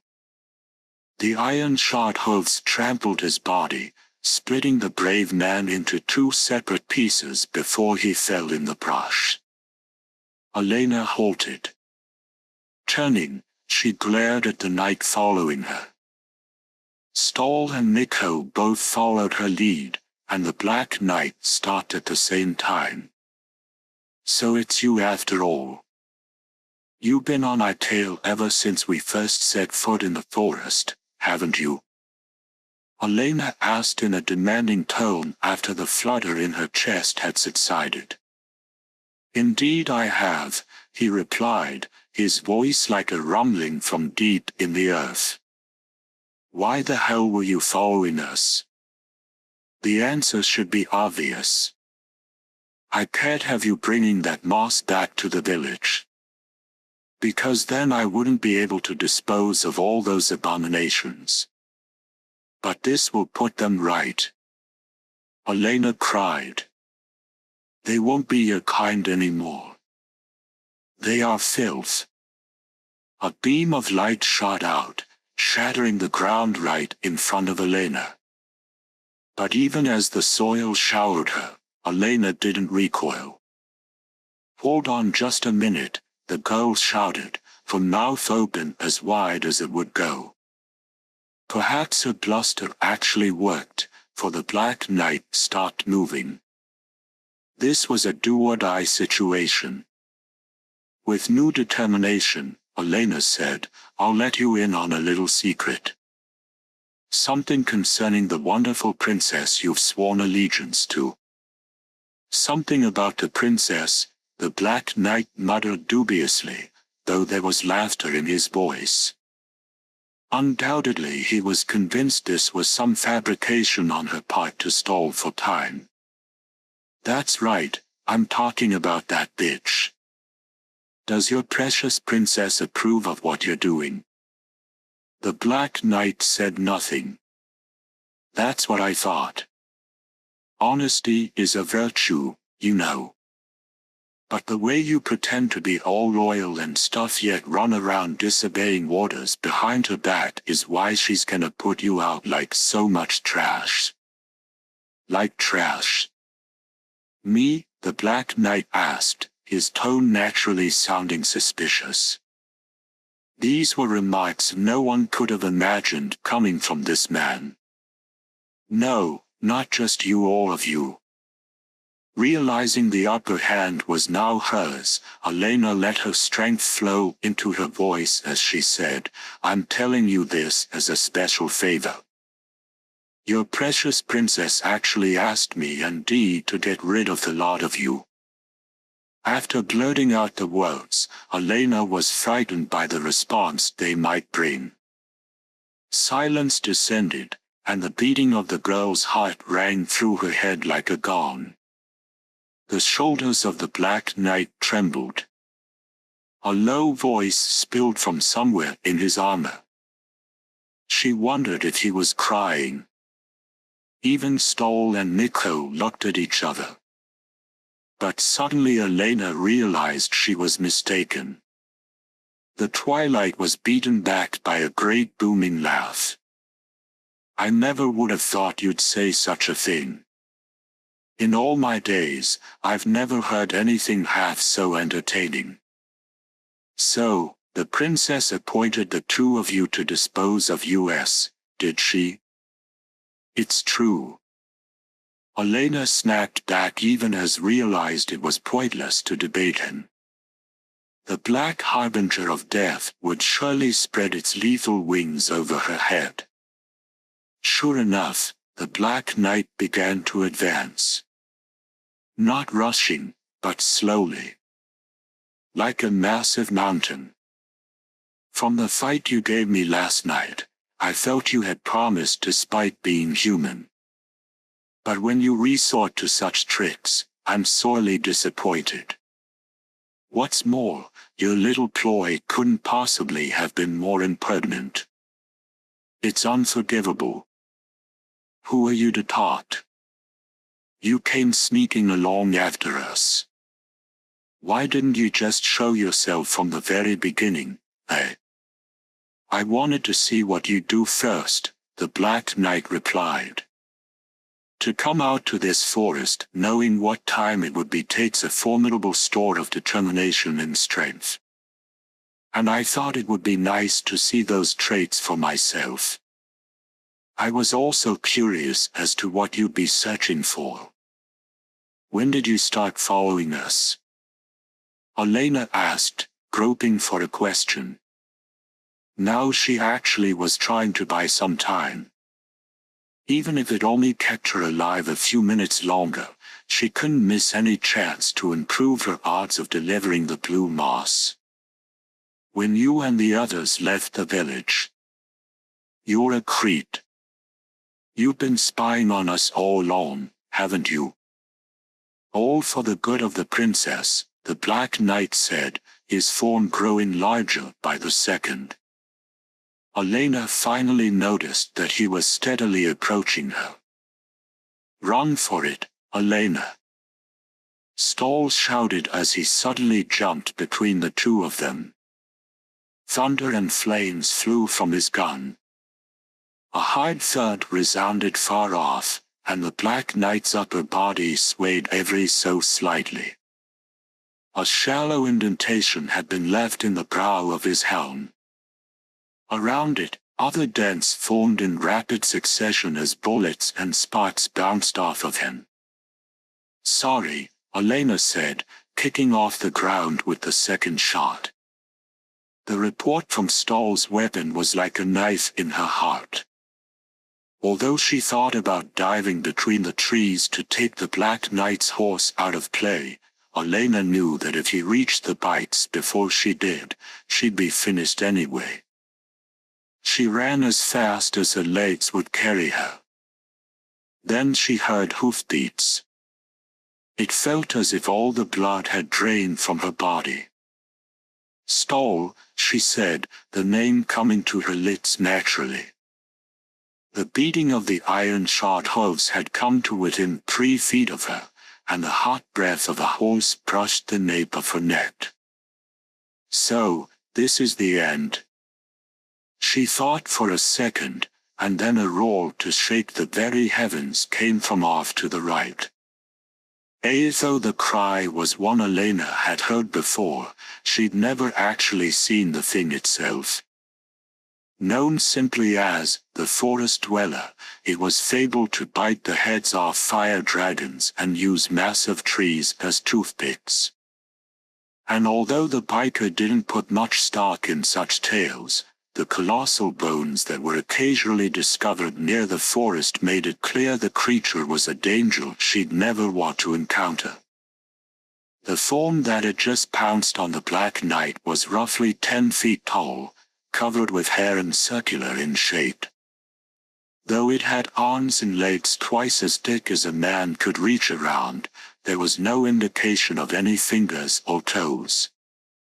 And while Elena figured the smell of the head-taker's blood on her had drawn it here, it was literally a heaven-sent guardian. Just as the girl was about to make a run for it, she heard a heavy impact and a horse whinnying behind her. She turned to look in spite of herself. The Black Knight and his steed had both been knocked flat. The forest dweller raised one hand and smashed it down on the horse's belly. Its body dented, and the horse let out a pained whinny. Then Elena watched as a band of light sank halfway into the thing's woolly shoulder. Black spray rained down on the branches and leaves, staining the twilight. The forest dweller swung the opposite hand. There was a dull thud as the knight was knocked backward by a remarkable hurt. "He's all yours," Elena shouted, blowing a kiss at the creature before her feet tore into the ground. Hope had welled within her again, and the exit was right before her eyes. She felt like she could actually hear the sound of her field of view widening. Elena trembled. Her bike was right where she'd left it and in exactly the same shape. Climbing onto it, she hit the starter. The engine growled. "Elena." The girl thought she'd imagined someone calling her name. And then she heard it again very close to her. Before she could get its precise location, a figure came running toward her. "Nico. I managed to get away. Stoll told me to look after you." "Yeah, he bought it," Nico said, holding his neck. Feeling her tears building, Elena turned her face away. "Mount up. Let's go," she said. "No, not yet." Nicho's face was horribly warped. "Watch this, Elena," he said. Putting his hands to either side of his head, he lifted it HTHT up. It came off so easily, Elena was even less surprised than she would have expected. Nico dashed. The ground rumbled roughly as the figure that sprang from the forest came down about 15 feet from the two of them. With arms and legs covered with black bristles, it was obviously the head taker. Elena wasn't even surprised to see that it wore a shirt and pants. As the girl watched the deep red blood spouting up from Nico, her hand instinctively went for the chain around her waist. The slight fawn-barred hunch of the creature was somewhat ape-like. That must have been what it had been in the beginning. Treading its way across the grass, the head taker stopped behind Nico, extended both hands, and took the head the decapitated biker was holding up. It then casually tossed it. The head taker reached for its own head. "You must be joking," Elena muttered, her body stiffened by a fearful premonition. Pulling its own head off, the head taker set it down on Nicho's neck, which was still spouting blood. The head was pointing the wrong way. But with a sick grinding sound it twisted around to face Elena. At the very same time, the head-taker's body slumped to the ground. That great simian face with its sloping brow and strangely prognathous jaw then bared its fangs at the girl. By swapping heads, it had effectively transplanted its brain. In this manner, the head-taker could replace its aging body and essentially live forever. The creature's mouth snapped open viciously. Evilly last tooth lining the top and bottom of its crimson maw was as sharp as a needle. Nichu's body leapt into the air. Just as it was about to land on her, Elena moved out of reflex. And her bike was already running. It seemed that her vehicle hit the lower half of the creature. Flipping over Elena's head, the head-taker fell into the bushes. Executing a quick turn, Elena flashed her headlight onto Nichu's body. The way his hands came up to shield his eyes was exactly what the head-taker would do. "This is payback for Nicho," she shouted. The laser stabbed through the darkness, searing the palms of the head-taker's hands. Screeching, it took to the air, but there were no branches or trunks to which it might cling. If she allowed this thing to live, it would claim other victims. She sped toward where it landed. Her foe was in a crouch. Elena slammed into it at 90 miles per hour. Nailed it, she thought, but just as all the tension was leaving her body, her bike tilted forward. The vehicle bounded wildly before it fell over with only the whine of its engine still echoing, and it was. Then that the head-taker stood up straight again. It held the wheel it held in its right hand at the bike. Elena lay by the vehicle. The wheel landed near her feet, and then toppled over. It was her motorcycle's front wheel. Though it had been secured by steel bolts, the head-taker had managed to tear it off with a swipe of one hand. Whether the gagging sound that escaped the creature now was simply its breathing or the sound of its laughter was impossible to say. As it lumbered over to Elena, the expression it wore bore hints of malice, hunger, and an unmistakable lust. Elena had landed on her back, and due to her struggles, the front of her top had been ripped wide, leaving her pale breasts half exposed, while a diagonal slash down the right thigh of her pants yawned to reveal more of her sweet, nubile flesh. After leering down at her exposed portions and noting the full lines of her bosom, the head-taker licked its lips. Both its hands grabbed her breasts through her shirt. Elena didn't move a muscle. Surely the beast with a human body had something in mind as it clambered on top of Elena. The stage now set for its depraved acts there in the moonlight. The creature's monstrous mouth was about to close on Elena's half-open lips when there was an unearthly howl and the head-taker's upper body bent backward. The creature braced its legs in an attempt to flee, but the arm wrapped around its waist wouldn't allow that. Too bad. I've been falling off bikes all my life, so I'm used to it, Elena sneered, her left arm locked on her foe's waist while her right hand gouged his flank with a weapon. This little throwing knife belonged to Nicho, who you killed. A long time ago, he gave it to me as a memento. So just consider this a stab from him. After she'd plunged the weapon into the hard, wriggling torso 3 times, it ceased to struggle. Elena no longer held the body as it now slowly toppled backward, allowing the girl to quickly get to her feet. Every inch of her ached. No matter how accustomed to spills she might be, being thrown from her bike at 90 miles per hour. Still left her body screaming in a dozen places. And as she turned to head back to her stall and the others had left their bikes, Elena found there was one important point she overlooked. Not 10 feet from her stood the Black Knight. "How long have you been watching?" she asked as she checked on the moss she'd shoved into her shirt pocket. Her legs felt like they were about to melt. "You did splendidly," the Black Knight said in a calm voice.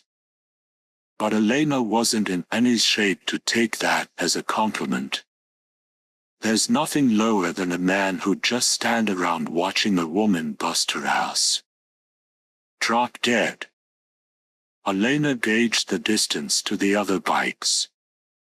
12 feet. Not far at all. The Black Knight simply remained there in the dark, and then spoke. Elena couldn't understand it. What did he just say? "Come with me." "Higher." Elena cried as the end of her chain flew from her right hand. The blow had all her might behind it, but the Black Knight easily batted it down with his left hand. Her arms numbed by the shock of that impact, Elena dropped the chain. "I suppose this is the end," she thought. The darkness spread before her eyes. The last sight she saw was the Black Knight as he closed on her. "I'm sorry, Stole, Tan, Nico. Looks like I've had it, too." The girl regained consciousness. From the way she came to her senses so quickly, not long had passed since she collapsed. She was lying in some brush. As Elena started to get up, her every hair stood on end. An ineffable lust for killing welled through the darkened space. There was a moon out. Beneath it, a pair of figures appeared to be facing each other. To the right was the Black Knight. The night winds that made the grass on the plain sway caused the coat of the figure on the left to flutter gracefully. Elena said, sounding more dazed than thrilled. The Black Knight backed away unexpectedly, saying, "I believe I shall call it a night here." "I won't," Dee replied. Pointing to Elena, the Black Knight said, "It'll take time to defeat me, even for you. And that girl will likely die in the meantime. Of course, if she has no connection to you, that won't matter much, but a woman of her caliber deserves better than to die pitifully out in the wilderness." Without waiting for Dee's reply, the knight walked off toward the woods. His black charger awaited him. Apparently it had weathered the attack by the forest dweller. Dee came over to the woman. Turning her face away, Elena said, "I'm sorry. I've gone and got in your way. If this hadn't happened to me, you'd have killed him just now." Dee's left hand came to rest on her forehead. Elena turned and looked at Dee in spite of herself. Her pain had suddenly faded. Their eyes met. Feeling as if the sheer depth of the hunter's eyes would swallow her, Elena was actually scared and tried her best to shut her eyelids. Dee backed away from her. He didn't tell her to get up, or ask if she could stand. He didn't even offer to help her. Elena got up on her own. "What are you doing out here?" she asked, wondering if he'd say he was worried and came to check up on her. "I was teleported from the castle all the way to the border. I was just on my way back." That's about as short and sweet as can be, she thought. That was just like him, too. The two of them started over to his horse and her bike. "So, Aren't you even gonna ask me what I'm doing out here? Elena said, voicing all the discontent that filled her heart. Naturally, there was no reply. Although she tried to restrain it, the girl let a sigh escape. You really don't give a rat's ass about me, do you? I suppose I did take it upon myself to go up to the castle, after all. But for what it's worth, we've fought on the same side, you know. It'd be nice if you'd at least ask me if I was okay or tell me I did a good job or something, she said, not aloud, but in her heart of hearts. Dee straddled his steed. The cyborg horse was one he'd acquired from a farmer on the way back, as was the sword he now wore. Elena got on Stall's pike. When she started its engine, Dee turned to her and said, "Were your friends killed?" "Yeah. And I'm the one who invited them out here," Elena replied, shutting her eyes. How was she going to tell their families? For a heartbeat she was sure he'd say something to console her now, but Dee galloped off in a gust of wind, as if to leave the girl alone with her bitter sentiments.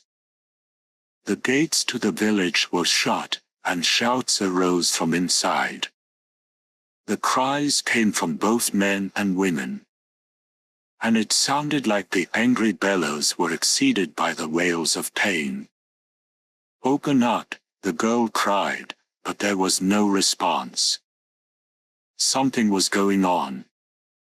It was easy enough to imagine what that could be, but Elena tried her best to keep such thoughts from flooding her consciousness. Her heart was horribly cold. The gates were over 10 feet tall.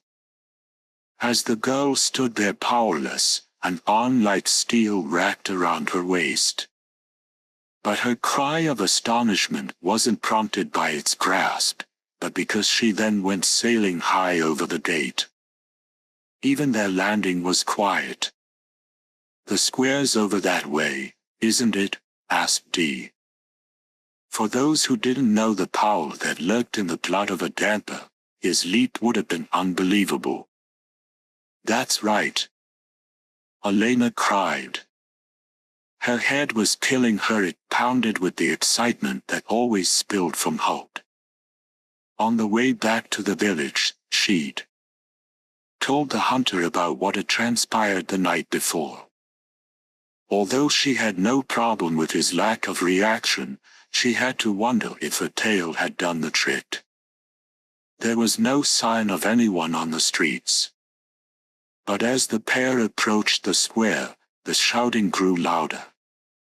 Turning the corner, Elena had the wind knocked out of her. The tent was ablaze. The flames burnt their image into her eyes. Around the fire, marks of villagers lingered with the 4 hues of roses blooming from their bodies. The form of a knight raced by them, and a long, straight shaft pierced the chests of the villagers at an angle. Killed instantly, they were easily lifted on the lance with one hand before the knight then cast their bodies into the flames. "The Blue Knight," Elena growled, feeling every drop of blood in her body come to a boil. She even forgot all about Dee. Near the tent, the people still milling around were outnumbered by those now heaped motionless on the ground by several to one. Occasionally there was the crack of a gunshot, and the Blue Knight would reel as sparks danced on his chest or abdomen. His charger would then race to the shooter with incredible speed, and the perpetrator would loose their dying screams from the end of the knight's lance. Someone shouted at him to start. A child could be heard crying out for his father. "That lousy murderer," Elena muttered, and she was just about to dash forward when a black shape passed her.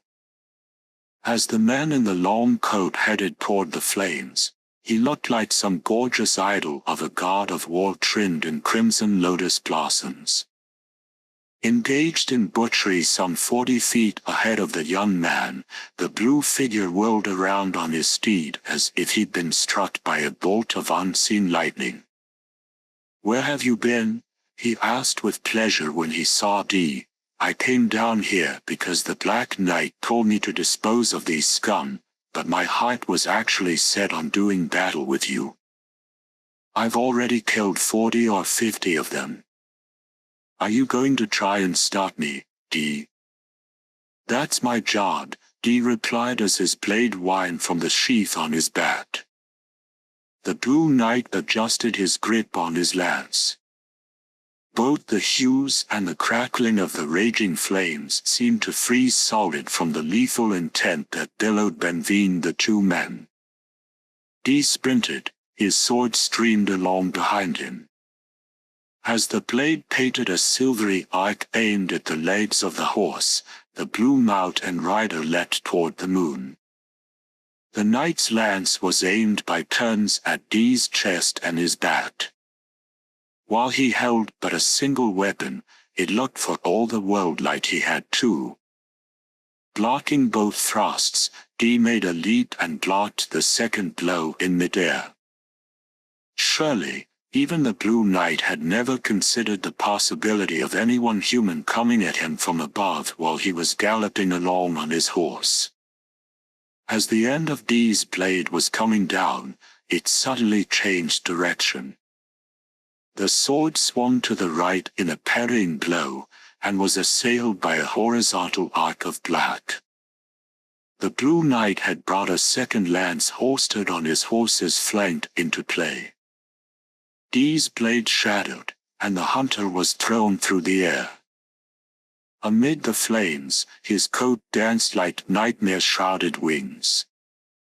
A split second lay between life and death. As Elena watched the flying hunter, her brain burned with a feeling that was almost rapture.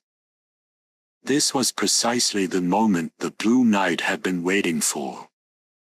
In midair, no target whatsoever would be able to avoid his lance. At least, so long as it was human. With ample time to take aim, the Blue Knight held his weapon. And his aim was true run-through from the belly to the back. Dee tumbled head over heels to the ground. Reining his steed to a halt, the Blue Knight adjusted his grip on his remaining lance. 30 feet from him, Dee was down on one knee. "Now it ends. Wait for me in the hereafter, Dee." With the thunder of iron-shod hooves, the steely knight charged.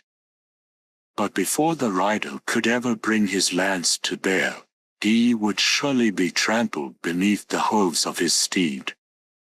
As the Blue Knight swung his weapon around, he never took his eyes off his target for an instant. But he couldn't believe what he saw. Still impaled on the other lance, the young man in black rose steadily to his feet. The knight's exclamation was louder than even the roar of hooves pounding the earth, but was it a cry of surprise or a grunt of deadly determination? Just as the rider passed the man, there was a sharp sound and a lance went sailing into the air. Wheeling his horse around in front of one of the locals' houses with the skill of an expert horseman, the Blue Knight was about to embark on another attack when he was dumbstruck. There was no lance in his hands.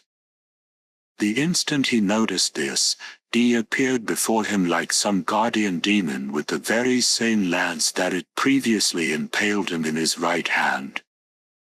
The weapon in question scorched through the air to punch through both the knight's armor and his chest. "You did it, Dee. You really did it," Elena shouted. But her jubilant cries were cut short by the sound of hoofbeats. Incredibly, the horse had started to gallop off, still bearing the Blue Knight, who'd clearly been pierced right through the heart. "Stop that thing," someone shouted. "Don't let it get back to the castle. cried another villager who'd apparently seen what had happened and feared the princess's retribution. With poles and spade-like implements they struck at the beast, but the horse shrugged off the blows and dashed toward the rear gate to the village. Elena exclaimed as she made a single-minded dash for him. But the vampire hunter simply adjusted the brim of his traveler's hat as if nothing at all had transpired. "You got run through or you hurt bad?" Seeing his blood-stained abdomen, Elena shuddered for the first time at the thought of what this gorgeous young man was. "Seems we've got a hell of a man in town now," said a hoarse female voice. "Mama Kitch. The first time I laid eyes on you, I thought you were far too pretty," she continued.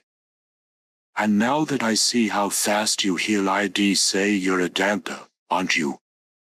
"That's right," the hunter replied. Elena was speechless.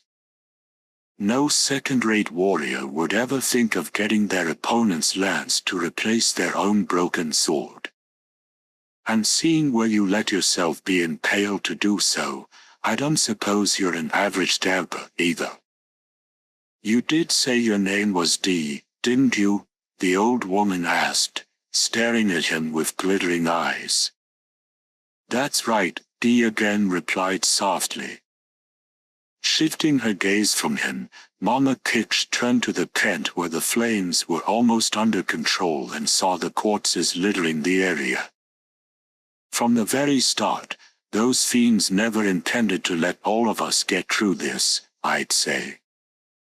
But using that moss you've got poking out of your pocket, we'll have everyone back to normal in 2 or 3 days. Elena, you'd best come back to my place tonight." "I'll help out any way I can, Mama Kitch." "That's not quite what I was talking about," the crone said, her wise old eyes narrowing sorrowfully. "The real thing we have to worry about is what the people who've been put through all this will do, you see." Turning to Dee, she said, "I'm sure you'd know all about that." The leisurely nod of the hunter seemed to satisfy the old woman. "In that case, you'd best stick close to this girl," she told him.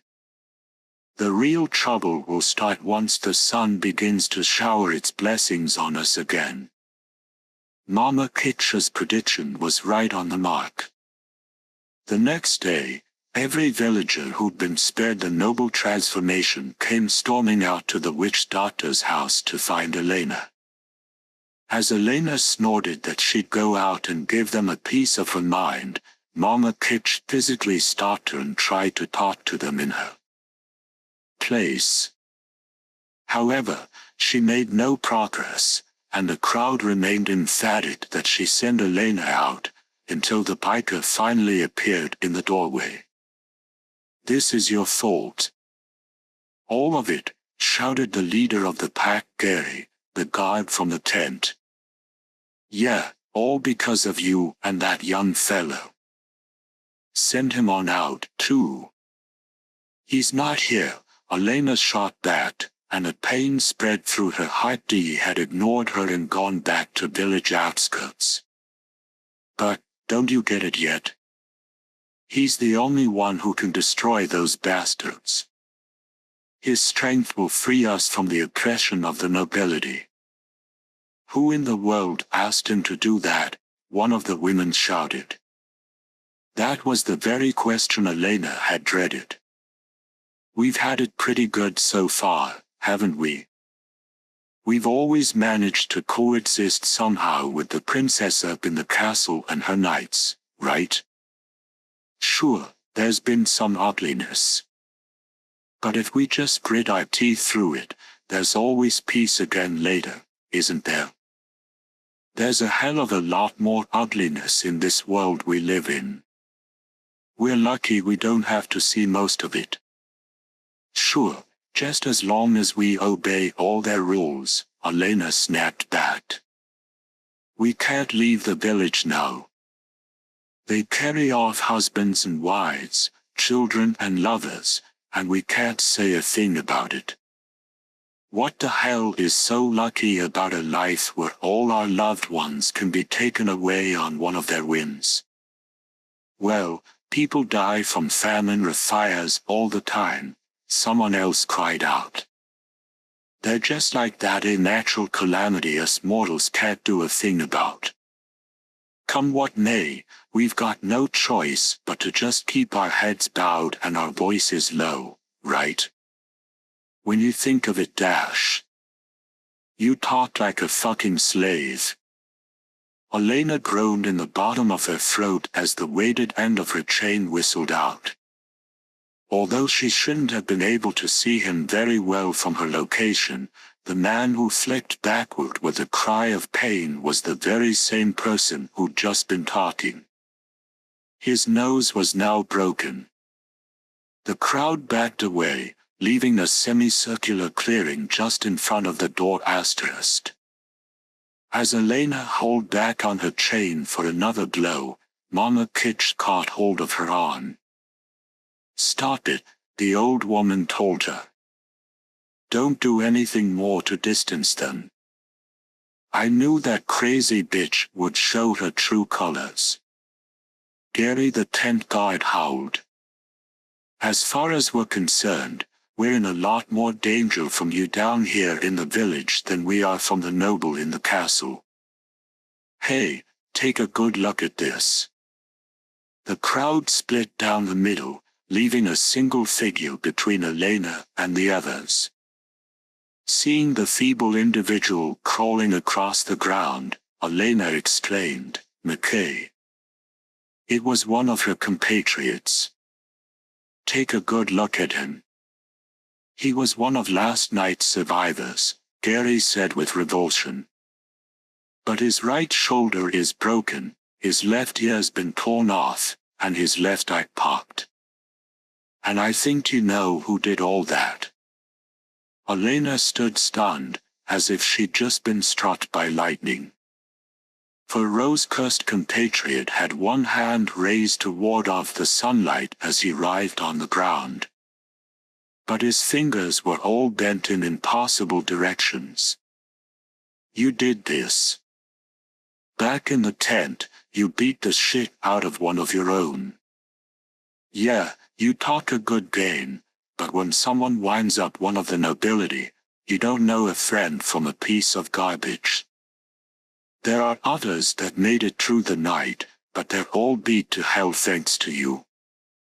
So before you go acting like you're something special, take a good, hard look at what you've done. And he's not the only one who's been through hell. Just how do you and that young fellow plan on taking responsibility for the 40 people who died?" It was a heartbeat later that the coup de grace was delivered to the dazed and speechless Elena. "Give me back my Yolen," a matronly voice cried.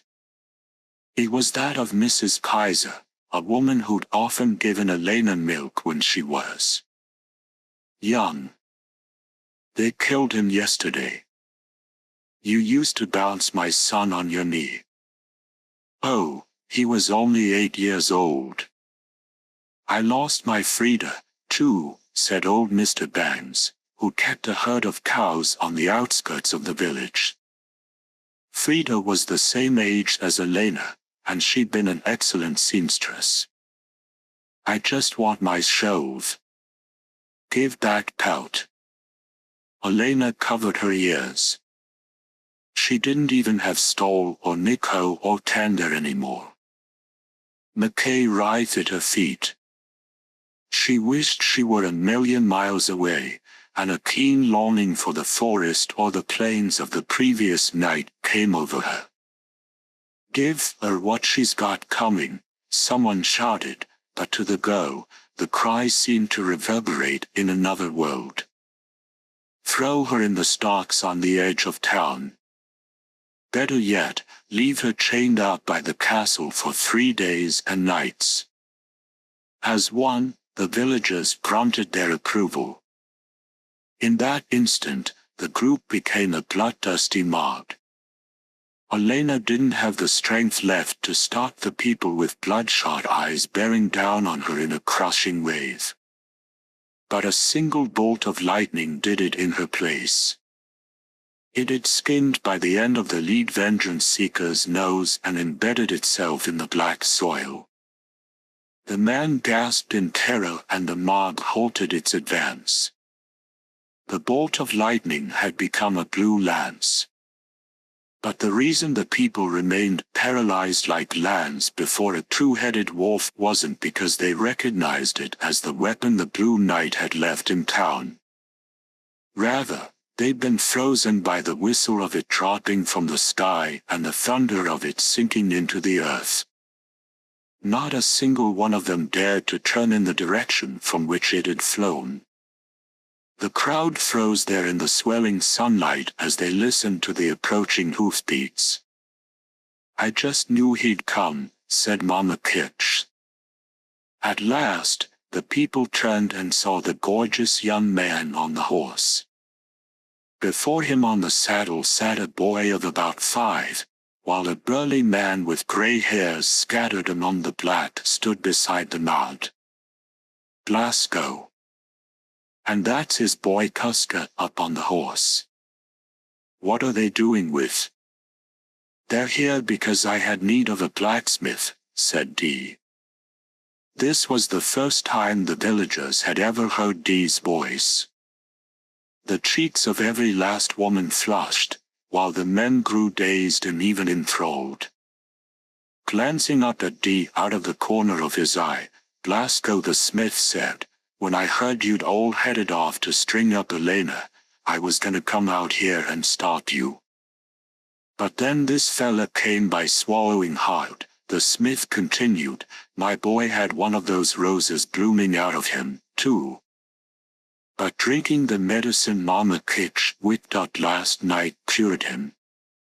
Just look at him, sure, he's still got a little trouble with the sun, but at least we don't have to keep him shut away in darkness. I'm sure some of your kin have been saved, too. This fella told me what happened. It seems it was Elena who went out and got the blue moss to make that medicine. So don't go doing anything crazy." "He's making you say all that," someone in the mob sneered, shaking his fist. "Nothing doing. All he said was that Elena got the moss. I came here of my own free will. There's no way you can seriously believe deep down in your hearts that the noble's way is the best.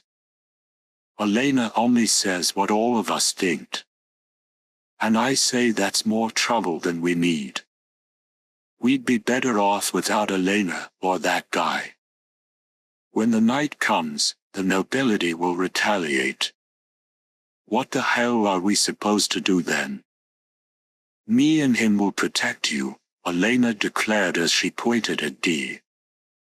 "What good will the two of you do?" "It's not just the two of us," said the girl. "All of you are gonna have to fight, too."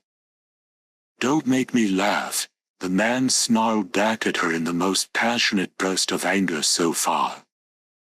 "I'm sure you know just how powerful those 4 knights are, and they ain't even nobility. The real sorceress is up in the castle. If things get ugly, she'll come down for us. And when that happens, a lousy steak of wood ain't gonna do us a whole lot of good. He'll take care of the bitch in the castle for us. He's a professional vampire hunter. If the knights come into town, the rest of us will have to kill them." Anxious chatter rolled through the crowd like a wind.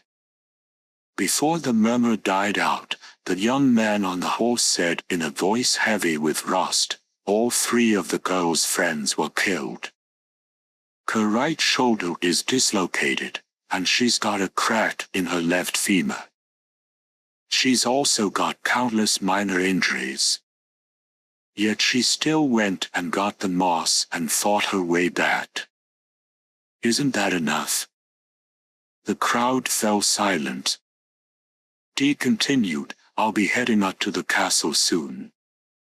And if things don't work out today, I'll go up there again tomorrow. That's my job." And saying that, the hunter slowly rode away without anyone shouting at him to start. The blacksmith and his son went with him. The villagers looked at each other. Although some of them still muttered misgivings, they'd been robbed of the strength to veto the plan. Nevertheless, someone said, "Okay, we'll let this go for today. But if the village loses even one more person, Elena, there's gonna be hell to pay. You remember that?" "I know. I know," Elena replied, although it sounded more like the words were directed at herself. The members of crowd sluggishly turned around, then wasted little time in breaking into smaller groups as they dispersed, but Elena alone remained with her eyes aimed in the Sandler direction as ever. That was the way the gorgeous young man had gone, seeming to glow in the sunlight yet, at the same time, like a chunk of ice that sucked the heat out of everything. "Dee," the biker tough mumbled as the first fat tear in many years welled in her eye and traced a glistening track down her cheek. Breathtaking sunlight poured through a rainbow of stained glass in the vast chamber. Where the entrance to this room was located remained a mystery. All four walls were solid stone. Aside from the figure who stood in its very center, the room was bare of tables or chairs or anything else in area so antiseptic, it seemed unlikely even a mote of dust lay there. The figure stood looking straight ahead like a sculpted temple guardian, completely absorbed in his thoughts since the previous night, like a lifeless suit of armor. "What is it, Sir Black Knight?" asked the crimson fawn who'd appeared from somewhere, though neither the walls nor the floor showed any sign of having opened. "You've been like this for a good 5 hours now. What holds your thoughts?" The Red Knight's query received no reply. If it's the Blue Knight, what happened was unavoidable. While the princess may be angry, what we've done is absolutely correct. That's what he died for. And I'm sure that's exactly how he would have wanted it. "No, that's not it," the black sculpture replied. Low as his voice was, it echoed through the chamber nonetheless. "What then?" "It's the princess that concerns me." "Oh. I wonder just how our princess will take the death of the Blue Knight." "Really? That isn't like you at all. Whether we live or die is of no concern to the princess, and you of all people shouldn't need me to remind you of that. We only live to protect the princess and her castle, and to deliver her edicts to the ones below and see that they are carried out, do we not?" "But do we really live?" the Black Knight said, seeming to heave a sigh. His words took the Red Knight's breath away. "Did you happen to see the look the Blue Knight wore on his face in death?" asked the Red Knight. Just before dawn, their comrade in blue had returned home impaled on his own lance. As the princess was already in repose and the appearance of the White Knight would only complicate matters, the Red Knight had summoned servants from the drifting fog of particles and had them see to everything, while the Black Knight had taken one look at the remains before quickly going back into the manor. Over the centuries, he had never uttered a single compliment no matter what kind of action had been displayed, and such seemed fitting for a battle-hardened veteran. Therefore, the Red Knight didn't pity the dead man, but rather admired what the Black Knight had done. As he spoke now, it was with all due respect toward his compatriot. I took off his helmet. He looked so proud. It was literally the face of a man who'd given his all and battled to the very last. Undoubtedly the battle itself was equally grand. His opponent. It was D, wasn't it? Precisely, the Red Knight said with a nod. The swords on his back clattered together. A satisfying death, was it? The Black Knight muttered, and though the Red Knight tried to comprehend what sentiments might have prompted the remark, he had little luck. How long has it been since you became one of the four? The Black Knight asked, his face turned toward the ceiling as if seeking the light. Roughly 150 years, sir. I've lived 3 times that. And having lived that long, one grows a bit weary. I see. But now, the Black Knight continued, I truly feel full of life. I'm actually glad. You mean, because we've lost the Blue Knight? Don't. For the very same reason as yourself, for one thing. Beneath his helm, the Red Knight grinned. That could only be D, then. At long last, I've met a man who makes me feel in the bottom of my soul that he may well be more than I can handle. It's been so long, Red Knight. For ages and ages I've searched for just such a man. Truly this is an opponent worth gambling our lives against, the Red Knight said, showering their foe with heartfelt praise before holding his tongue for a moment. When he spoke again, it was to say, but so Black Knight it almost sounds as if you were choosing a time and place to die. The Black Knight laughed aloud. The same grand laugh as always, it served to ease the apprehension that filled the bosom of the Red Knight. We have the princess to protect. Though the manor may be a shambles, so long as she remains, our swords and lances must stand ready to pierce her foes. In other words, we shall see to it that Dee dies for certain. No matter what. The Red Knight nodded in acknowledgement, but he didn't reply. Battle was a religion to his compatriot. Take out your sword, the Black Knight commanded. Although the order came out of the blue, every inch of the Red Knight surged with vitality. He backed away a few steps. But even as he did so, the heavy armor he wore didn't make a sound. Before drawing his sword, he asked, "What other reason do you have for being so happy, Sir Black Knight?" Giving no reply, the Black Knight stepped forward. When the Red Knight heard a great whoosh, his body went into action. Drawn just in the nick of time, the Red Knight's blade transmitted a terrific shock up his arms as he barely managed to strike out to one side, carving an arc to his right. His hands and feet came into the ideal position. For an instant, a true killing lust hung in the space between the two of them. The Black Knight was in the same relaxed pose as always. The Red Knight was poised to draw another blade from his back with his left hand. The first sword he'd drawn lay on the floor. The atmosphere suddenly cleared. "As you've taken your favorite stance, there's not a thing I can do to you now," the Black Knight said, rolling his head from side to side. "I might well say the same.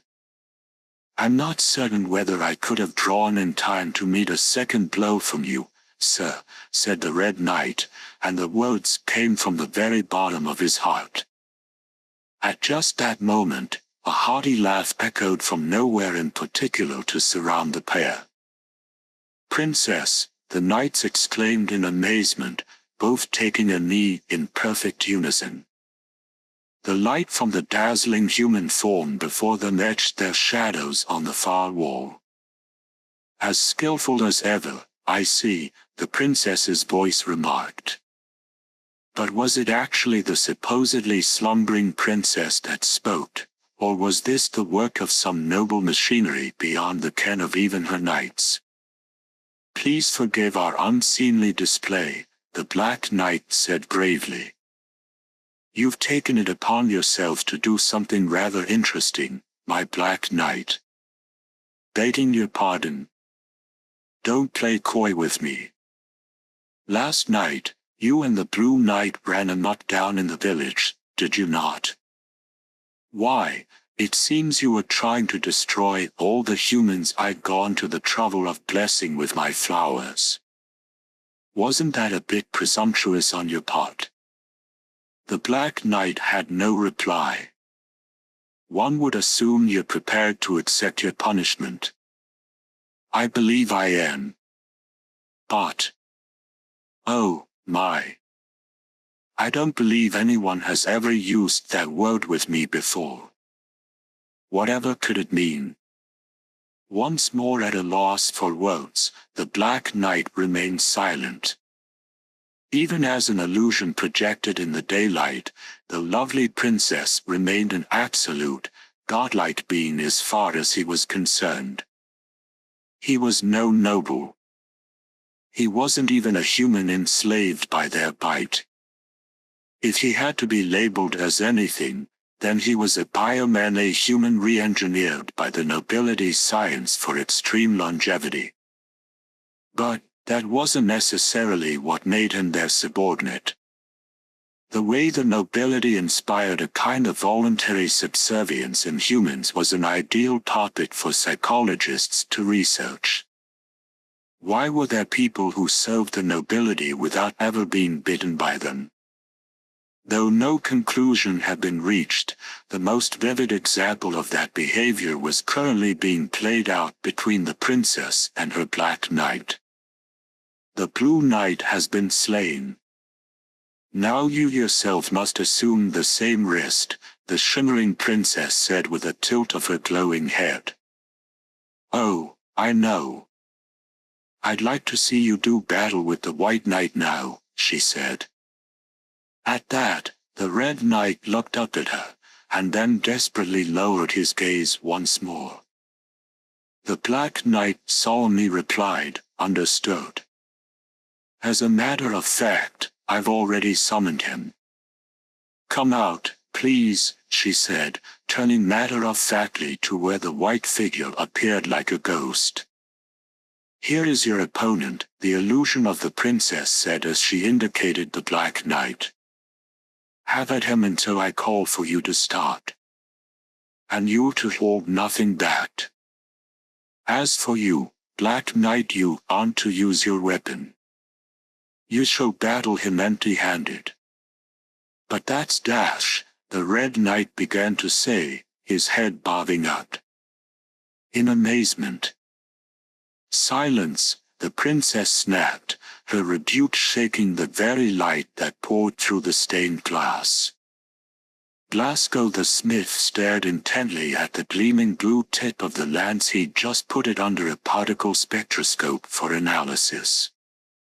This was the very same weapon that had stopped the mob in its tracks a bit earlier. So you say you want a sword just like this, said the blacksmith, his consternation and diffidence quite apparent both in his voice and on his face. What you've got here is molybdenum, chromium steel, and iron polymer, plus some synthetic substance I don't have a clue about, and that's the secret of its cutting strength. Come with me, the man said to Dee. They'd arrived straight away after saving Elena, and less than 30 minutes had elapsed since the incident. The blacksmith was about to walk away, but he stumbled to the ground where he was as he was taking the lance from the spectroscope. He'd completely forgotten about its weight. And though this oversight was caused by his desperate urge to escape Dee's exquisite countenance, the smith would have died before admitting as much. Walking over without a word, Dee effortlessly lifted the lance. That thing's mind-boggling. It must weigh 100 pounds or more. Something like that could stop a fire dragon, or even a kraken. Rubbing his left arm all the while, the blacksmith led Dee around to his backyard. Needless to say, Dee had requested that Blasco craft a sword that could penetrate the knight's armor. While the hunter was skillful enough to deal each of them a fatal blow even with a lesser blade, his opponents were also superhuman. It was entirely possible they might pan wide his blow or make him miss a vital spot. And if his sword were to break every time that happened, even the great Dee would be left powerless. "What do you think?" the smith said with pride as they surveyed his garden. Oh my, a voice exclaimed behind him. Seeming satisfied with the appreciative remark, the smith took another step or two before the hoarseness of that same voice struck him as peculiar, and he turned around. Quickly shaking his head with a quizzical expression, he then coolly strutted out into the middle of the garden. Blasco suddenly had every reason to be proud of his yard. The grass and black soil were crowded with rows of stone sculptures and metal castings that suddenly looked to be the work of the nobility. A hero of antiquity with sword in hand, a giant cyclops, a mermaid strumming a lyre, a 100-legged spider from the stratosphere, the wildly cavorting Pan playing his flute, and on. Some of the statues were life-size, but others were more than 30 feet tall. Since some of those colossal pieces were busts, the blacksmith's garden seemed more like an enchanted arbor that left his guests feeling like they'd stepped into some avant-garde art museum in the capital. And scattered among the statues were noble coffins that were undoubtedly the genuine article. "I don't suppose it matters much which we use. But how about we try this?" the smith said as he indicated a black globe that lay on the grass. It alone seemed to have nothing whatsoever to do with the world of art. The globe was approximately 3 feet in diameter, and there wasn't a single gleam or reflection on it, as if it were merely sucking up all the sunlight that touched it. "All of this is stuff I picked up from a merchant who specializes in garden ornaments from the nobles' ruins. Not that I sit around admiring them or anything," Blasco added. "You see, they're all here so I can test my handiwork on them." Now that he mentioned it, every statue was marked with deep gouges or fine cracks, and some of them even had parts sliced clean off. "You can't go wrong with the stuff the nobility made," the blacksmith continued. "It's 100 times tougher than the crummy armor and hounds you run into, but even then, there hasn't been anything my blades haven't been able to cut. Except for that one sphere there, that is. Gave it holy hell with some of the nobility's weapons, too, but the results were the same. What I'd like to see is what the point of that lance can do." "Would you give it here for a second?" he asked. A true professional, Blasco was so well braced as he took the lance from Dee's hand that only the word "splendid" could do him justice. His lower body didn't show the slightest danger of buckling under the load now. "Take that," he cried, putting more than enough resolve into a thrust at the center of the sphere. But without so much as a spark the lance bounced off, and as the smith took a hard spill on his tail, the weapon came whistling down at him. "Holy dash," Blasco groaned, but the tip of the lance stopped right before his painfully wide eyes. Pulling the lance away with the same left hand that had caught it, Dee eyed the sphere. "From the way that felt, it's no use." "Don't bother," the smith said with a dismissive wave of his hands as he sat there on his rump, but when he saw how easily Dee held the weapon in his left hand, his face went pale. Not seeming to make any real effort, he simply swept out with his hand. The blacksmith stared incredulously at the sphere as the lance jetted from the heart of it. Looking at Dee, he asked, "Can you pull it out?" After the hunter easily drew it from the sphere, the smith ran his fingers almost lovingly over the tit. With a sullen face he said, "A hell of a thing, that is.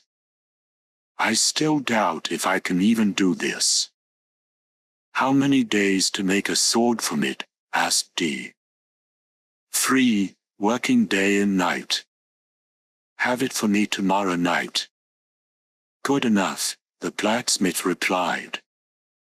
"Not because I'm crazy about this weapon, but because I can't get over your skill. I'll craft it for you, but it'll be no ordinary sword." "What's your name, anyway?" "Dee," the hunter replied. The blacksmith nodded. His eyes were sparkling. "It'll be an honor. I'll get to go to my grave as the smith who forged Dee's sword." It wasn't long after that Dee returned to his camp in the ruins. Elena was leaning back against one of the stone columns. A bike was parked close by. Seeing Dee, she raised one hand and said, "Hey there, stranger." Her other shoulder was wrapped in bandages. "Go home," Dee said curtly. "No way. There's no one there, and Stahl's folks will just force their way in. When I went by earlier to pay my respects, they stabbed me," the girl said, and as she lightly brushed her bandages, they darkened slightly with blood. "And it's not like anyone else is much happier with me. But relax, I'm not gonna ask you to let me stay with you or anything stupid like that. The fact is, I came out here before I even knew what I was doing. But I'll be going soon." Tethering his horse's reins, Dee took a bundle off the animal's back. "What's the story with those swords?" asked the girl. "Our friends will be coming out again tonight. I can't fight them without weapons." The hunter had borrowed the swords from the blacksmith. Although he had 10 in all, none of them would last more than a single blow. "Hey, let me fight, too." "Alongside you," Elena said in a forceful tone. "The only reason you're still alive is because the Black Knight went easy on you." "I know that. That's why I wanna fight with you. On my own, I couldn't so much as scratch the noble's armor. But with you, I think we could get something done. After all, if they don't kill me, the folks in the village probably will. So if I'm gonna go out, I wanna at least hurt those bastards some." "You're rather tenacious, aren't you?" Dee remarked. "You got that right. See, I've gotta pay them back for this," Elena said, grabbing her shirt with both hands and pulling it wide open. She didn't have anything on underneath it. Below the ample curve of her breasts, a pair of deep red lines formed in decks that covered her whole belly. The wounds had clearly been left by a sword. "When I was 5, that bitch attacked my house. And that's when she got my father and mother, and my little brother and sister, though they didn't really die until the next day, when the mayor hammered stakes into the 4 of them. The little ones were only 2 and 4. The princess had the White Knight with her, and he carved this into me when I was about to jump her. She was laughing as she said she should leave at least one of us alive. Even now, I can't get the sound of that voice out of my head. And as I've grown, the marks have only gotten larger. She told me she wanted me to remember what had been done to me, and said if I joined a freak show I'd be set for the rest of my life. Without malice or resentment, Elena's tone had the stoicism of an old woman, but her emotions burned beneath the words like a blazing fireball. That she'd been able to cling to those feelings for a dozen years without going insane was surely a fearful accomplishment. Closing her thought, Elena looked down at the ground. The emptiness that came after her explosion of emotion gnawed away at her confidence. With the bundle of weapons over one shoulder, Dee walked off into the ruins without saying a word, leaving Elena there alone. But as the figure was walking away, he then said something. "Come on," was what it sounded like to Elena. Perhaps it had been something else, but that was good enough for her. Delight coursing through every inch of her, the girl followed. The bags Dee had unloaded a day earlier were still there. "It'll be night soon," said Elena. "I'll fix something to eat." "You can't very well fight those bastards on an empty stomach." "So, where would your pans dash?" she began to ask, then hastily cupped her hand over her mouth. "You don't want any dinner, do you? The Euro's right. If you want anything to eat, you'll have to make your own arrangements. You don't even have any bacon or bread." "No," Dee replied. "I guess you never figured you'd have anyone else around." "Sorry, I didn't mean anything personal by that. I'll go get some food and a pan and stuff." "You do at least drink coffee, don't you?" "Weren't you supposed to be going soon?" asked the hunter. "I can't believe you could work as a vampire hunter if you're so quick to believe everything everyone tells you." Carrying the bundle of long swords, Dee walked off deeper into the ruins. "This'll be ready in no time," Elena called out to him. "I'll be back soon," the hunter replied. True to his word, he returned less than 10 minutes later empty-handed. "What happened to the swords?" "I spread them around." "You don't say," Elena remarked as she handed him a cup of steaming brew. "You know," she continued, "I'm curious as to why you came to our village. Because I'd heard that usually even if a vampire hunter found a noble, he'd just let it go unless he'd been hired." "I've been hired." Elena fairly bobbed her eyes at his reply. "By who?" she blurted out. "Someone who asked me not to say." If that was actually the case, the young man's lips would remain tight as stone. Elena quickly threw in the towel. All she knew for certain was that he was here with her now. That would have to be enough. Sooner or later, he was going to leave. The girl swallowed her watery sorrows along with her warm beverage. "You suppose they'll come?" she asked as she wrapped both hands around her cut. "Yes. I don't know whether or not they'll go after the village, but they'll want to take care of me."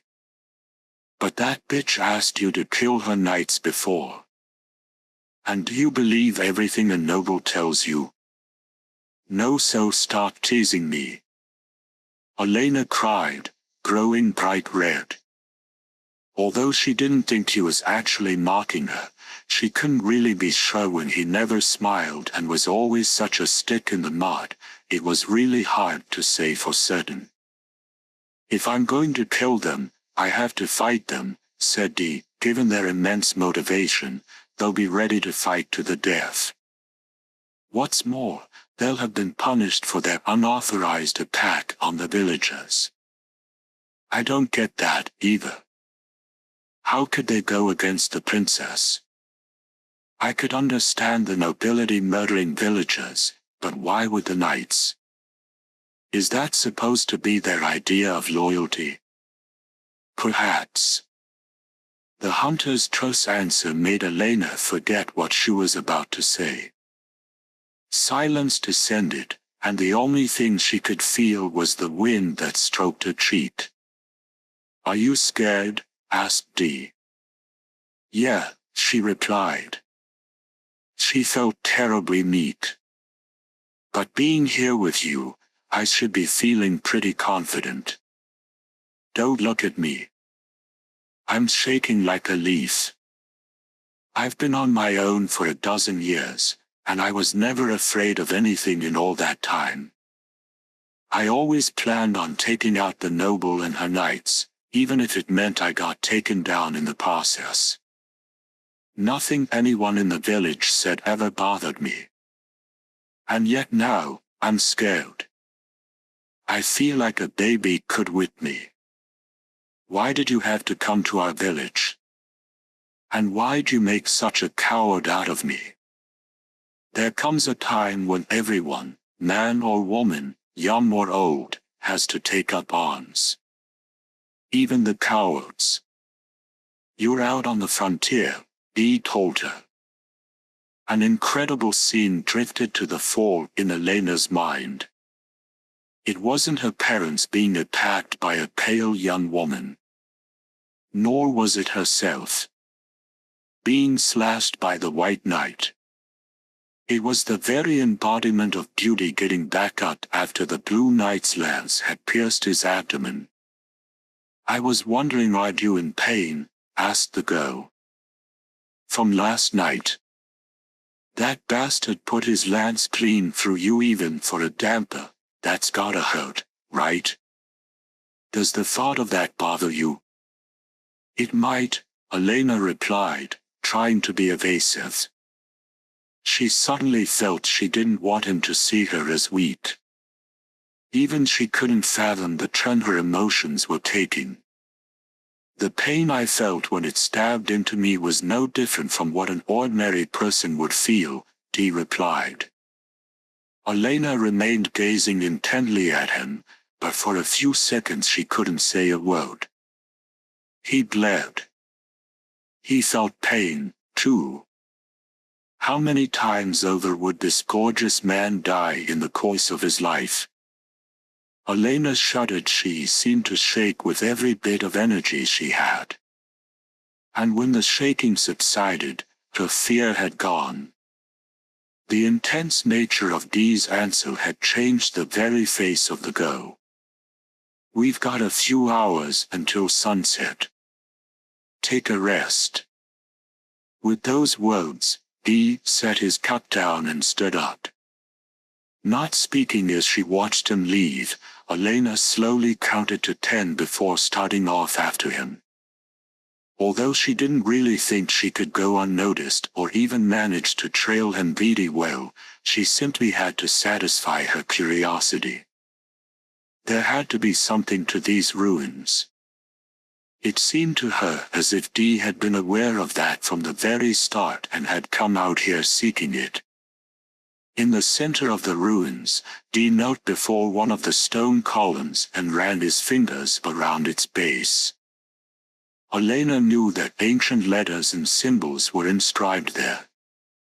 When she was just a child, the wind and rain had already worn the markings away into illegibility, but she wondered if the young man would be able to decipher the past.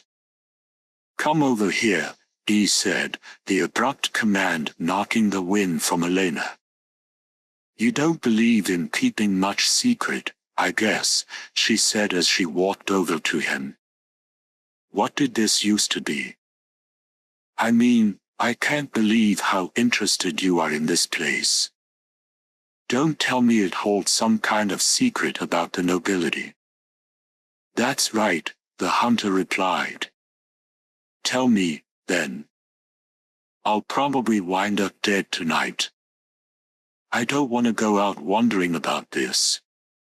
"These are the ruins of a fortress," Dee said nonchalantly. "A fortress? Whose?"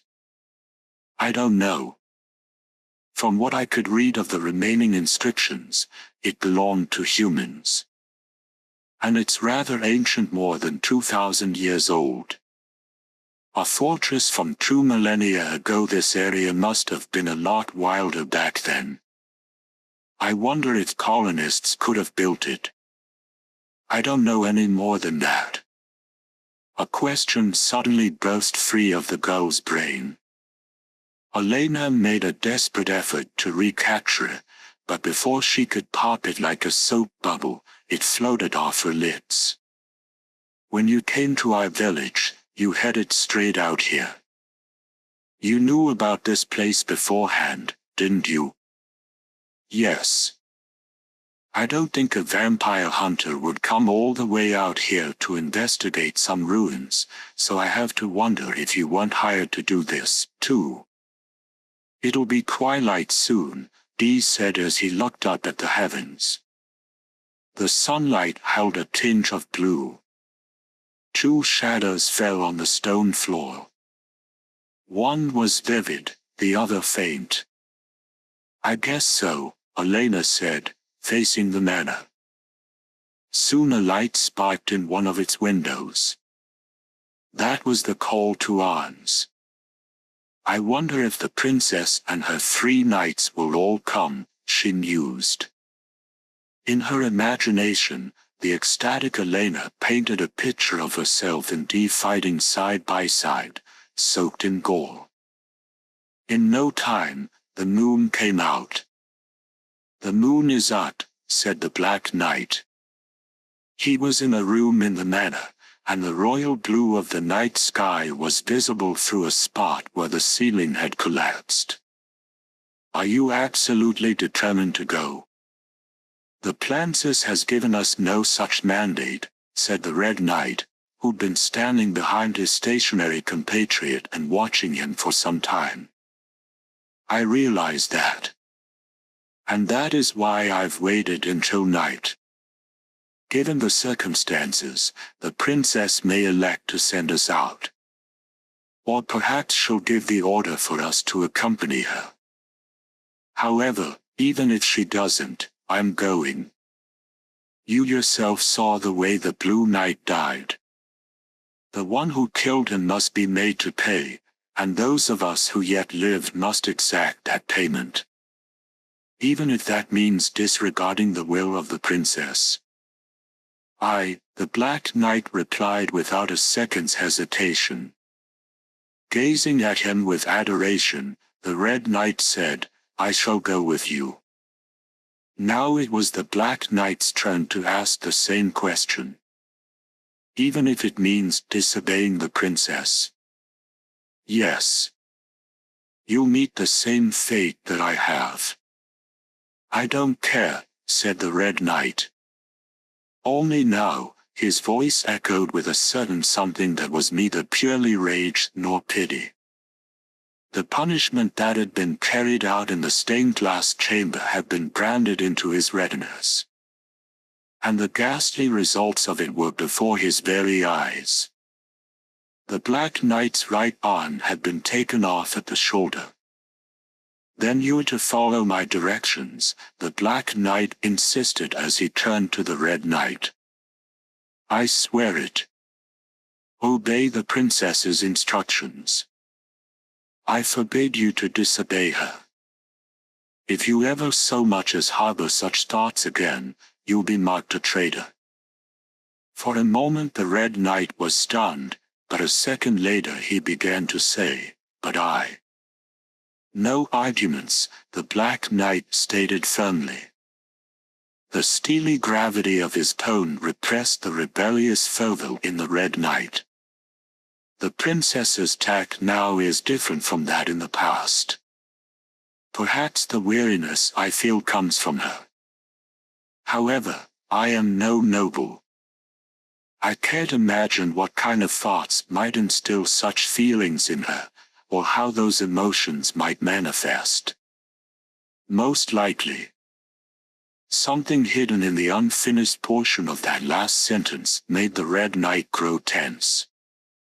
It will bode ill for all involved. How right you are. At the sound of that echoing voice, The two knights looked all around in astonishment, and then turned back the way they'd been facing. Beside a stone pillar on the point of collapse stood the princess. To her rear, the darkness was crushed beneath a spreading mass of roses, roses, and more roses. And their glow. "Aren't you the stubborn one?" the princess remarked, skewering the Black Knight with her smile. The two fell to one knee.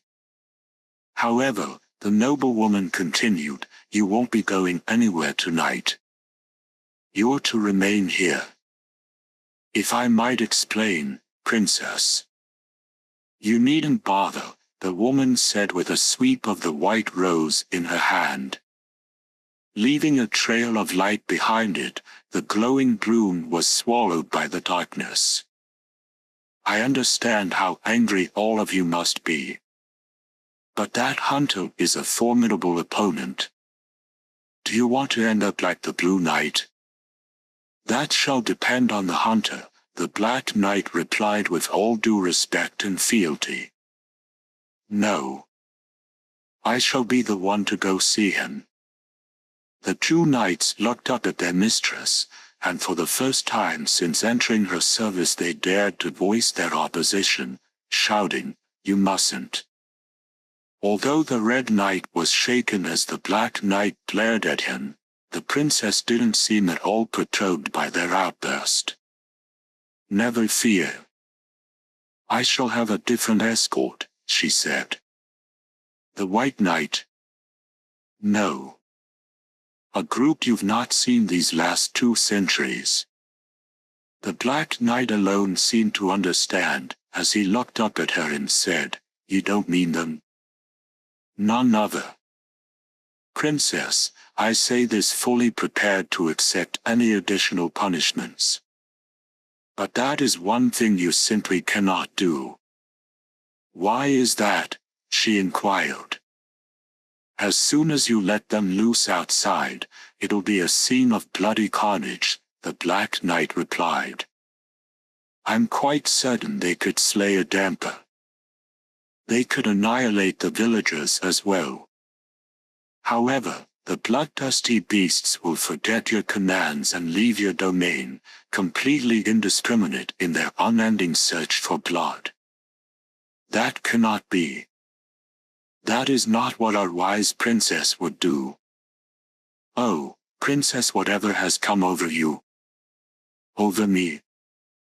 Once again, I ask this prepared to suffer 1,000 deaths," the Black Knight said, sounding as if he were coughing out blood instead of words. Listening intently, the Red Knight hung his head without saying a word. "Princess, you have changed over the last few years. Though I can't describe exactly how, you seem like a different person. I cannot comprehend your thoughts or feelings, milady." "My, how you pry into my affairs," the enchanting princess spat. "Red Knight, do you share his opinion?" "I do, milady," he replied, but the very second he spoke, a flash of black shot from beside him and knocked him to the floor before he could avoid it. "How dare you say such a thing? Please overlook his insolence, milady," the Black Knight apologized with a deep bow. "Good enough," said the princess. "But I said I would send them, and send them I shall. As for you, Black Knight, you're to be incarcerated. Red Knight, lock him away." Either the Red Knight remained conscious when knocked to the floor, or he'd since regained his senses, because he gazed at the Black Knight and responded with a troubled, "Yes, milady." Still holding a rose in her mouth, the princess said, "Do you intend to interfere with me, even if it means you must go through the Red Knight? Or will you turn your sword against me?" "No. Your orders will be followed," the Black Knight replied. His answer had a bitter taste to it. The darkness grew denser and denser while the 4-colored roses glowed stunningly. Poised with his left hand resting against the pillar, he turned subtly in the direction of the manor. There wasn't a sound on the night wind. Nevertheless, the hand he had pressed against the pillar asked him, "Did you hear that?" "They're coming," Dee replied succinctly. "That they are *10 of them, I'd say. On horseback. But what I sense isn't the knights. With those guys, you can't tell if they're dead or alive. But these characters are all definitely dead. Wraith Knights," Dee muttered. "Bingo. And they've got this awfully powerful energy protecting them. That'd have to be the woman's doing. Are they coming?" Dee turned to the entrance of the ruin and replied to the girl who sat there with an electron lantern in hand. "They'll be here soon." Elena got right up, without nervousness, hesitation or even fear. "This is what I've been waiting for," said the girl. "Where did you figure we'd fight them?" "You're going to be here." "What do you mean?" Elena cried. "It's not the knights that are on the way, but a band of dead men. And those who've died once can't be killed a second time." "Well, what are you gonna do then?" "I have no choice but to kill them." Although Elena found that to be the very epitome of contradiction, on reconsideration she decided this young man's skill with a blade probably would be enough to kill the dead once more. "At this point, I'm not about to sit back and be a good little girl." "Take me with you," the biker told Dee. "Hell, if you insist on turning me down, I'll just go off and fight anyway. Staying in the ruins is part of the battle, too." "That's just double talk," Elena said as she searched in the bike for another weighted chain. "We'll see soon enough. But when the time comes, I need you to be right in here." "Really?" Dee replied. "I believe you. And I won't have you worrying about me at a time like this." Not saying a word, Dee left her and set off across the plains that lay between them and the castle. There was a breeze. The green grass swayed in the moonlight. And there stood the hunter that alone formed a picture. Any artist who could have committed to canvas the inner thoughts of the young man as he stood there between life and death would have become a prisoner of his own madness, although the resulting painting would surely endure forever as a treasure of the art world. "Here they come," a hoarse voice said some 5 minutes after the hunter had taken that position on the plain. The ruins were roughly 500 yards away. The riders approaching across the grassland seemed to float in a horrifying sort of slow motion. Both mounts and riders were covered by dull gray armor. Reaching a spot about 30 feet shy of Dee, they halted. Their movements were so quiet that all but the most intent of listeners would have missed the sounds completely. "The Wraith Knights, have you heard of them?" said the hunter's left hand. There was no reply at all, as if it had been addressing the moon. The ash-gray figures lingered there in the moonlight like veritable ghosts.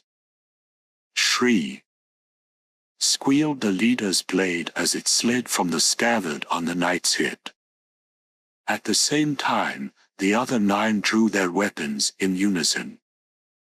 3 had swords, 3 more bows, and the last 3 had lances.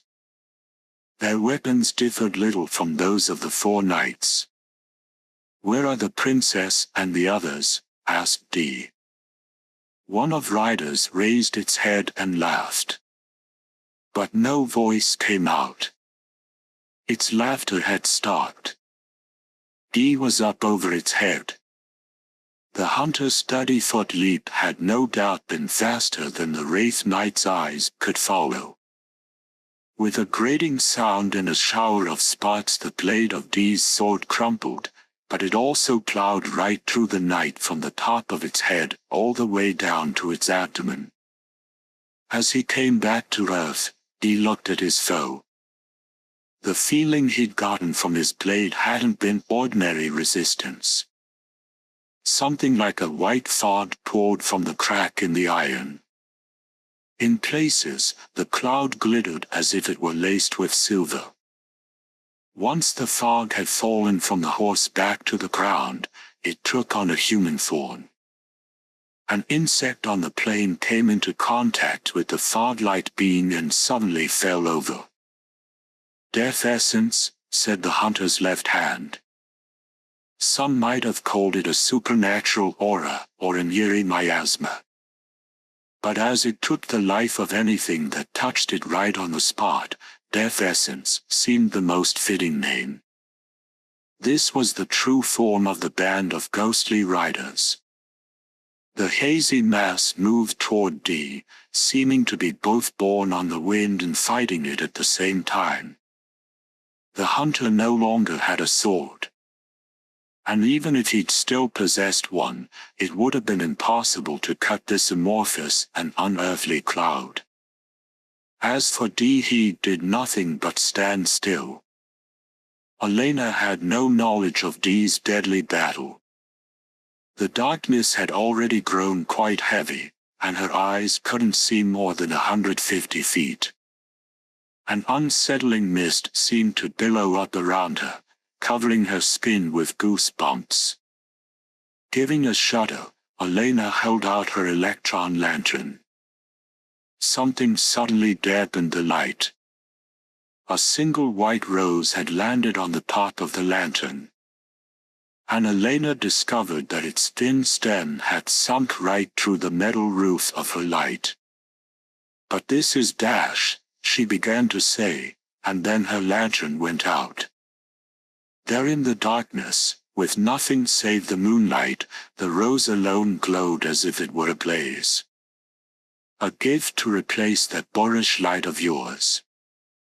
Raising her gaze from the rose that had kept her riveted, Elena found the lovely princess standing before her. Aside from Dee, she had to wonder who else would have looked so perfect standing out in the moonlight. Elena got the feeling she could see the scenery behind the woman right through the surpassing paleness of her countenance. "What are you supposed to be, the vanguard or something?" the biker asked. She felt strangely calm. "I suppose I may be, at that. My interest was piqued when I learned you were out here. No doubt that was all Dee's doing. There's no way a lowly human could understand the significance of this place, even though it was humans that constructed it. 2,000 years ago, right?" Donning a somewhat surprised expression, the princess said, "Information courtesy of Dee, I presume. He's also bound to notice me here sooner or later. If I finish you off before that, it won't matter either way," Elena said as the weighted end of a chain spilled from her right hand. This one was a lot thicker than what she usually carried. Still staring fixedly at the princess, Elena began to spin the chain in a circle with her right hand. The growling wop of it became a whistling shush, and then it moved beyond the realm of sound. "My, aren't you the skillful one?" the princess declared, clapping her hands. Though Elena realized the woman was needling her, she couldn't afford to get angry. Her consciousness was focused solely on destroying the lovely princess. Without making a sound, the princess moved behind a stone pillar to avoid the shrilly whistling weight at the end of the chain. But the chain went right after her. "Dear me," the woman cried in surprise, her exclamation mingled with the sound of steel biting into stone. While it was unclear what kind of trick the girl had used, the chain that pursued the princess had wrapped around both the noblewoman and the pillar with enough force to dig into both flesh and stone. "You fell for it, sucker!" Elena roared with delight as she raced over to the princess.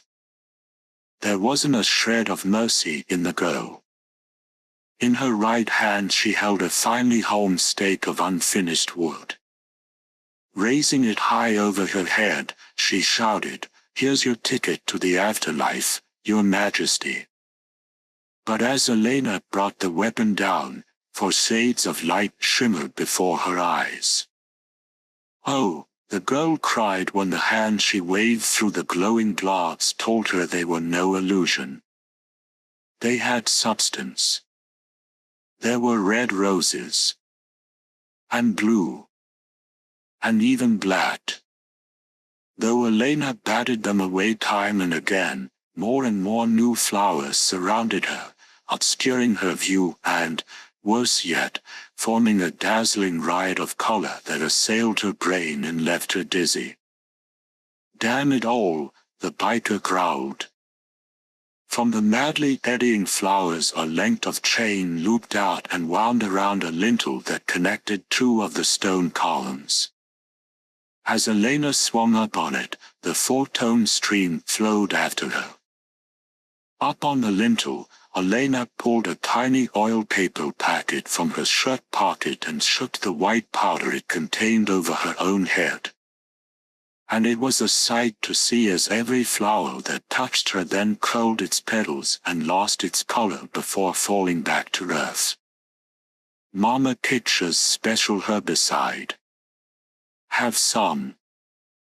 Elena shouted, and she was about to scatter the rest of the powder over the princess down below when the breath was knocked out of her. The other chain was tangled on the ground, and there was no sign of the pale figure. "Here I am.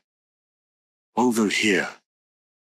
As she whipped around to face the voice she heard behind her, Elena let fly with the chain she still had. Winding it around her right hand, the princess smiled elegantly. "It would be so easy to kill you," she said to the girl. "Like so." With one pound of her hand she easily snatched away Elena's chain. "Would you like me to strangle you with this? Or would you prefer that I tear your limbs off one by one?" Beads of sweat formed at a furious rate on Elena's brow. The wind began to sweep across the plain, a wind that carried death. Borne on it, the death essence might drift anywhere. And any living thing it touched would perish. At present, it was squaring off against D. The white humanoid shape spread into an amorphous cloud, then gusted at the hunter. As D leapt backward, he raised his left hand as if to ward off his attacker, and the fog enveloped it. The hand turned a dull brown color, but quickly returned to its original hue. "That's one hell of a death essence, all right," a pained voice said. It was still coughing. "There's no way to kill this thing from the outside. I might be able to handle one or two, but if I were to suck up any more than that, I could be a goner. Wait a sec and I'll look into a few things." At that point, one of the other riders tumbled noisily from the saddle. A white substance seeped from the armor and circled around behind D's back. Several streaks of light flew from D's left hand at a terrific speed, yet after piercing the man-shaped cloud of fog, they wobbled lazily for another 3 feet before falling to the ground. Now stained black, the bare wooden needles crumbled, rotten to the very core. By the look of things, any weapon, be it a sword or even a bullet, would be utterly useless here. The fog laughed. No, it might have just been the fault of the wind shaking its upper body a tad, but the night air had definitely carried a sound that was not a sound, and it had resembled laughter. The fog slowly drifted closer to Dee from the front. Behind him was the other mass. A split second before the latter could wrap its pale arms about Dee's body, the hunter rose into the air. As part of the death essence closing on him continued to flow forward, the rest of the mass spun around with terrific force, while the cloud of death essence to Dee's rear backed away with equal decisiveness. As Dee landed, he twisted his body. The blow he'd narrowly escaped split the tail of his coat as the lance jabbed into the earth. In rapid succession a second and a third followed, and though the attacks came at a speed no average person or even professional warrior could have dodged, Dee narrowly slipped through them without incident and dove into the very ranks of the Wraith Knights. 2 swords flew up with a metallic rasp, and a pair of the Wraiths were unhorsed. It's doubtful even the Wraith Knights could believe that the lance Dee held in his hand was the same one that had just been aimed at him. However, even Dee would find it impossible to destroy a shapeless cloud unaffected by any weapon. How would he fight it? And how could he kill it? Elena quickly wiped the sweat from her brow with her left hand. If it were to run into her eyes, it would be the death of her. The princess was 10 feet ahead. And she'd taken away one of the biker's chains. She glared at the princess for all she was worth. If she let the noblewoman break her spirit, she'd be beat. The princess looked back at Elena. "I remember you," the princess said with a knowing nod. "Your parents and siblings all ended up on my dinner menu. And I believe the White Knight gave you a wand you'd carry for the rest of your life." How interesting. Her grinning face was as bewitching as the moon, yet as innocent as that of the purest maiden. And that was why Elena was as chilled as if she'd been doused with ice water. "Now that I think of it, crushing you alone would accomplish nothing. Perhaps I should find another use for you." "Oh, I know," she laughed. "I shall give you a different wand." As the smile on the princess's lips grew broader and more unsettling, Elena turned away out of reflex.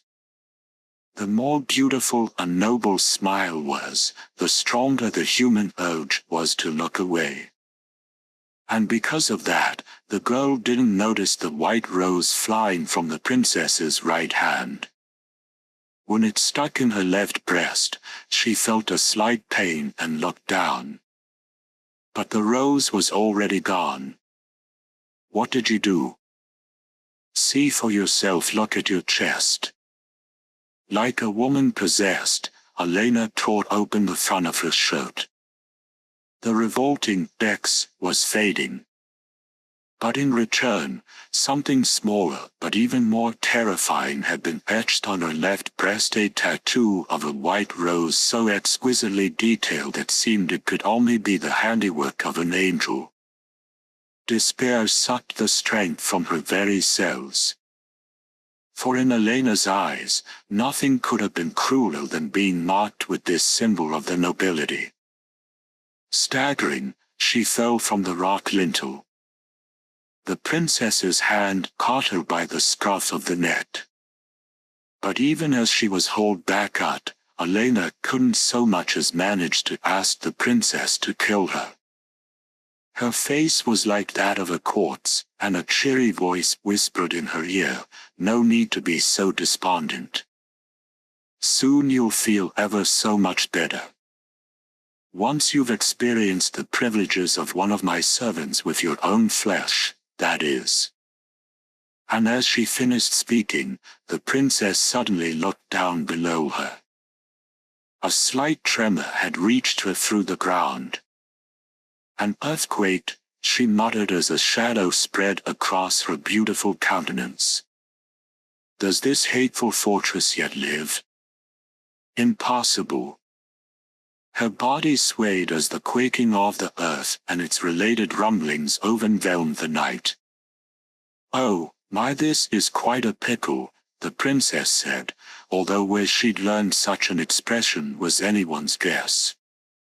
Putting Elena under one arm, the princess leapt down to the ground. From above her, tiny fragments of stone rained down. "I don't have the time to wait around and see what happens next. I'm also curious to see how Dee and his playmates made out." The woman then started off across the plain. Elena never left her grit for a second. Knights were closing on the hunter from either side. The one on his right had a lance, while the one on his left had a long sword. Just as they were about to bring their weapons down on Dee, the knights swapped armaments. The one on the right took the sword and the one on the left the lance. When the weapons in play changed, an opponent had to alter his strategy accordingly. And if the exchange could be done in a matter of seconds, it could only result in confusion on the part of the person preparing to defend himself. In the case of simultaneous attacks, there would really be no way at all to defend oneself. The lance and sword swung home. Surprise was not an emotion the race possessed. Nevertheless, the vibrations that swept through the air in that instant were nothing but pure shock. The sword blade slashing down from the right was caught by Dee's left hand, while a lance in the hunter's other hand parried the lance that came at him from the left. That would have been strange enough if the hunter had been facing them. But just before the Wraith Knights launched their attack, in the very instant they traded weapons, they saw Dee turn his back to them.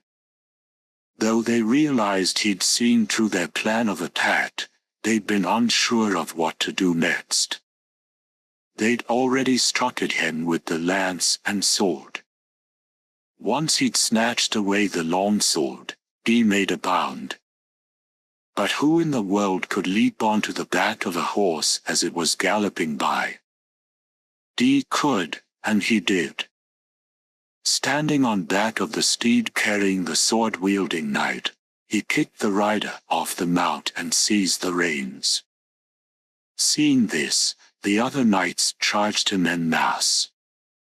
"Dee, give me some of your blood," his left hand said. "It's only a temporary measure, but I've come up with a substance these boys aren't gonna like. Hurry." Taking his hand off the reins and holding his long sword with his teeth, Dee put his right wrist against the blade and gave a hard pull. The warm liquid that spilled out landed in the palm of his left hand. And his palm opened its mouth and gulped down the fresh blood. "Stick out your sword." Taking the sword he clenched between his teeth in his right hand, Dee ran his left hand along the blade. When vermilion smoke billowed from his palm to discolor the blade, the riders ahead of him launched a number of arrows at him. They weren't wooden, even the shafts and fletchings were iron. If they were to strike a human body, the impact would rip the flesh apart. Dee stopped every last one of them with his left hand. It looked more like he was catching paper airplanes. As the hunter rode right by the knight, who'd been paralyzed and without a chance to knock another arrow, his long sword flashed out. The wraith's torso ripped open. Without even looking back, Dee raced toward his next opponent. A white fog was closing on him from the fore. Apparently, it had realized it would only be at a disadvantage fighting him in its armor. Pulling on the reins to circle around to the right, Dee swung his blade. The fog shuddered. The part that approximated a human head split in two, and then began to fuse together once more. But the pieces didn't stay together. As it moved its hand-like portions, the figure lost the details of its shape and became a mass of fog that dropped to the ground. 2 or 3 spasms shook the mass, and then it barely managed to rise again. Staggering all the while, it started back across the plain to the manor. The rider that followed after it must have been the same one that had been slashed through the torso seconds earlier. The hunter's foes were unnerved and restless. From the very start, they'd known he wasn't the kind to meet them with conventional tactics. They all backed away at once. The survivors then launched arrows not at D, but toward the sky. Apparently the missiles had some sort of special mechanism, because in mid-flight the tail ends of them began to leave glowing trails before they were enveloped in dazzling flames about 30 feet above the earth. What's more, they neither rose nor dropped, hanging in the sky dribbling sparks, and then a second later, they exploded. A halo bright enough to bomb a short shadow of D on the ground spread out, and from the center of it a number of fiery streaks raced out at D and the plains. Flames billowed out. Night became day, and the flames spreading across the ground quickly melted together and leapt to new locations like wildfire. Avoiding the flames, D retreated to the entrance to the ruins. More fire arrows went up, giving rise to additional walls of flame. The wind grew fiercer. The plains were burning. And as the flames spread as far as the eye could see, they somehow looked like water. Like a glittering sea stretching out to the night horizon. From their steeds, the Wraith Knights knocked more fiery arrows. Twice as long and twice as thick, they were set to spread the blaze not only to the ruins but into the very village of Sakri itself. It was at just that moment that the earth rumbled. One after another the horses threw their riders, and then the mounts themselves fell over. The shaking was more than that of a simple earthquake. Unseen waves surged through the air, and the knights caught up in the turbulence were knocked flat in the blink of an eye. White masses double-oogled out through gaps in the grey armor, but as a second wave washed over them they went into spasms, and then moved no more. And the waves were equally ruthless as they assailed the Wraith Knights that had already taken flight. That would be quite enough. D turned in the direction of the voice and found the princess and Elena. And here I believed all this time that I was the only one who knew the secret of these ruins. You don't miss a trick, do you? The lovely princess said with a shrug after looking at what it seemed to be nothing save humble remains. The fortification had been constructed centuries earlier by a human sect with wisdom that put them on par with the nobility, yet it still retained its ancient capabilities. Naturally, the only reason those forces had gone into action just now was D's own supernatural powers. "Hand over the girl," said D. "This girl," the princess replied, "is already one of my kind. Though to be honest, I just finished doing the honors." "Are you going to try and save her, D?" "It won't be as easy with her as it was with the others. I've dealt her a harsh blow, you see." Elena's expression was vacant. Tears wouldn't even flow from her eyes. "I'll give you the go. You needn't do anything about her, D. Your job is to kill me, is it not? This waif is no part of that. Just leave her to grow paler night after night till her fangs pop out and she runs amok, drinking blood indiscriminately. Even if you do nothing, I'm sure the villagers will be good enough to dispose of her." You did well to send my Wraith Knights into retreat, but apparently you weren't up to the task of destroying them. Oh, my lovely visitor, she laughed, today's festivities are but a dress rehearsal. The main event will come tomorrow or the next day, or perhaps a year from now. Didn't you want me to get rid of your knights? Dee asked in a tone like ice. As if it had just dawned on her, the enchanting princess responded, "Oh, that's right. I did, didn't I? Then I'll bring them out tomorrow. 3 against 1 would simply be too dangerous, so we'll take them one by one. I'll start sending them tomorrow night. You'll just have to wait and see which one I choose to send first." And with a hearty laugh, the princess turned the rose she held in her hand upside down. Tiny flecks that glowed in the moonlight rained down on the earth. "Very well, that shall be all for this evening," she said. "Oh, I'll thank you not to run after me with that ratty old sword." "Well, as they said in one of the ancient tongues, Zygian."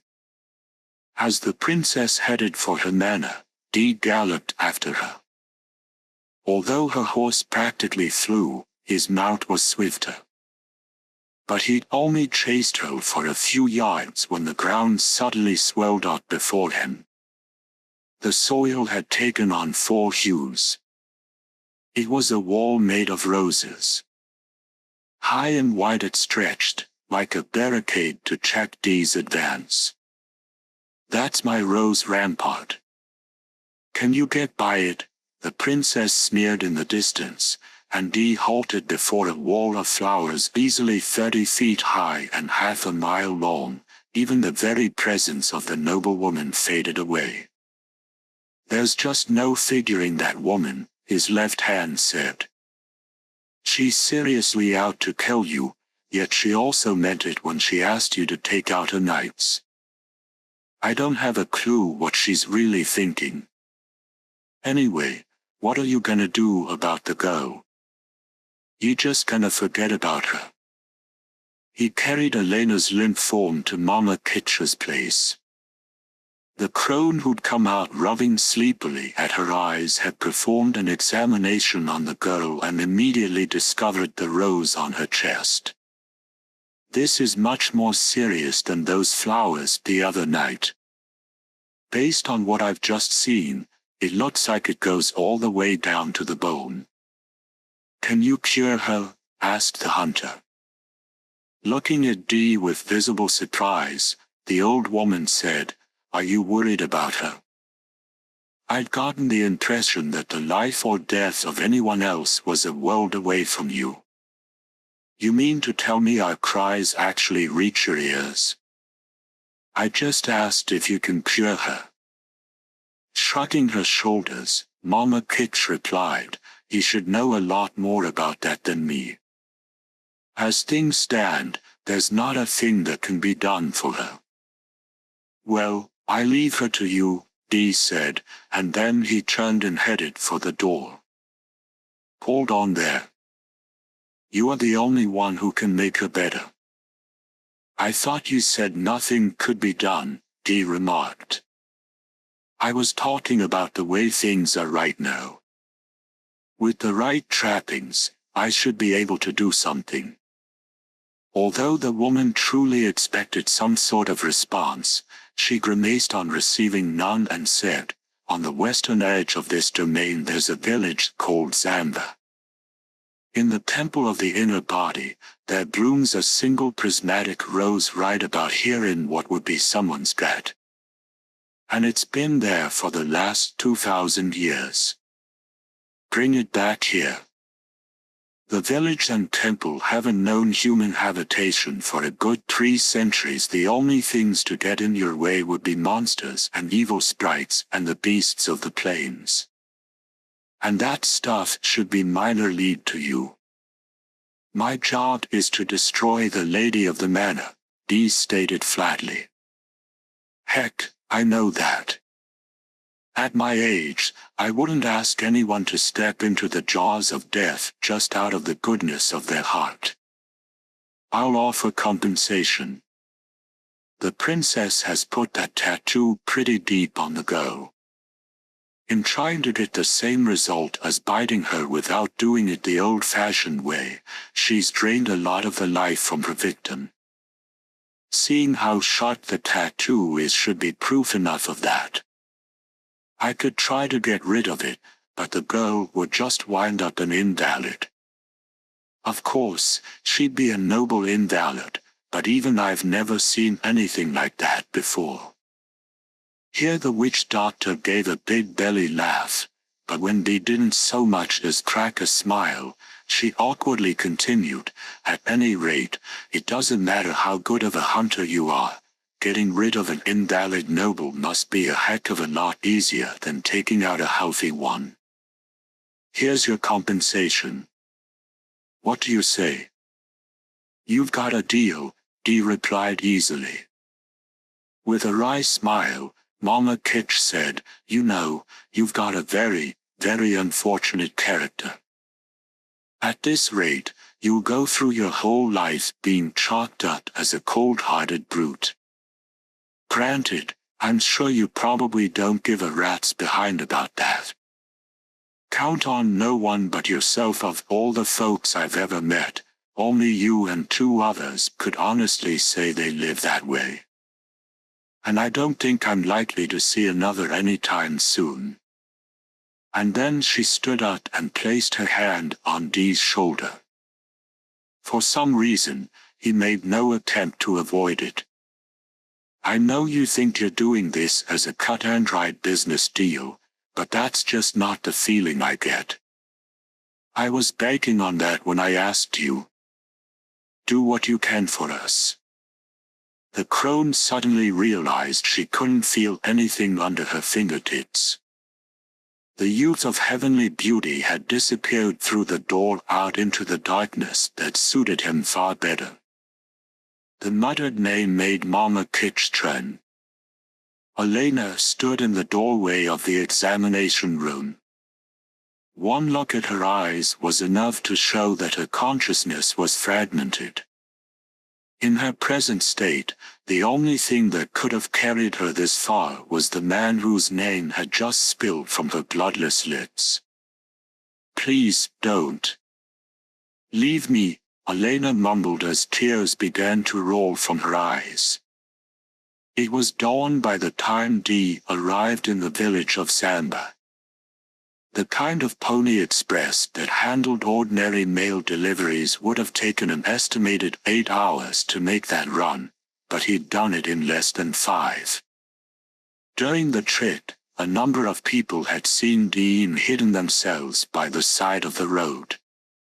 Galloping along with a cloud of dust in his wake, the hunter in black must have been a terrifying sight for the average traveler. As Mama Kitch had said, it was a desolate region of mountains and rivers, without a single timber remaining to mark where the village had been. But the temple of the inner body still survived in the hilly region on the western extreme of the village, a building constructed with a technique that allowed stone and iron to be blended together. And yet, the parts with high stone content had been eroded by wind and rain, leaving great holes gaping sinisterly in the structure. As its name suggested, the temple was the 60-foot-high and 100-foot-long image of a giant deity in repose, carved untold ages ago from the heart of one of the hills, literally formed from the core of the hill, with an entrance in the head that allowed visitors to go inside.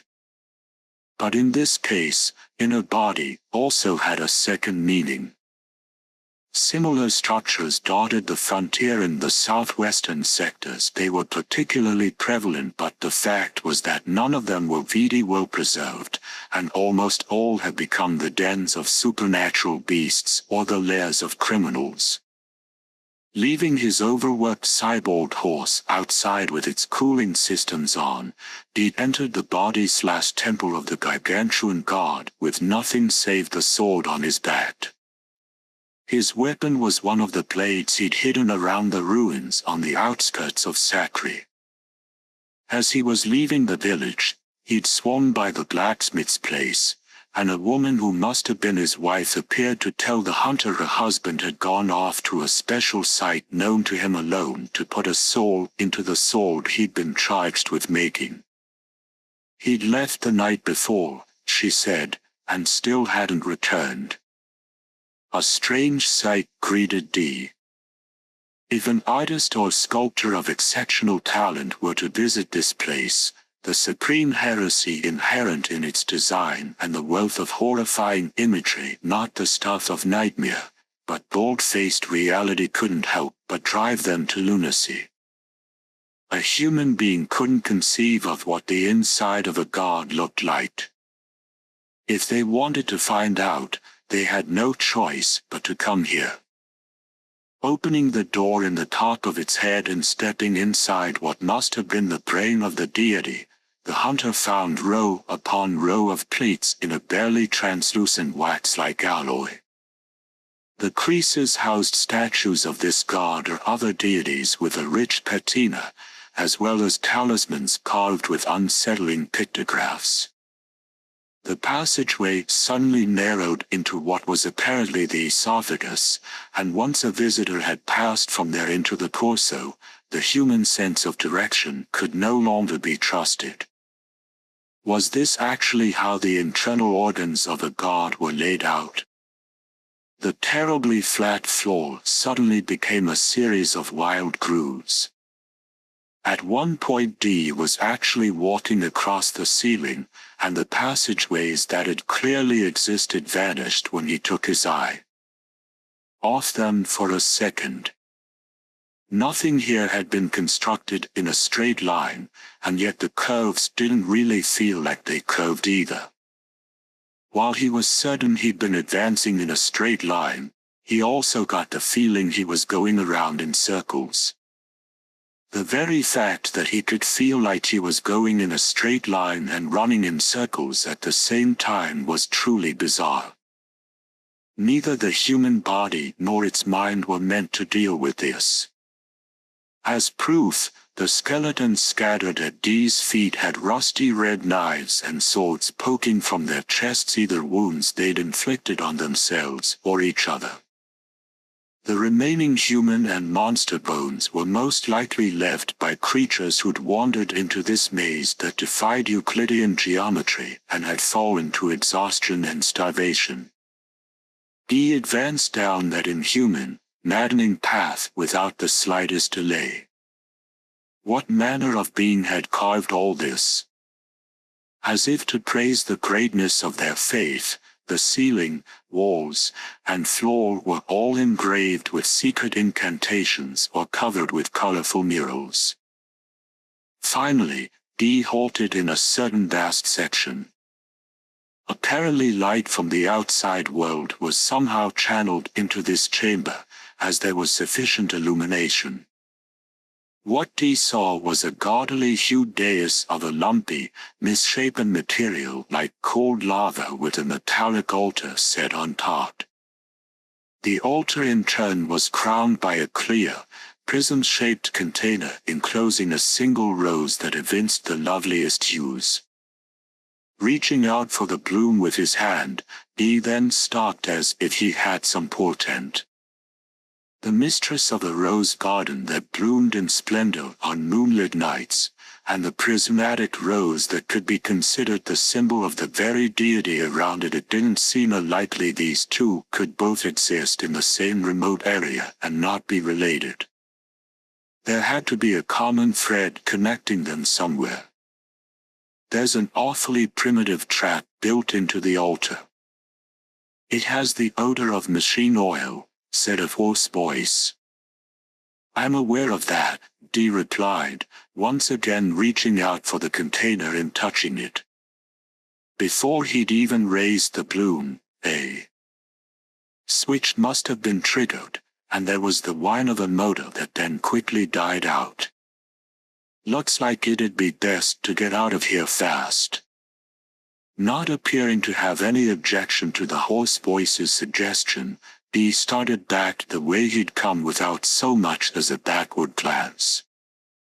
The walls warped abruptly, taking new thorns, making different ridges and crevices, forming other passageways. Apparently the rule was that no intruder was to leave again. Oh, my. I guess the spirit of whatever built this thing still remains here, the hunter's left hand groaned. It'd be a discredit to the god to let its symbol be taken. Looks like getting out will be tough. Dee turned around. The area around the altar remained unchanged, utterly fixed. Approaching the platform, Dee casually drew his sword.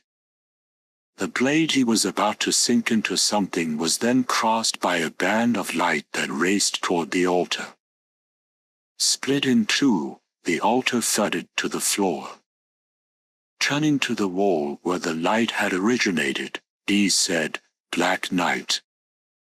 It wasn't a question, he could tell from the flash who'd cut through the altar. Still, there was no sign of his foe. "A strange place this is, and this is one of its amusements," the Black Knight said, his voice holding no surprise at the fact that his identity had been deduced. He'd understood from the very start that Dee was capable of as much. Two foes, each trying to cut an opponent he can't see, although in the case of you and I, we can see even if we can't see. "Shall we continue?" "Very well," Dee responded. That was rare. This young man was more likely to meet such an offer from his opponent with a blow from his sword rather than a single word. Not budging a step, Dee stabbed into a point on the wall. His sword moved with blinding speed. There was a sharp chin of steel that seemed to bite right into the marrow of the listeners. Spine Dee had just parried another flash of light coming from a different position. But it wasn't even clear when he'd had time to pull his sword out of the wall. Dee ran along the wall. This was the path that led to the gigantic figure's abdomen. It showed no further signs of changing. Flashes of light raced from the wall in two places. The two streaks shot out, and Dee halted. His left arm came down, a stream of red spilling from his sleeve across the back of his hand. That was courtesy of the two streaks of light. The air froze. It was taking on the very same nature as Dee's body. Every molecule could tell that the gorgeous hunter had his concentration focused on his foe. If someone were to touch him just then, the merest contact would have literally cut them, and blood would have gushed from their flesh. Despite being on the other side of the wall, the Black Knight had said that they could see each other. That being the case, was Dee trying to see something new? Or would he attempt instead to see things differently? The hunter's right hand leaned inert. The second that same line was traced across the wall, Dee's body dropped off to the left side. A hole had opened in the ground. The floor had not rotted out, rather, this was one last act of resistance against the one who defiled this holy place. With his mind brutally focused on other matters, even Dee couldn't react instantaneously. A wide swath of light came from beyond the wall to slash deeply into his reeling form, into the nape of his neck. As vermilion stained the world around him, Dee plunged feet first into the darkness. It was pointless to wonder whether there could really be a never-ending hole within this gigantic effigy of a recumbent deity. The pit the hunter had fallen into actually seemed to be bottomless. At least, there was no bottom that Dee's eyes could detect. "You're okay, aren't you?" a voice inquired in a tone that could have been taken as either lackadaisical or hurried, though it was probably the latter. "I'm going out," Dee replied. Here were the recuperative powers of a damper in all their glory. Though his neck had been cut halfway through, the wound had already closed, and all that remained was a whitish line. He thrust the sword in his right hand into the wall to end his fall, and while that may have sounded all well and good, the fact of the matter was he was in an extremely delicate, horrific predicament. Less than 4 inches of his blade had gone into the wall, and the long sword was gradually leveling lower and lower under Dee's weight. If he were to fall again, it wouldn't be a question of whether or not the hunter would be up to another attempt, but rather whether his sword could endure it. What's more, true to the anxiety in the voice from his left hand, Dee himself looked to be in incredibly rough shape, despite the fact that his tone was as cool as ever. Though the wound had closed, the blow the Black Knight had dealt him had left damage that wouldn't easily be repaired. Ordinarily, Dee would have kept one hand pressed to his ravaged neck while he used the other to climb up the wall. A pale blue fire sparked in the hunter's left hand, flames of energy spilling from the mouth of the countenanced carbuncle that had formed on the back of it. "Looks like even this won't work," the face groaned in apparent amazement. Grimacing, it added, "It seems he gave you one hell of a cut.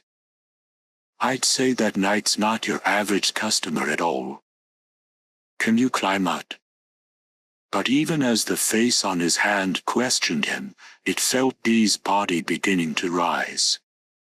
Trusting all his weight to his right hand, which held the blade he'd driven into the wall, Dee pushed off the sword to lift himself out. His left hand reached out and caught hold of a slight projection on the wall. Pulling the sword out, he swung upward with his left arm and jammed the blade into the wall again.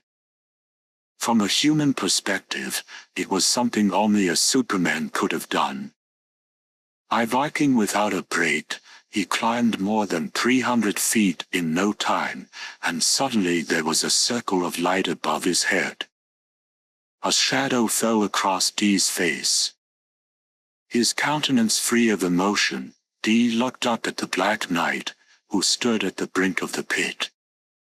The knight extended one hand, saying, "Although I don't suppose you need it, I thought I'd offer it as a courtesy nonetheless. Even if you choose to take it, you shall owe me nothing." "What were you waiting for?" he asked softly. The only thing supporting him was the blade of his sword. Under the circumstances, it didn't seem possible that even Dee would be able to respond to a stroke from the Black Knight. "To fight," the Black Knight replied with refreshing simplicity. "In that case, Dee said, sailing through the air an instant later. The Black Knight moved further into the corridor, and Dee landed in the knight's former position. "I've returned your favor."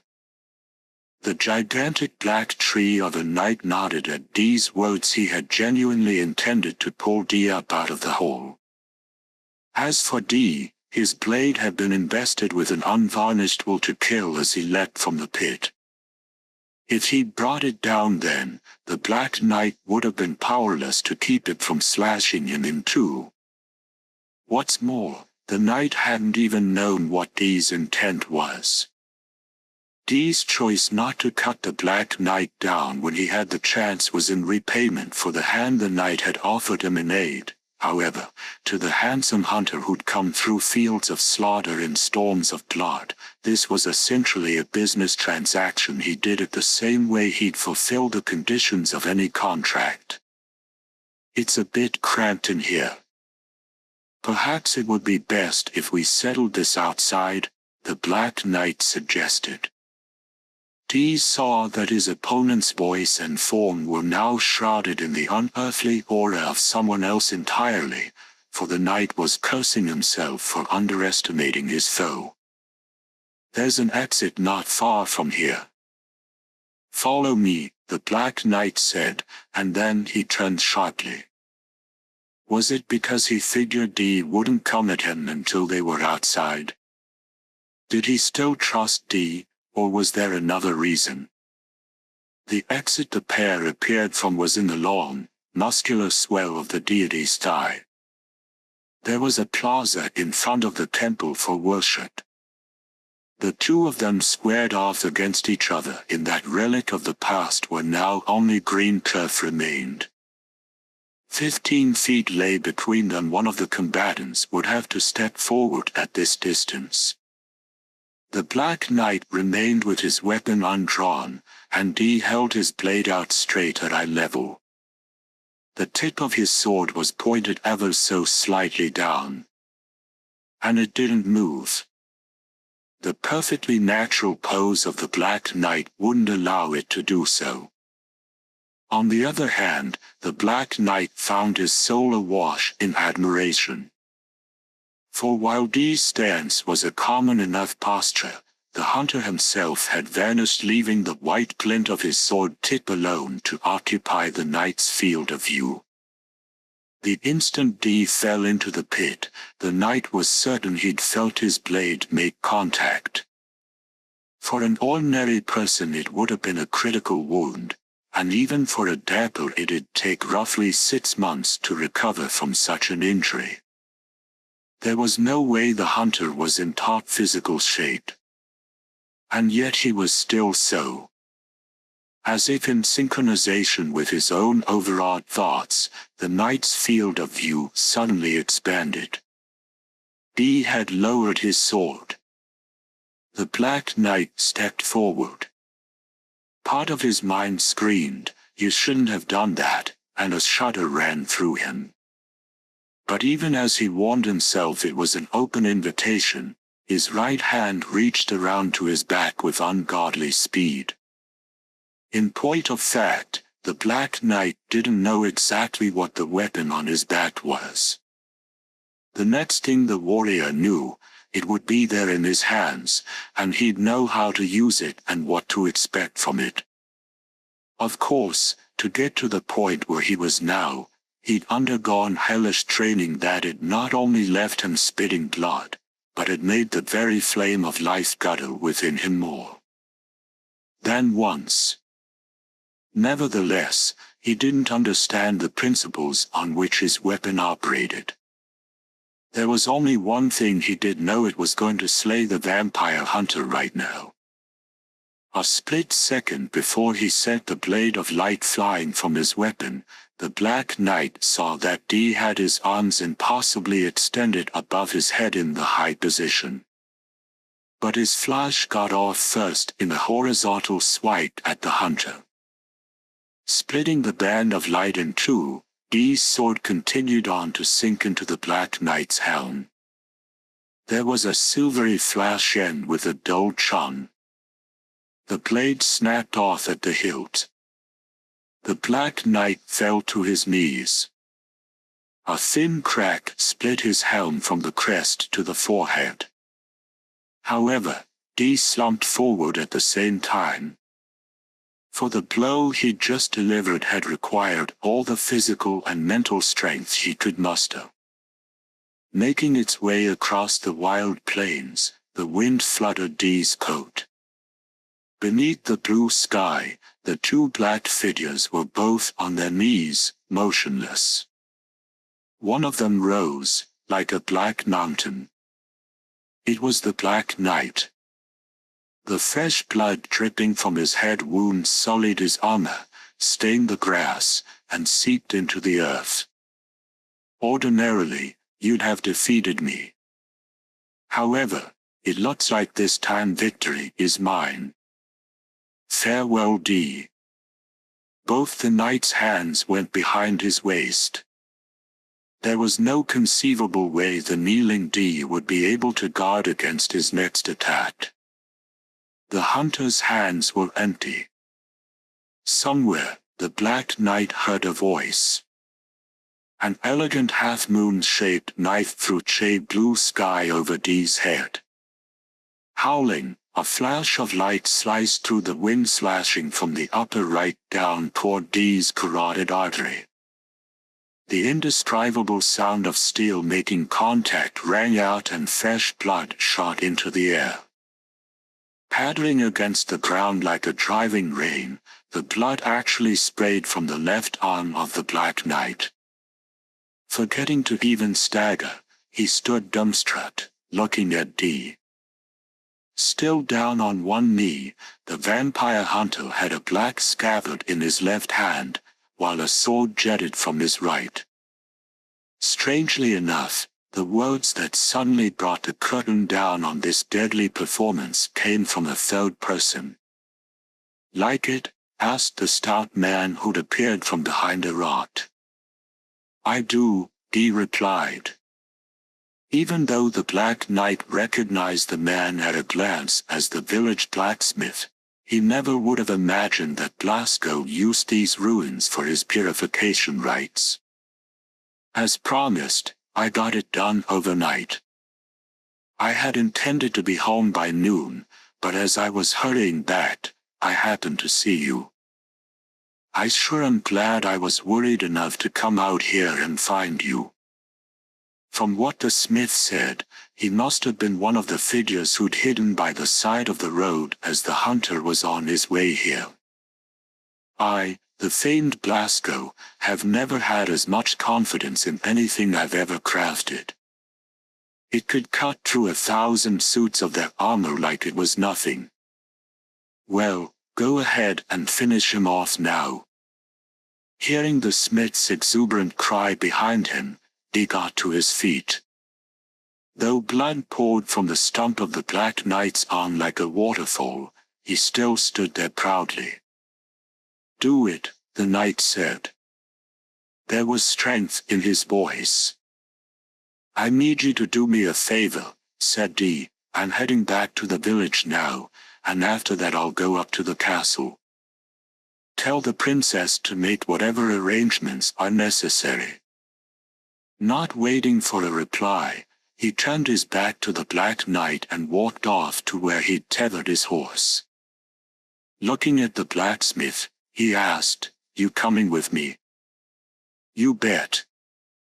"You think I'd hang around out here with a creepy character like him?" the blacksmith replied, running over to where he'd secured his own horse behind the rocks. As soon as Dee was astride his mount, a voice from his left hand remarked, "A message for the princess, eh? That's a nice little loophole you thought of." But Dee paid no attention, and the smith following him didn't even notice anything had been said. The sun set. In Mama Kitcha's parlor, Elena was desperately trying to get a grip on herself. Not on her fear that had faded with the arrival of the vast blueness of twilight. What she was fighting was the surpassing joy and rapture building within her pleasure at discovering how brilliant the night was. After the mark of the rose had been left on her breast, she naturally felt a great mental shock, but physically she'd also fallen into a terrible languor, and her body temperature was dropping by the minute. Elena had been afraid that was what it felt like to become one of the nobility. Now the village had surrendered itself to the mastery of the darkness, and her terror had vanished. How sweet the night was! The sound of the faint breeze seemed to sweep across the heavens, the scent of the darkness was fragrant, and the moon and twinkling stars that lit the night she'd so often prayed would pass quickly were so beautiful they made her tremble. More than anything, there was the vitality that flooded every inch of her being. But it was Elena's human sense of reason that resisted this. The same blood as the nobility was coursing through her veins. This isn't good, she thought. And in this manner, Elena's solitary battle began at dusk. A short time earlier, Mama Kitch had gone out to see to an urgent patient on the edge of the village. The first thing Elena did was lock all the doors and windows in the house, and then she went and found 2 items in the back room: a massive crossbow and some rope. Heading back to the parlor, she moved a low cabinet in front of the door, secured the crossbow to the top of it with some of the rope, and then used the rest of it to tie herself to a chair. Obviously she took great care as she did this.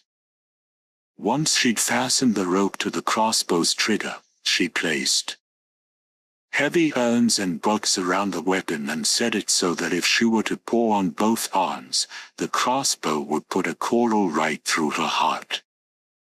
Knotting the rope around her wrists with her teeth, Elena then felt more at ease. Before leaving, Mama Kitch had told the girl she'd be home before midnight. All she had to do was hold out until then against the sweet temptation. And it was just after sunset that she learned exactly how sweet that could be. What a feeling of supreme bliss! How light she felt, in both body and soul. Of all the people sleeping there beyond her window, had any of them ever felt such rapture? Those stupid little dash, Elena thought before suddenly growing horrified. Was that how a noble's mind worked? And there was one more thing she felt. The second Elena realized what that urge was, she decided she had to die. There was no hesitation as she pulled back with her hands. And with her pull came the sound of the springs letting loose. The string groaned out a frown. The bolt whistled through the air, and its tip sank into her chest on impact. Elena opened her eyes a crack. The bolt was buried deep in her. Apparently it had hit a bit below the heart instead. It seemed her aim was off when she'd first said it. Oh, if only Dee or Mama Kitch was here, she thought. Bringing the knot that bound her hands up to her mouth, the girl then realized there was a much easier way to do this. As she let the strength surge into her wrists, the ropes burst free. After that, she had only to put some strength into the rest of her body. The door to the parlor opened easily. One swipe off her hand was enough to send the cabinet and other furniture sailing clear to the other side of the room. The second Elena stepped out the front door, a pleasurable sensation she couldn't recall ever before experiencing seeped into the marrow of her bones, making her squat down right then and there. "What's wrong?" someone asked her, although she couldn't tell when he put his hand on her shoulder. "Just go." "It's nothing," the girl replied. "Well, I'll be." "Is that you, Elena?" the man spat. He was none other than Gary, the guard from the tent.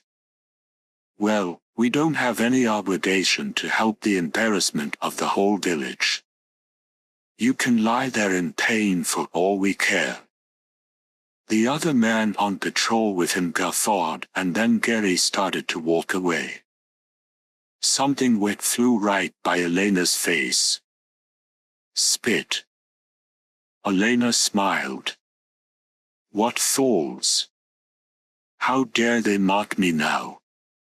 I'll have to punish them. As the girl rose smoothly to her feet, the smile she wore was more liberated than any her fellow villagers had ever seen on her face. Pursuing the torchlit figure some 40 or 50 feet ahead of her, Elena raced down the street without making a sound.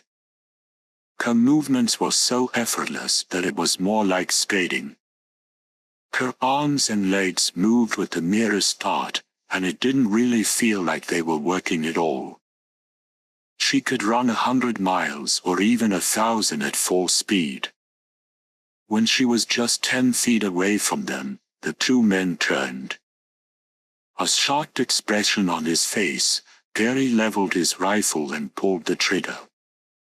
His actions were not only reckless but also patently illegal. He hadn't so much as cautioned her to freeze. A heated lump ripped into the girl's solar plexus, but the sensation passed quickly. Euphoria engulfed Elena.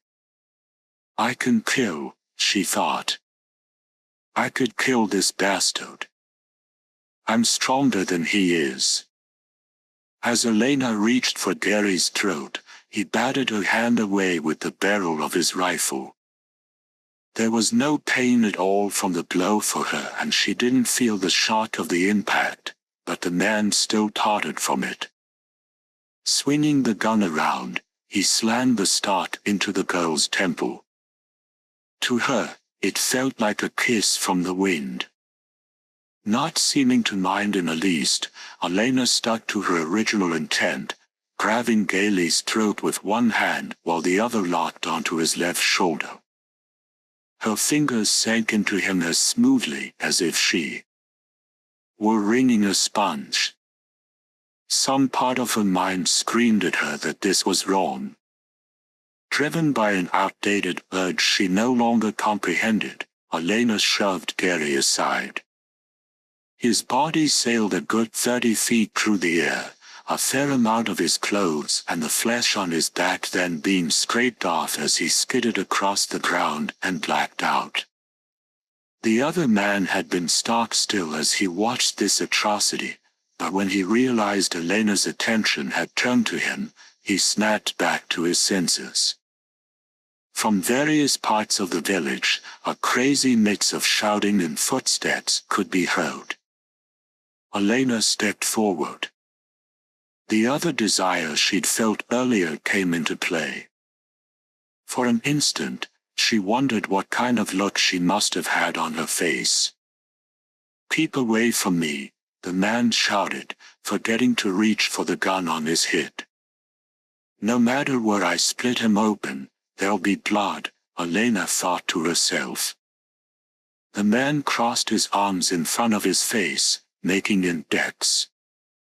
Undeterred, Elena grabbed hold of his shoulders. "Don't," the man cried as his upper body thrashed violently. The X became a cross. An awful shock seared through every nerve in Elena's body. Although she didn't cry out, she writhed as she tried to fight the pain. The shot came from this way. "Hey! There's somebody over there." The approaching voices sounded familiar to the girl. The weighted end of the chain flew from Elena's right hand to wrap around the lightning rod on the roof of the house, and then her body swung easily into the air. Just as she was disappearing over the roof, she muttered, "D." Needless to say, there was no one up there to hear his name fall from her lips. When D came back, he was met by hostility-filled glares from the people who gathered at the entrance to the village, and by a despondent-looking Mama Kitch. "You didn't make it in time, D," the aged witch doctor said sadly before going on to explain the situation. She'd only returned to her home a short while earlier. "Neither you nor Elena is to set foot in the village again," snarled the representative who'd replaced the mayor after his death at the hands of the Blue Knight. "That's what the village assembly decided. The next time you show your face around here, we'll kill you." "Where's Elena?" D asked. "At the manor, most likely." To Mama Kit she said, "Are you coming with me?" "No, it's my job to protect the village. Tonight I'll lock myself away in my house and pray for you and Elena," said the crone. Even with the malevolent gaze of the entire village focused on her, she was unshaken. "You be careful out there, D. May the Lord above watch over the both of you." D gave a kick to his mount's flanks. "D's coming," the princess declared. She wasn't inside. A gorgeous array of colors surrounded the princess and her companions. They were out in the rose-adorned garden. I just know it. Now, what should I do? Should I send tidal waves or mudslides, lightning or perhaps a dimensional tear to greet him? If you think it for the best, replied a voice that seemed to seep into the very ground. It came from one of the two figures who knelt before her, the Black Knight. What are you saying, Sir Black Knight? Came the astonished cry of the other, the Red Knight. Are you not the one who stated that if the hunter was to be struck down, we should do so fairly and not besmirch the honor of the 4 knights of the Diane Rose? He's no slavering wolf out for blood money. When I could offer no resistance, he didn't slay me or even injure me. What's more, he didn't try to open the door I guarded, but rather left through the skylight. He's an extraordinary man. Under the circumstances, to do anything other than go and fight him to the bitter end would hardly manifest our respect for the princess and the sacred ancestor of her kind, would it? Or more than anything, our respect for the man himself. Dear me, but you do have a way with words. Do you mean to tell me you've suddenly gone from feelings of hostility to amity? The princess laughed in a voice like the tinkling of a golden bell. And what do you have to say in regard to the opinion he's expressed? His face still turned to the floor. The Black Knight replied, At present, the defense of this castle and our princess is a more urgent matter than our pride. The Red Knight and White Knight together could probably best him. Nay, they must triumph. I'll clench my sword between my teeth and join them, if need be. However, having lost my other arm battling him, I have to say that my instincts tell me you must start. Even if there's only one chance in 1,000, or even 1 in 1,000,000, we can't allow him to reach you, princess. Kindly take my opinion under consideration. Very well. Red Knight, have at him. Yes, milady, the red figure jubilantly replied as he rose, while the massive black form behind him didn't move a muscle, as if some colossal, invisible hand kept him pressed against the earth. Next it's your turn, my Black Knight. If you be so prepared to sacrifice life and limb for my sake, go after D with your sword in your teeth as you just pledged. Oh, I jest with you, the princess said with a thin laugh. If the Black Knight had looked up at her then, the resulting surprise might have very well left him deranged. For the smile that colored her rose-like lips was horribly kind. Your formidable skill notwithstanding, it would be like throwing you naked to the wolves in your present state. Come, the princess told him. I'll give you something to replace what you've lost. D halted his horse before the suspension bridge. In the darkness lit only by moonlight, the flame-like hue of the other rider was striking. He was on the far side of the bridge. I am second, the Red Knight called out as he drew a long sword. No doubt he meant that the Blue Knight had gone first. Now I shall make you pay for both the Blue Knight and the arm you cost the Black Knight. Troll. He really didn't need to ask. An ice-like blade glimmered in D's right hand.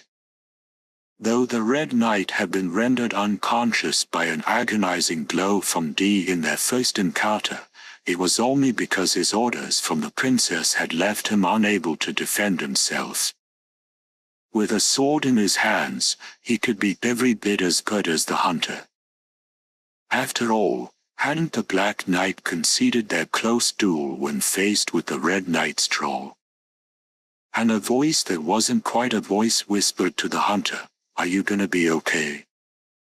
Dee's body hadn't yet fully recovered from the wound he'd sustained in his battle with the Black Knight. Higher, the Crimson Rider grunted with determination as his mouth tore up the earth.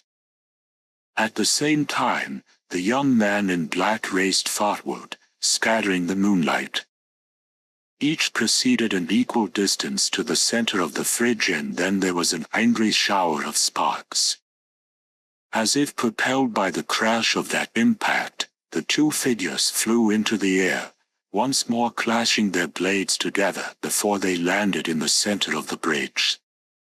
Sparks rained down on the shoulders of both men, but didn't linger long before fading. Their horses were still galloping away.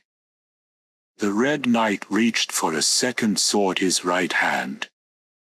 Though it seemed like he might use two blades at once, he then took the new sword and drove it point first into a floorboard in front of him. Then, the knight's upper body dipped. Perhaps the same deadly drawing technique the Black Knight had feared was about to be unleashed on Dee. But the hunter was beyond the reach of a sword blade. "Die!" the knight bellowed, his cry of resolve like the sound of paring silk or shredding steel. The glint that surged from the scabbard was crimson. It slashed through the wind, howling as it was slammed at Dee. Dee's response was nearly miraculous. While still unsure of the true nature of his foe's technique, he had his blade held out in front of himself. It was true warrior instinct. Something struck his blade, flying off to either side of it, and a heartbeat later, the suspension bridge tilted wildly in Dee's direction. The support wires to either side of him had been severed neatly, as if they were so much cheese. Regaining his balance by merely shifting one leg, Dee said, "So it's sound, is it?" He'd seen through his opponent's attack. The secret of the Red Knight's unseen sword was that it was actually the sound of his sword slicing through the wind. His technique involved changing that sound into a supersonic wave far beyond the audible range, a wave that could even slice through steel. His blade went back. Before it could send a second supersonic blast out, Dee charged the knight. Though not quite generating supersonic waves, the hunter's sword did whistle through the air with an equally impressive sound. As the Red Knight barely managed to meet the blow, he felt numbness shoot from his wrist all the way to his shoulder, leaving him no choice but to back away. Dee besieged him with a merciless chain of attacks, angry blows against his high guard, thrusts at mid-level that came like machine gun fire, sweeps that shot up from below like veritable springs. And every one of them was a work of beauty executed with perfect form, while on the receiving end, the Red Knight's own stances were all being foiled. "Damnation!" the Red Knight snarled, making a giant leap to the rear. As he was resheathing his sword in midair, he saw Dee right in front of him. And the Red Knight realized that Dee's blade was coming down at him far faster than he could ever draw. "Remarkable," the knight shouted as black steel split the top of his head in two. Still with one hand reaching for his weapon's hilt, the Red Knight sent up a gory mist as he fell on the bridge. But once more there was a flash of light in his hand. The sound of a slash through the wind was heard at the center of the bridge, and bright blood spouted from the hunter's left wrist. Dee immediately scooped up the hand he'd lost. The Red Knight lay motionless, having breathed his last. A human face surfaced in the palm of the hand and said, "The lousy bastard begged the sound off that other sword." The blade the Red Knight had driven into the bridge solely for that purpose quivered forlornly in the moonlight. And it's a hell of a cut he gave you. It's not like a sword reattaching your hand won't be easy. Watch yourself. A pained expression crossed the little face, and then it sank once more back into the hand. Putting the severed limb into one of his pockets, Dee unfastened the scarf around his neck and used it to bind his wounded wrist. Then, wearing an expression like nothing had happened, he headed over to where his cyborg horse was waiting on the far side of the bridge. The combatants' respective mounts had crossed paths on the bridge, each continuing on to the other side. Once Dee was in the saddle again, he turned and looked back before riding off. The Red Knight's horse stood by its fallen master, nuzzling his now still fawn. He must have loved that steed. Turning fawn-eyed again quickly, Dee galloped off toward his next battle. It would seem that the Red Knight has also been slain, the lovely princess remarked, her smile seeming to become all the more radiant. Only you and the White Knight remain. I wonder if I should make use of some of my traps. If it pleases you, milady, the knight replied gloomily, his face still turned toward the floor. All around him, the rose garden was in glorious bloom. No, I guess I won't after all, the princess said mischievously as she gazed at her loyal retainer. After all, I did go to the trouble of replacing your arms, and there's nothing you'd like better than to do battle with the hunter. So don't worry about me, go have at him to your heart's contentment. I'll be fine on my own. Princess, the Black Knight said, looking up. From his shoulders stretched new arms much thicker than the old ones. Rising to his feet, he bowed. Black Knight, didn't you hear? What I asked Dee to do, I mean. I should like to thank you, Princess, said the Black Knight. Oh, really? For being so kind as to give us a chance to die as true warriors. I shall fight the vampire hunter till the very end. As you should. Princess, it would seem we have lived too long here in these lands, in this castle. The day has come at last. However, I hope you shall remain well forever. Thank you. Well, off with you, the princess said, bringing her hand up by her face and cupping her fingers in a busy little wave goodbye. The Black Knight seemed to smile at the childlike action. And as the warrior walked off toward the gate, the princess watched his departure until he finally disappeared. It really has been a long time, hasn't it? The princess murmured, as if she were whispering the words to someone. As Dee approached the steep slope, an intense air of hostility bore down on him from above. Looking up from the back of his horse, he found the Black Knight floating in above ground, seeming to carry the very moon on his back. The hunter's eyes could also make out the wing-like flight path the Black Knight wore on his back as clear as daylight. This is the end, Dee, the Black Knight said, the black roses that jetted from either shoulder opening their petals. Blue darkness was born.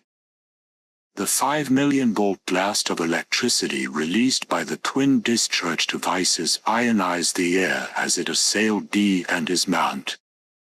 It took less than a second for the cyborg horse's electronic circuitry to go haywire. The steed fell on its side, black smoke pouring from its ears, while around it the trees began to burn just as they would have from a lightning strike. The dazzling light had the hunter in a merciless embrace. And in the midst of it, Dee grew bluer and bluer, gleaming like a radiant sculpture. Starting the electrical discharge, the Black Knight gasped in surprise.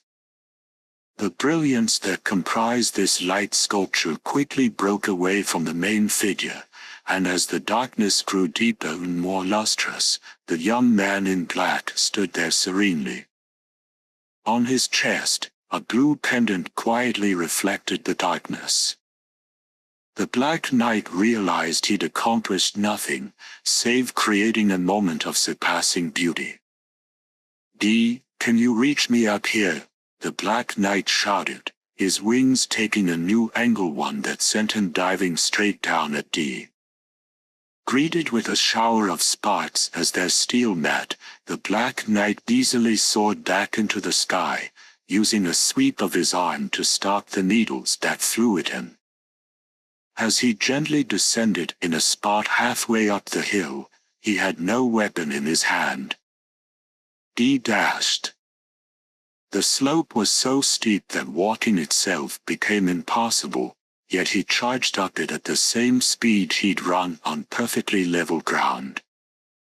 Though the hunter struck out with his long sword right as he made his bound, the Black Knight had risen just out of reach, and Dee's weapon instead ended up parrying two wide bands of light that flew at him from above.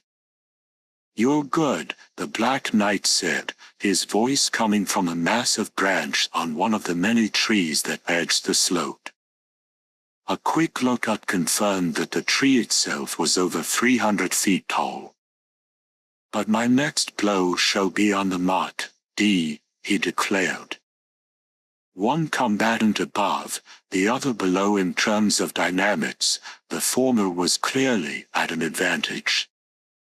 Dee had to bring the Black Knight down to earth, yet he didn't have energy to waste on anything short of an attack that would slay his opponent. The Black Knight left the branch. Wherever the hunter tried to run, he could cut him down. But no, the Black Knight was convinced Dee would meet him head-on.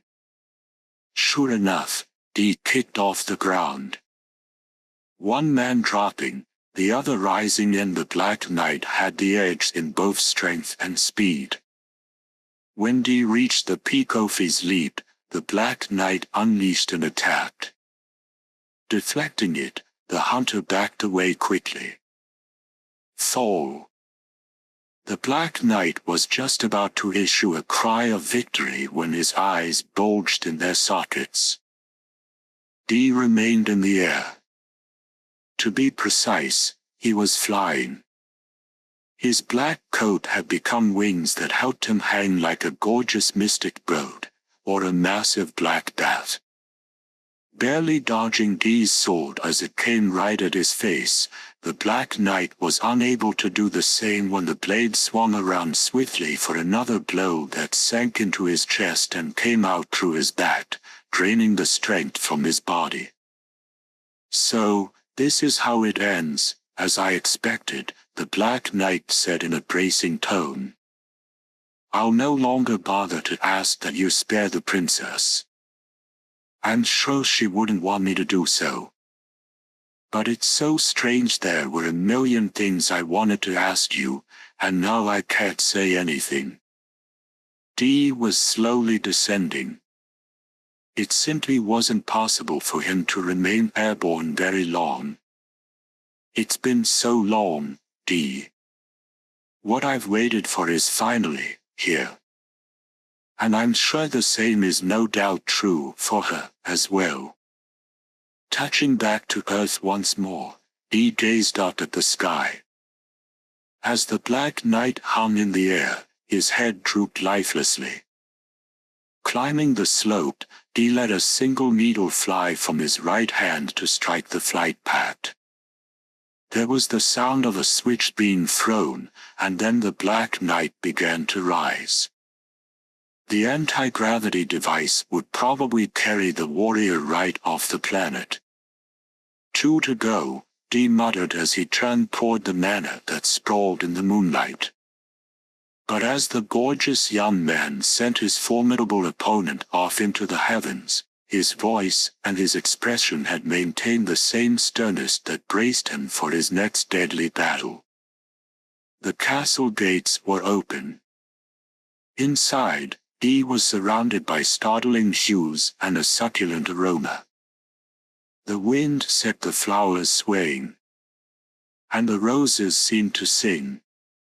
"Go back, I say, back. Harm not the princess, for you could never kill her." There was no need to search for the noblewoman. At the entrance to the crumbling hole, Dee faced off against the lovely princess. "How wonderful that you made it all this way," the princess said, shrugging her shoulders as if to throw off her amazement. The rose clenched between her vermilion lips was white. Placing the flat of one hand to her throat, the princess asked, "So, now 3 of them I dash." She then made a horizontal swipe across her neck. "They met a glorious end," the hunter replied. "I'm glad." "They were all worried about you," said Dee. "Oh, how sweet. Although that is only natural, given they were my retainers. Where is Elena?" "Dear me. This is a surprise," the princess exclaimed. "Here I believed you to be utterly made of ice, and now you mean to tell me you're actually capable of feeling concern for someone else." Dee stepped forward. Shrieking, the princess glided back a good 30 feet. Her scream, however, had been a tad pretentious. "You could kill a person with will alone." "Oh, this will never do," said the princess. To someone else, she called out, "Would you come out here for a moment?" Dee turned in the same direction as the princess toward the hole. The one person he'd been looking for came out with an alluring sway. Her very image seemed to ripple like a heat shimmer thanks to the winking lights that played across her body. On Elena's chest, hands and waist jewels pulsated. The moonlight trained on her, the speed of her steps, and her delicate sway gave the gems a precious glimmer that shifted into every conceivable shape. And the garment they adorned was undoubtedly pure white silk. "As you can see, she's fine," the princess remarked. "However, she can never return to the life she once led. For she has learned what it feels like to be a noble," Elena said when she opened her mouth. "You came for me." "I have your medicine," Dee said, tapping his breast pocket with the stump at the end of his left arm. "Aha! It would appear that as worthless as my retainers were, they still put forth quite an effort." "Shall I reattach it for you?" asked the princess. "Keep your nose out of it," said a hoarse voice. Seeing the limb poking from Dee's coat pocket, the princess's eyes went wide. "What a saucy little hand you are. Just as soon as I've slain your master, I'll give you a good thrashing," the woman said impishly. But then a silvery flash scorched through the air at her. A horizontal line ran straight across the waist of her white dress, a thread of vermilion that swelled in a matter of seconds, becoming drops of fresh blood that fell like rain. "Now you've done it," she exclaimed, and her cry was apparently the signal. Bubbles formed on the surface of the blood that had stained her dress and dripped to the floor, and then vivid colors that seemed to exist solely to catch the eye floated up into the air. Roses, 4 hues of roses.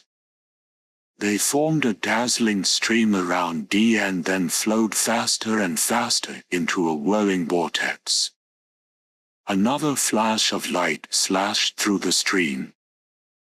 The cloud of roses suddenly vanished from view, and as Elena saw Dee standing there, she pressed her hand to her lips. In his neck, his shoulder, his chest, and his abdomen there bloomed 4 roses in total, 1 in each of the 4 hues. Dee reeled. A terrible dizziness assailed him. Heaven and earth switched places, and even when he closed his eyes, the sensation remained. Every rose has its thorn. And in the case of me roses, that would be poison, the princess said with a refined laugh. Clearly this poison was virulent enough to wreak havoc with the sense of balance of even a dapper like Dee.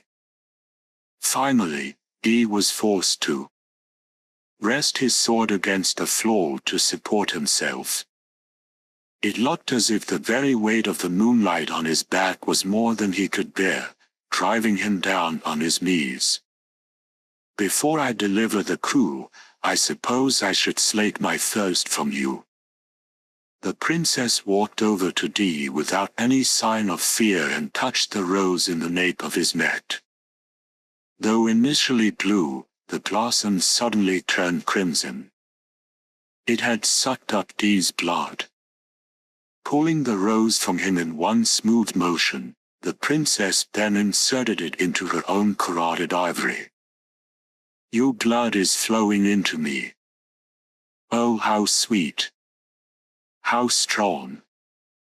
I can feel it, filling my whole body. The lovely princess moaned, her body writhing with delight and rapture. What a terrible feast this was. Oh, how well I shall feed on your blood once I've taken your head off. The princess raised her hand casually. A glistening thread from her cuff connected the tips of her pale fingers. This is a razor-sharp thread spun from the veins of my roses. In fact, my knight's armor was crafted from the very same substance. I had hoped to discuss travels in distant lands with you for a while, but ultimately I shall stay here. Farewell, Dee. The thread swung down at the hunter. But when it swerved off course and tore open a 15-foot section of stone floor, bright blood came spilling from the mouth of the princess. Retching loudly, she cried, "My body's burning up. This blood is Dee, your." Surely the princess felt the tortures of hell, and her visage became that of a ghastly reaper as her eyes glimpsed the deep red shape that had fallen at Dee's feet. The petals of that withering rose curled as the brown of decay spread through them.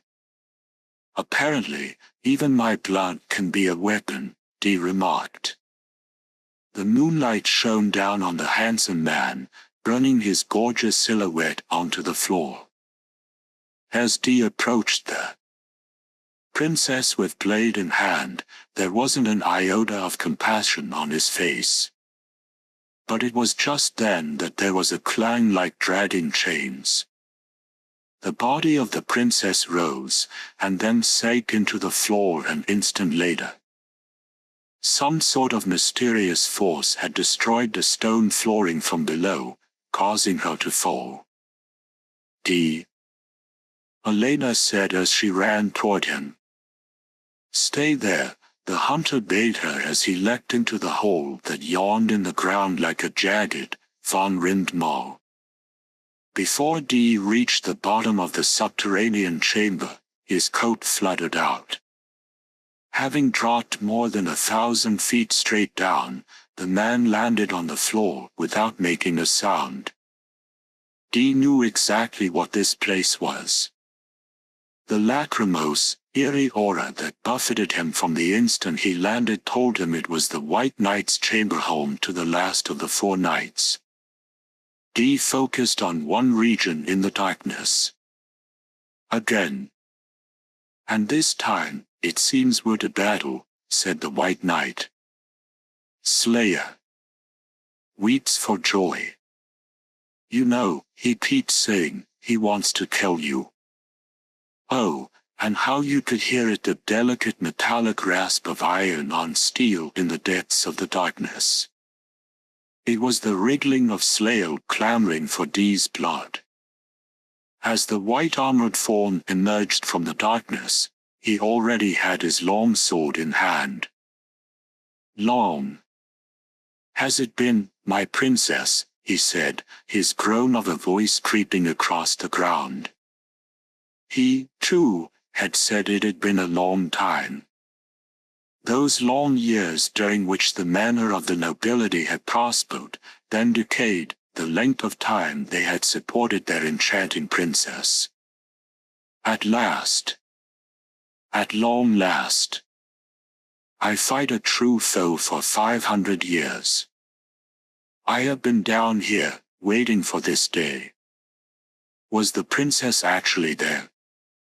Or was this merely the lament of a lonely soul? Along with the song of his blade whining from its sheath, the white knight cried maniacally, "Die, damn you! Die! On the end of my slayer!" Once his tone had changed, the figure in white charged forward, whipping the wind-up behind him. And Dee in turn dashed to meet him.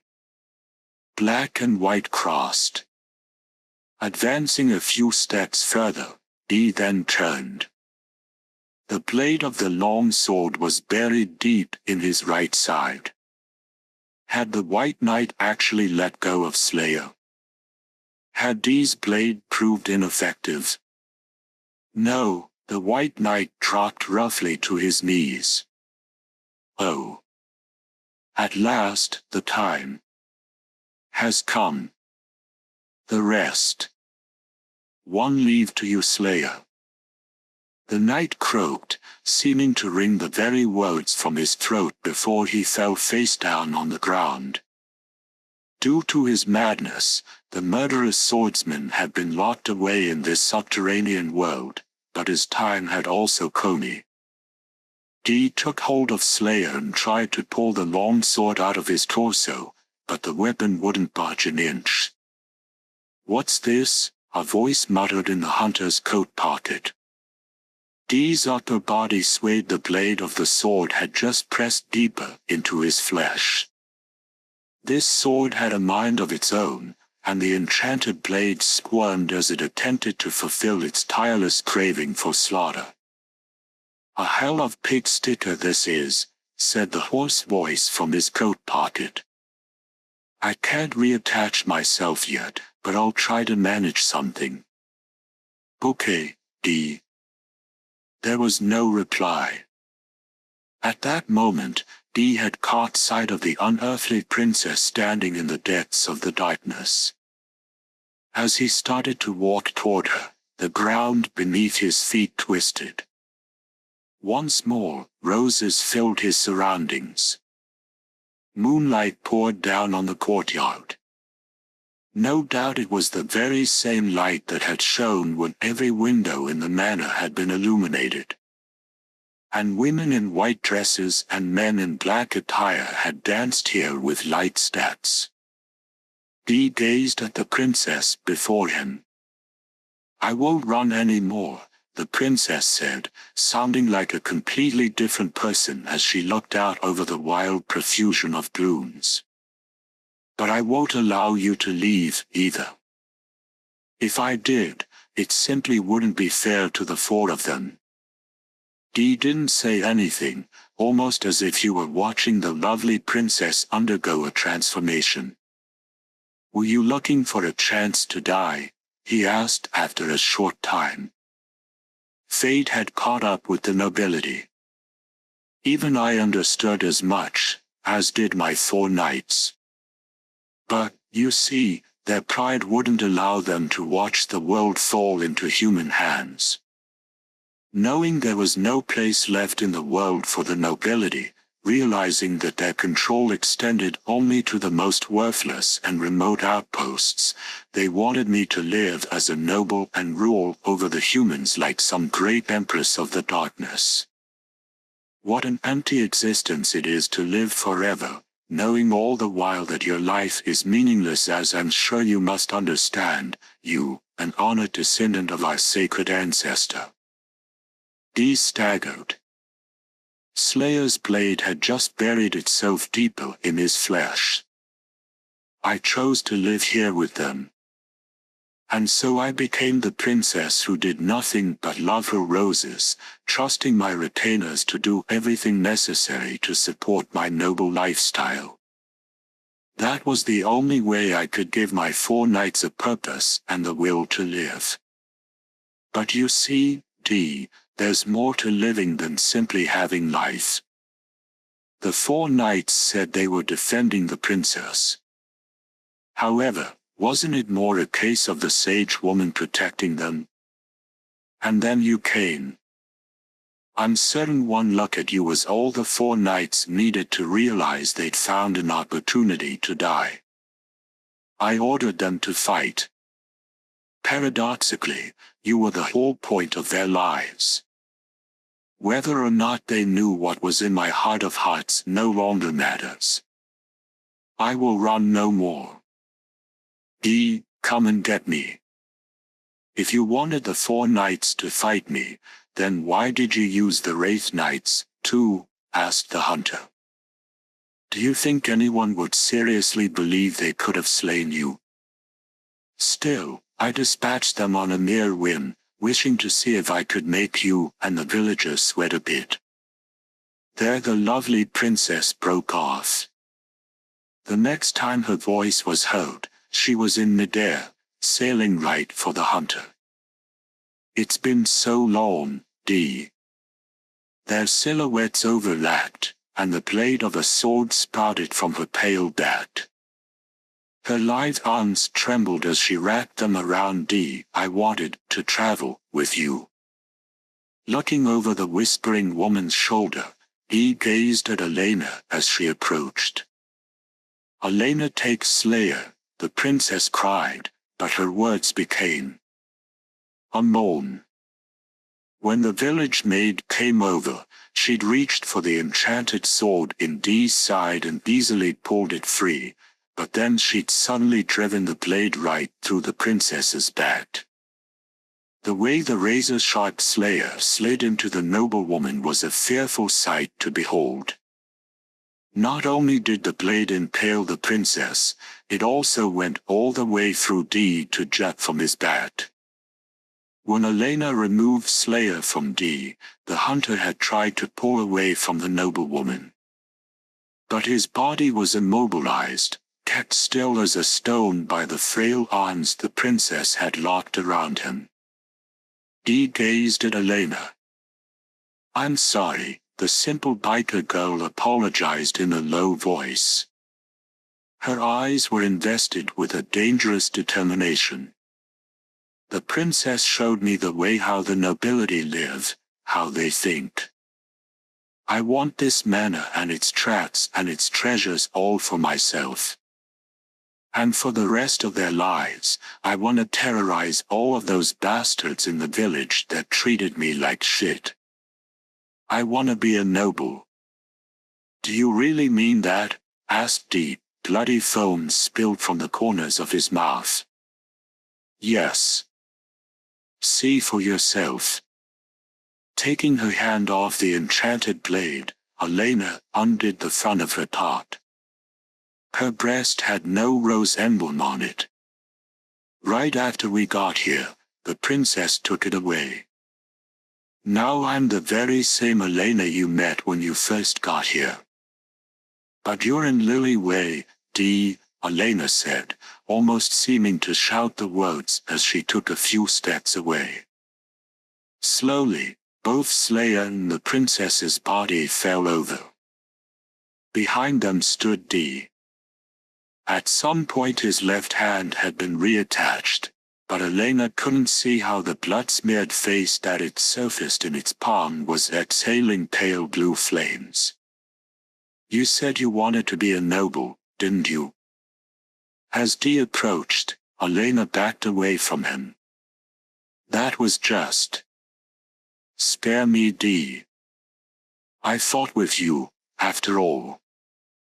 You saved me.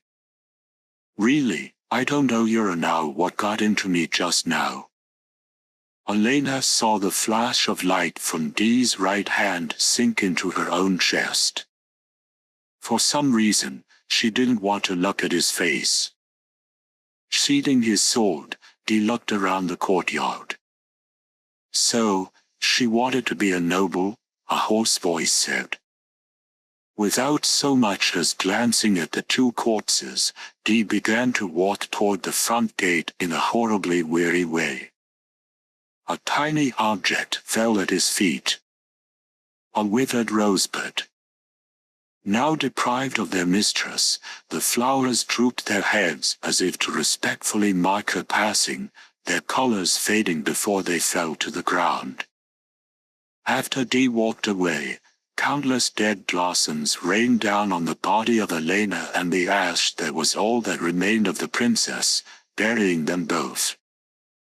A few days later, Mama Kitch's grandson returned unexpectedly with some news about the young man who'd suddenly vanished one night after destroying the lady of the manor, as well as an explanation of how he'd come to be hired in the first place. After making an attempt on the princess's life for killing his unrequited love, her grandson had escaped via his homemade glider. Until his pursuer sent him plummeting into a mountain stream. As luck would have it, he was rescued by a vampire hunter who happened to be passing by. Is that a fact? So, that's how he came to know all about our village in the nights and everything else, Mama Kitch said, nodding thoughtfully as she looked out the window at the manor. Her grandson was more knowledgeable about the castle's residents and the ruins on the outskirts of the village than anyone else. Dee hadn't told her that her grandson survived out of concern for the repercussions that might have, given the vengeance the boy's actions had brought down on the village.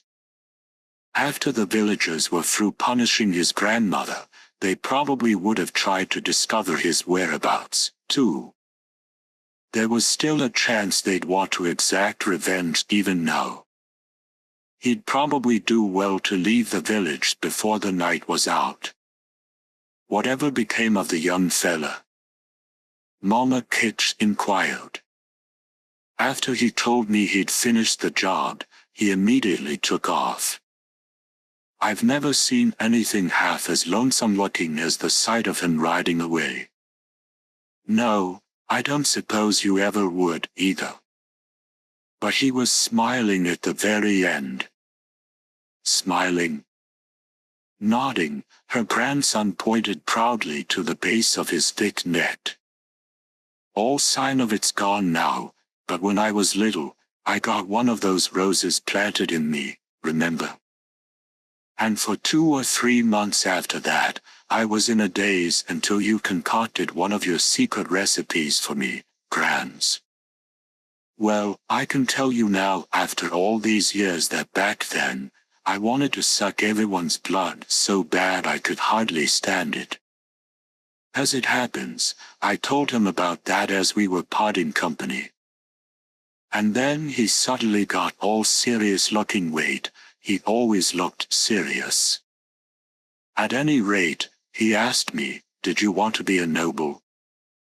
I told him that was ridiculous, and I'd be damned if I was gonna drink the blood of my family and friends. And I said that even though I was just a kid at the time, I was ready to die first. And then he actually smiled. You don't say. Mama Kitch remarked, closing her eyes. She knew exactly what sort of smile that must have been. Her grandson continued contentedly, I can take pride in that for the rest of my life. I was the one that put that smile on his face. I put a smile on the face of a man 1,000 times tougher and 10,000 times better looking than me.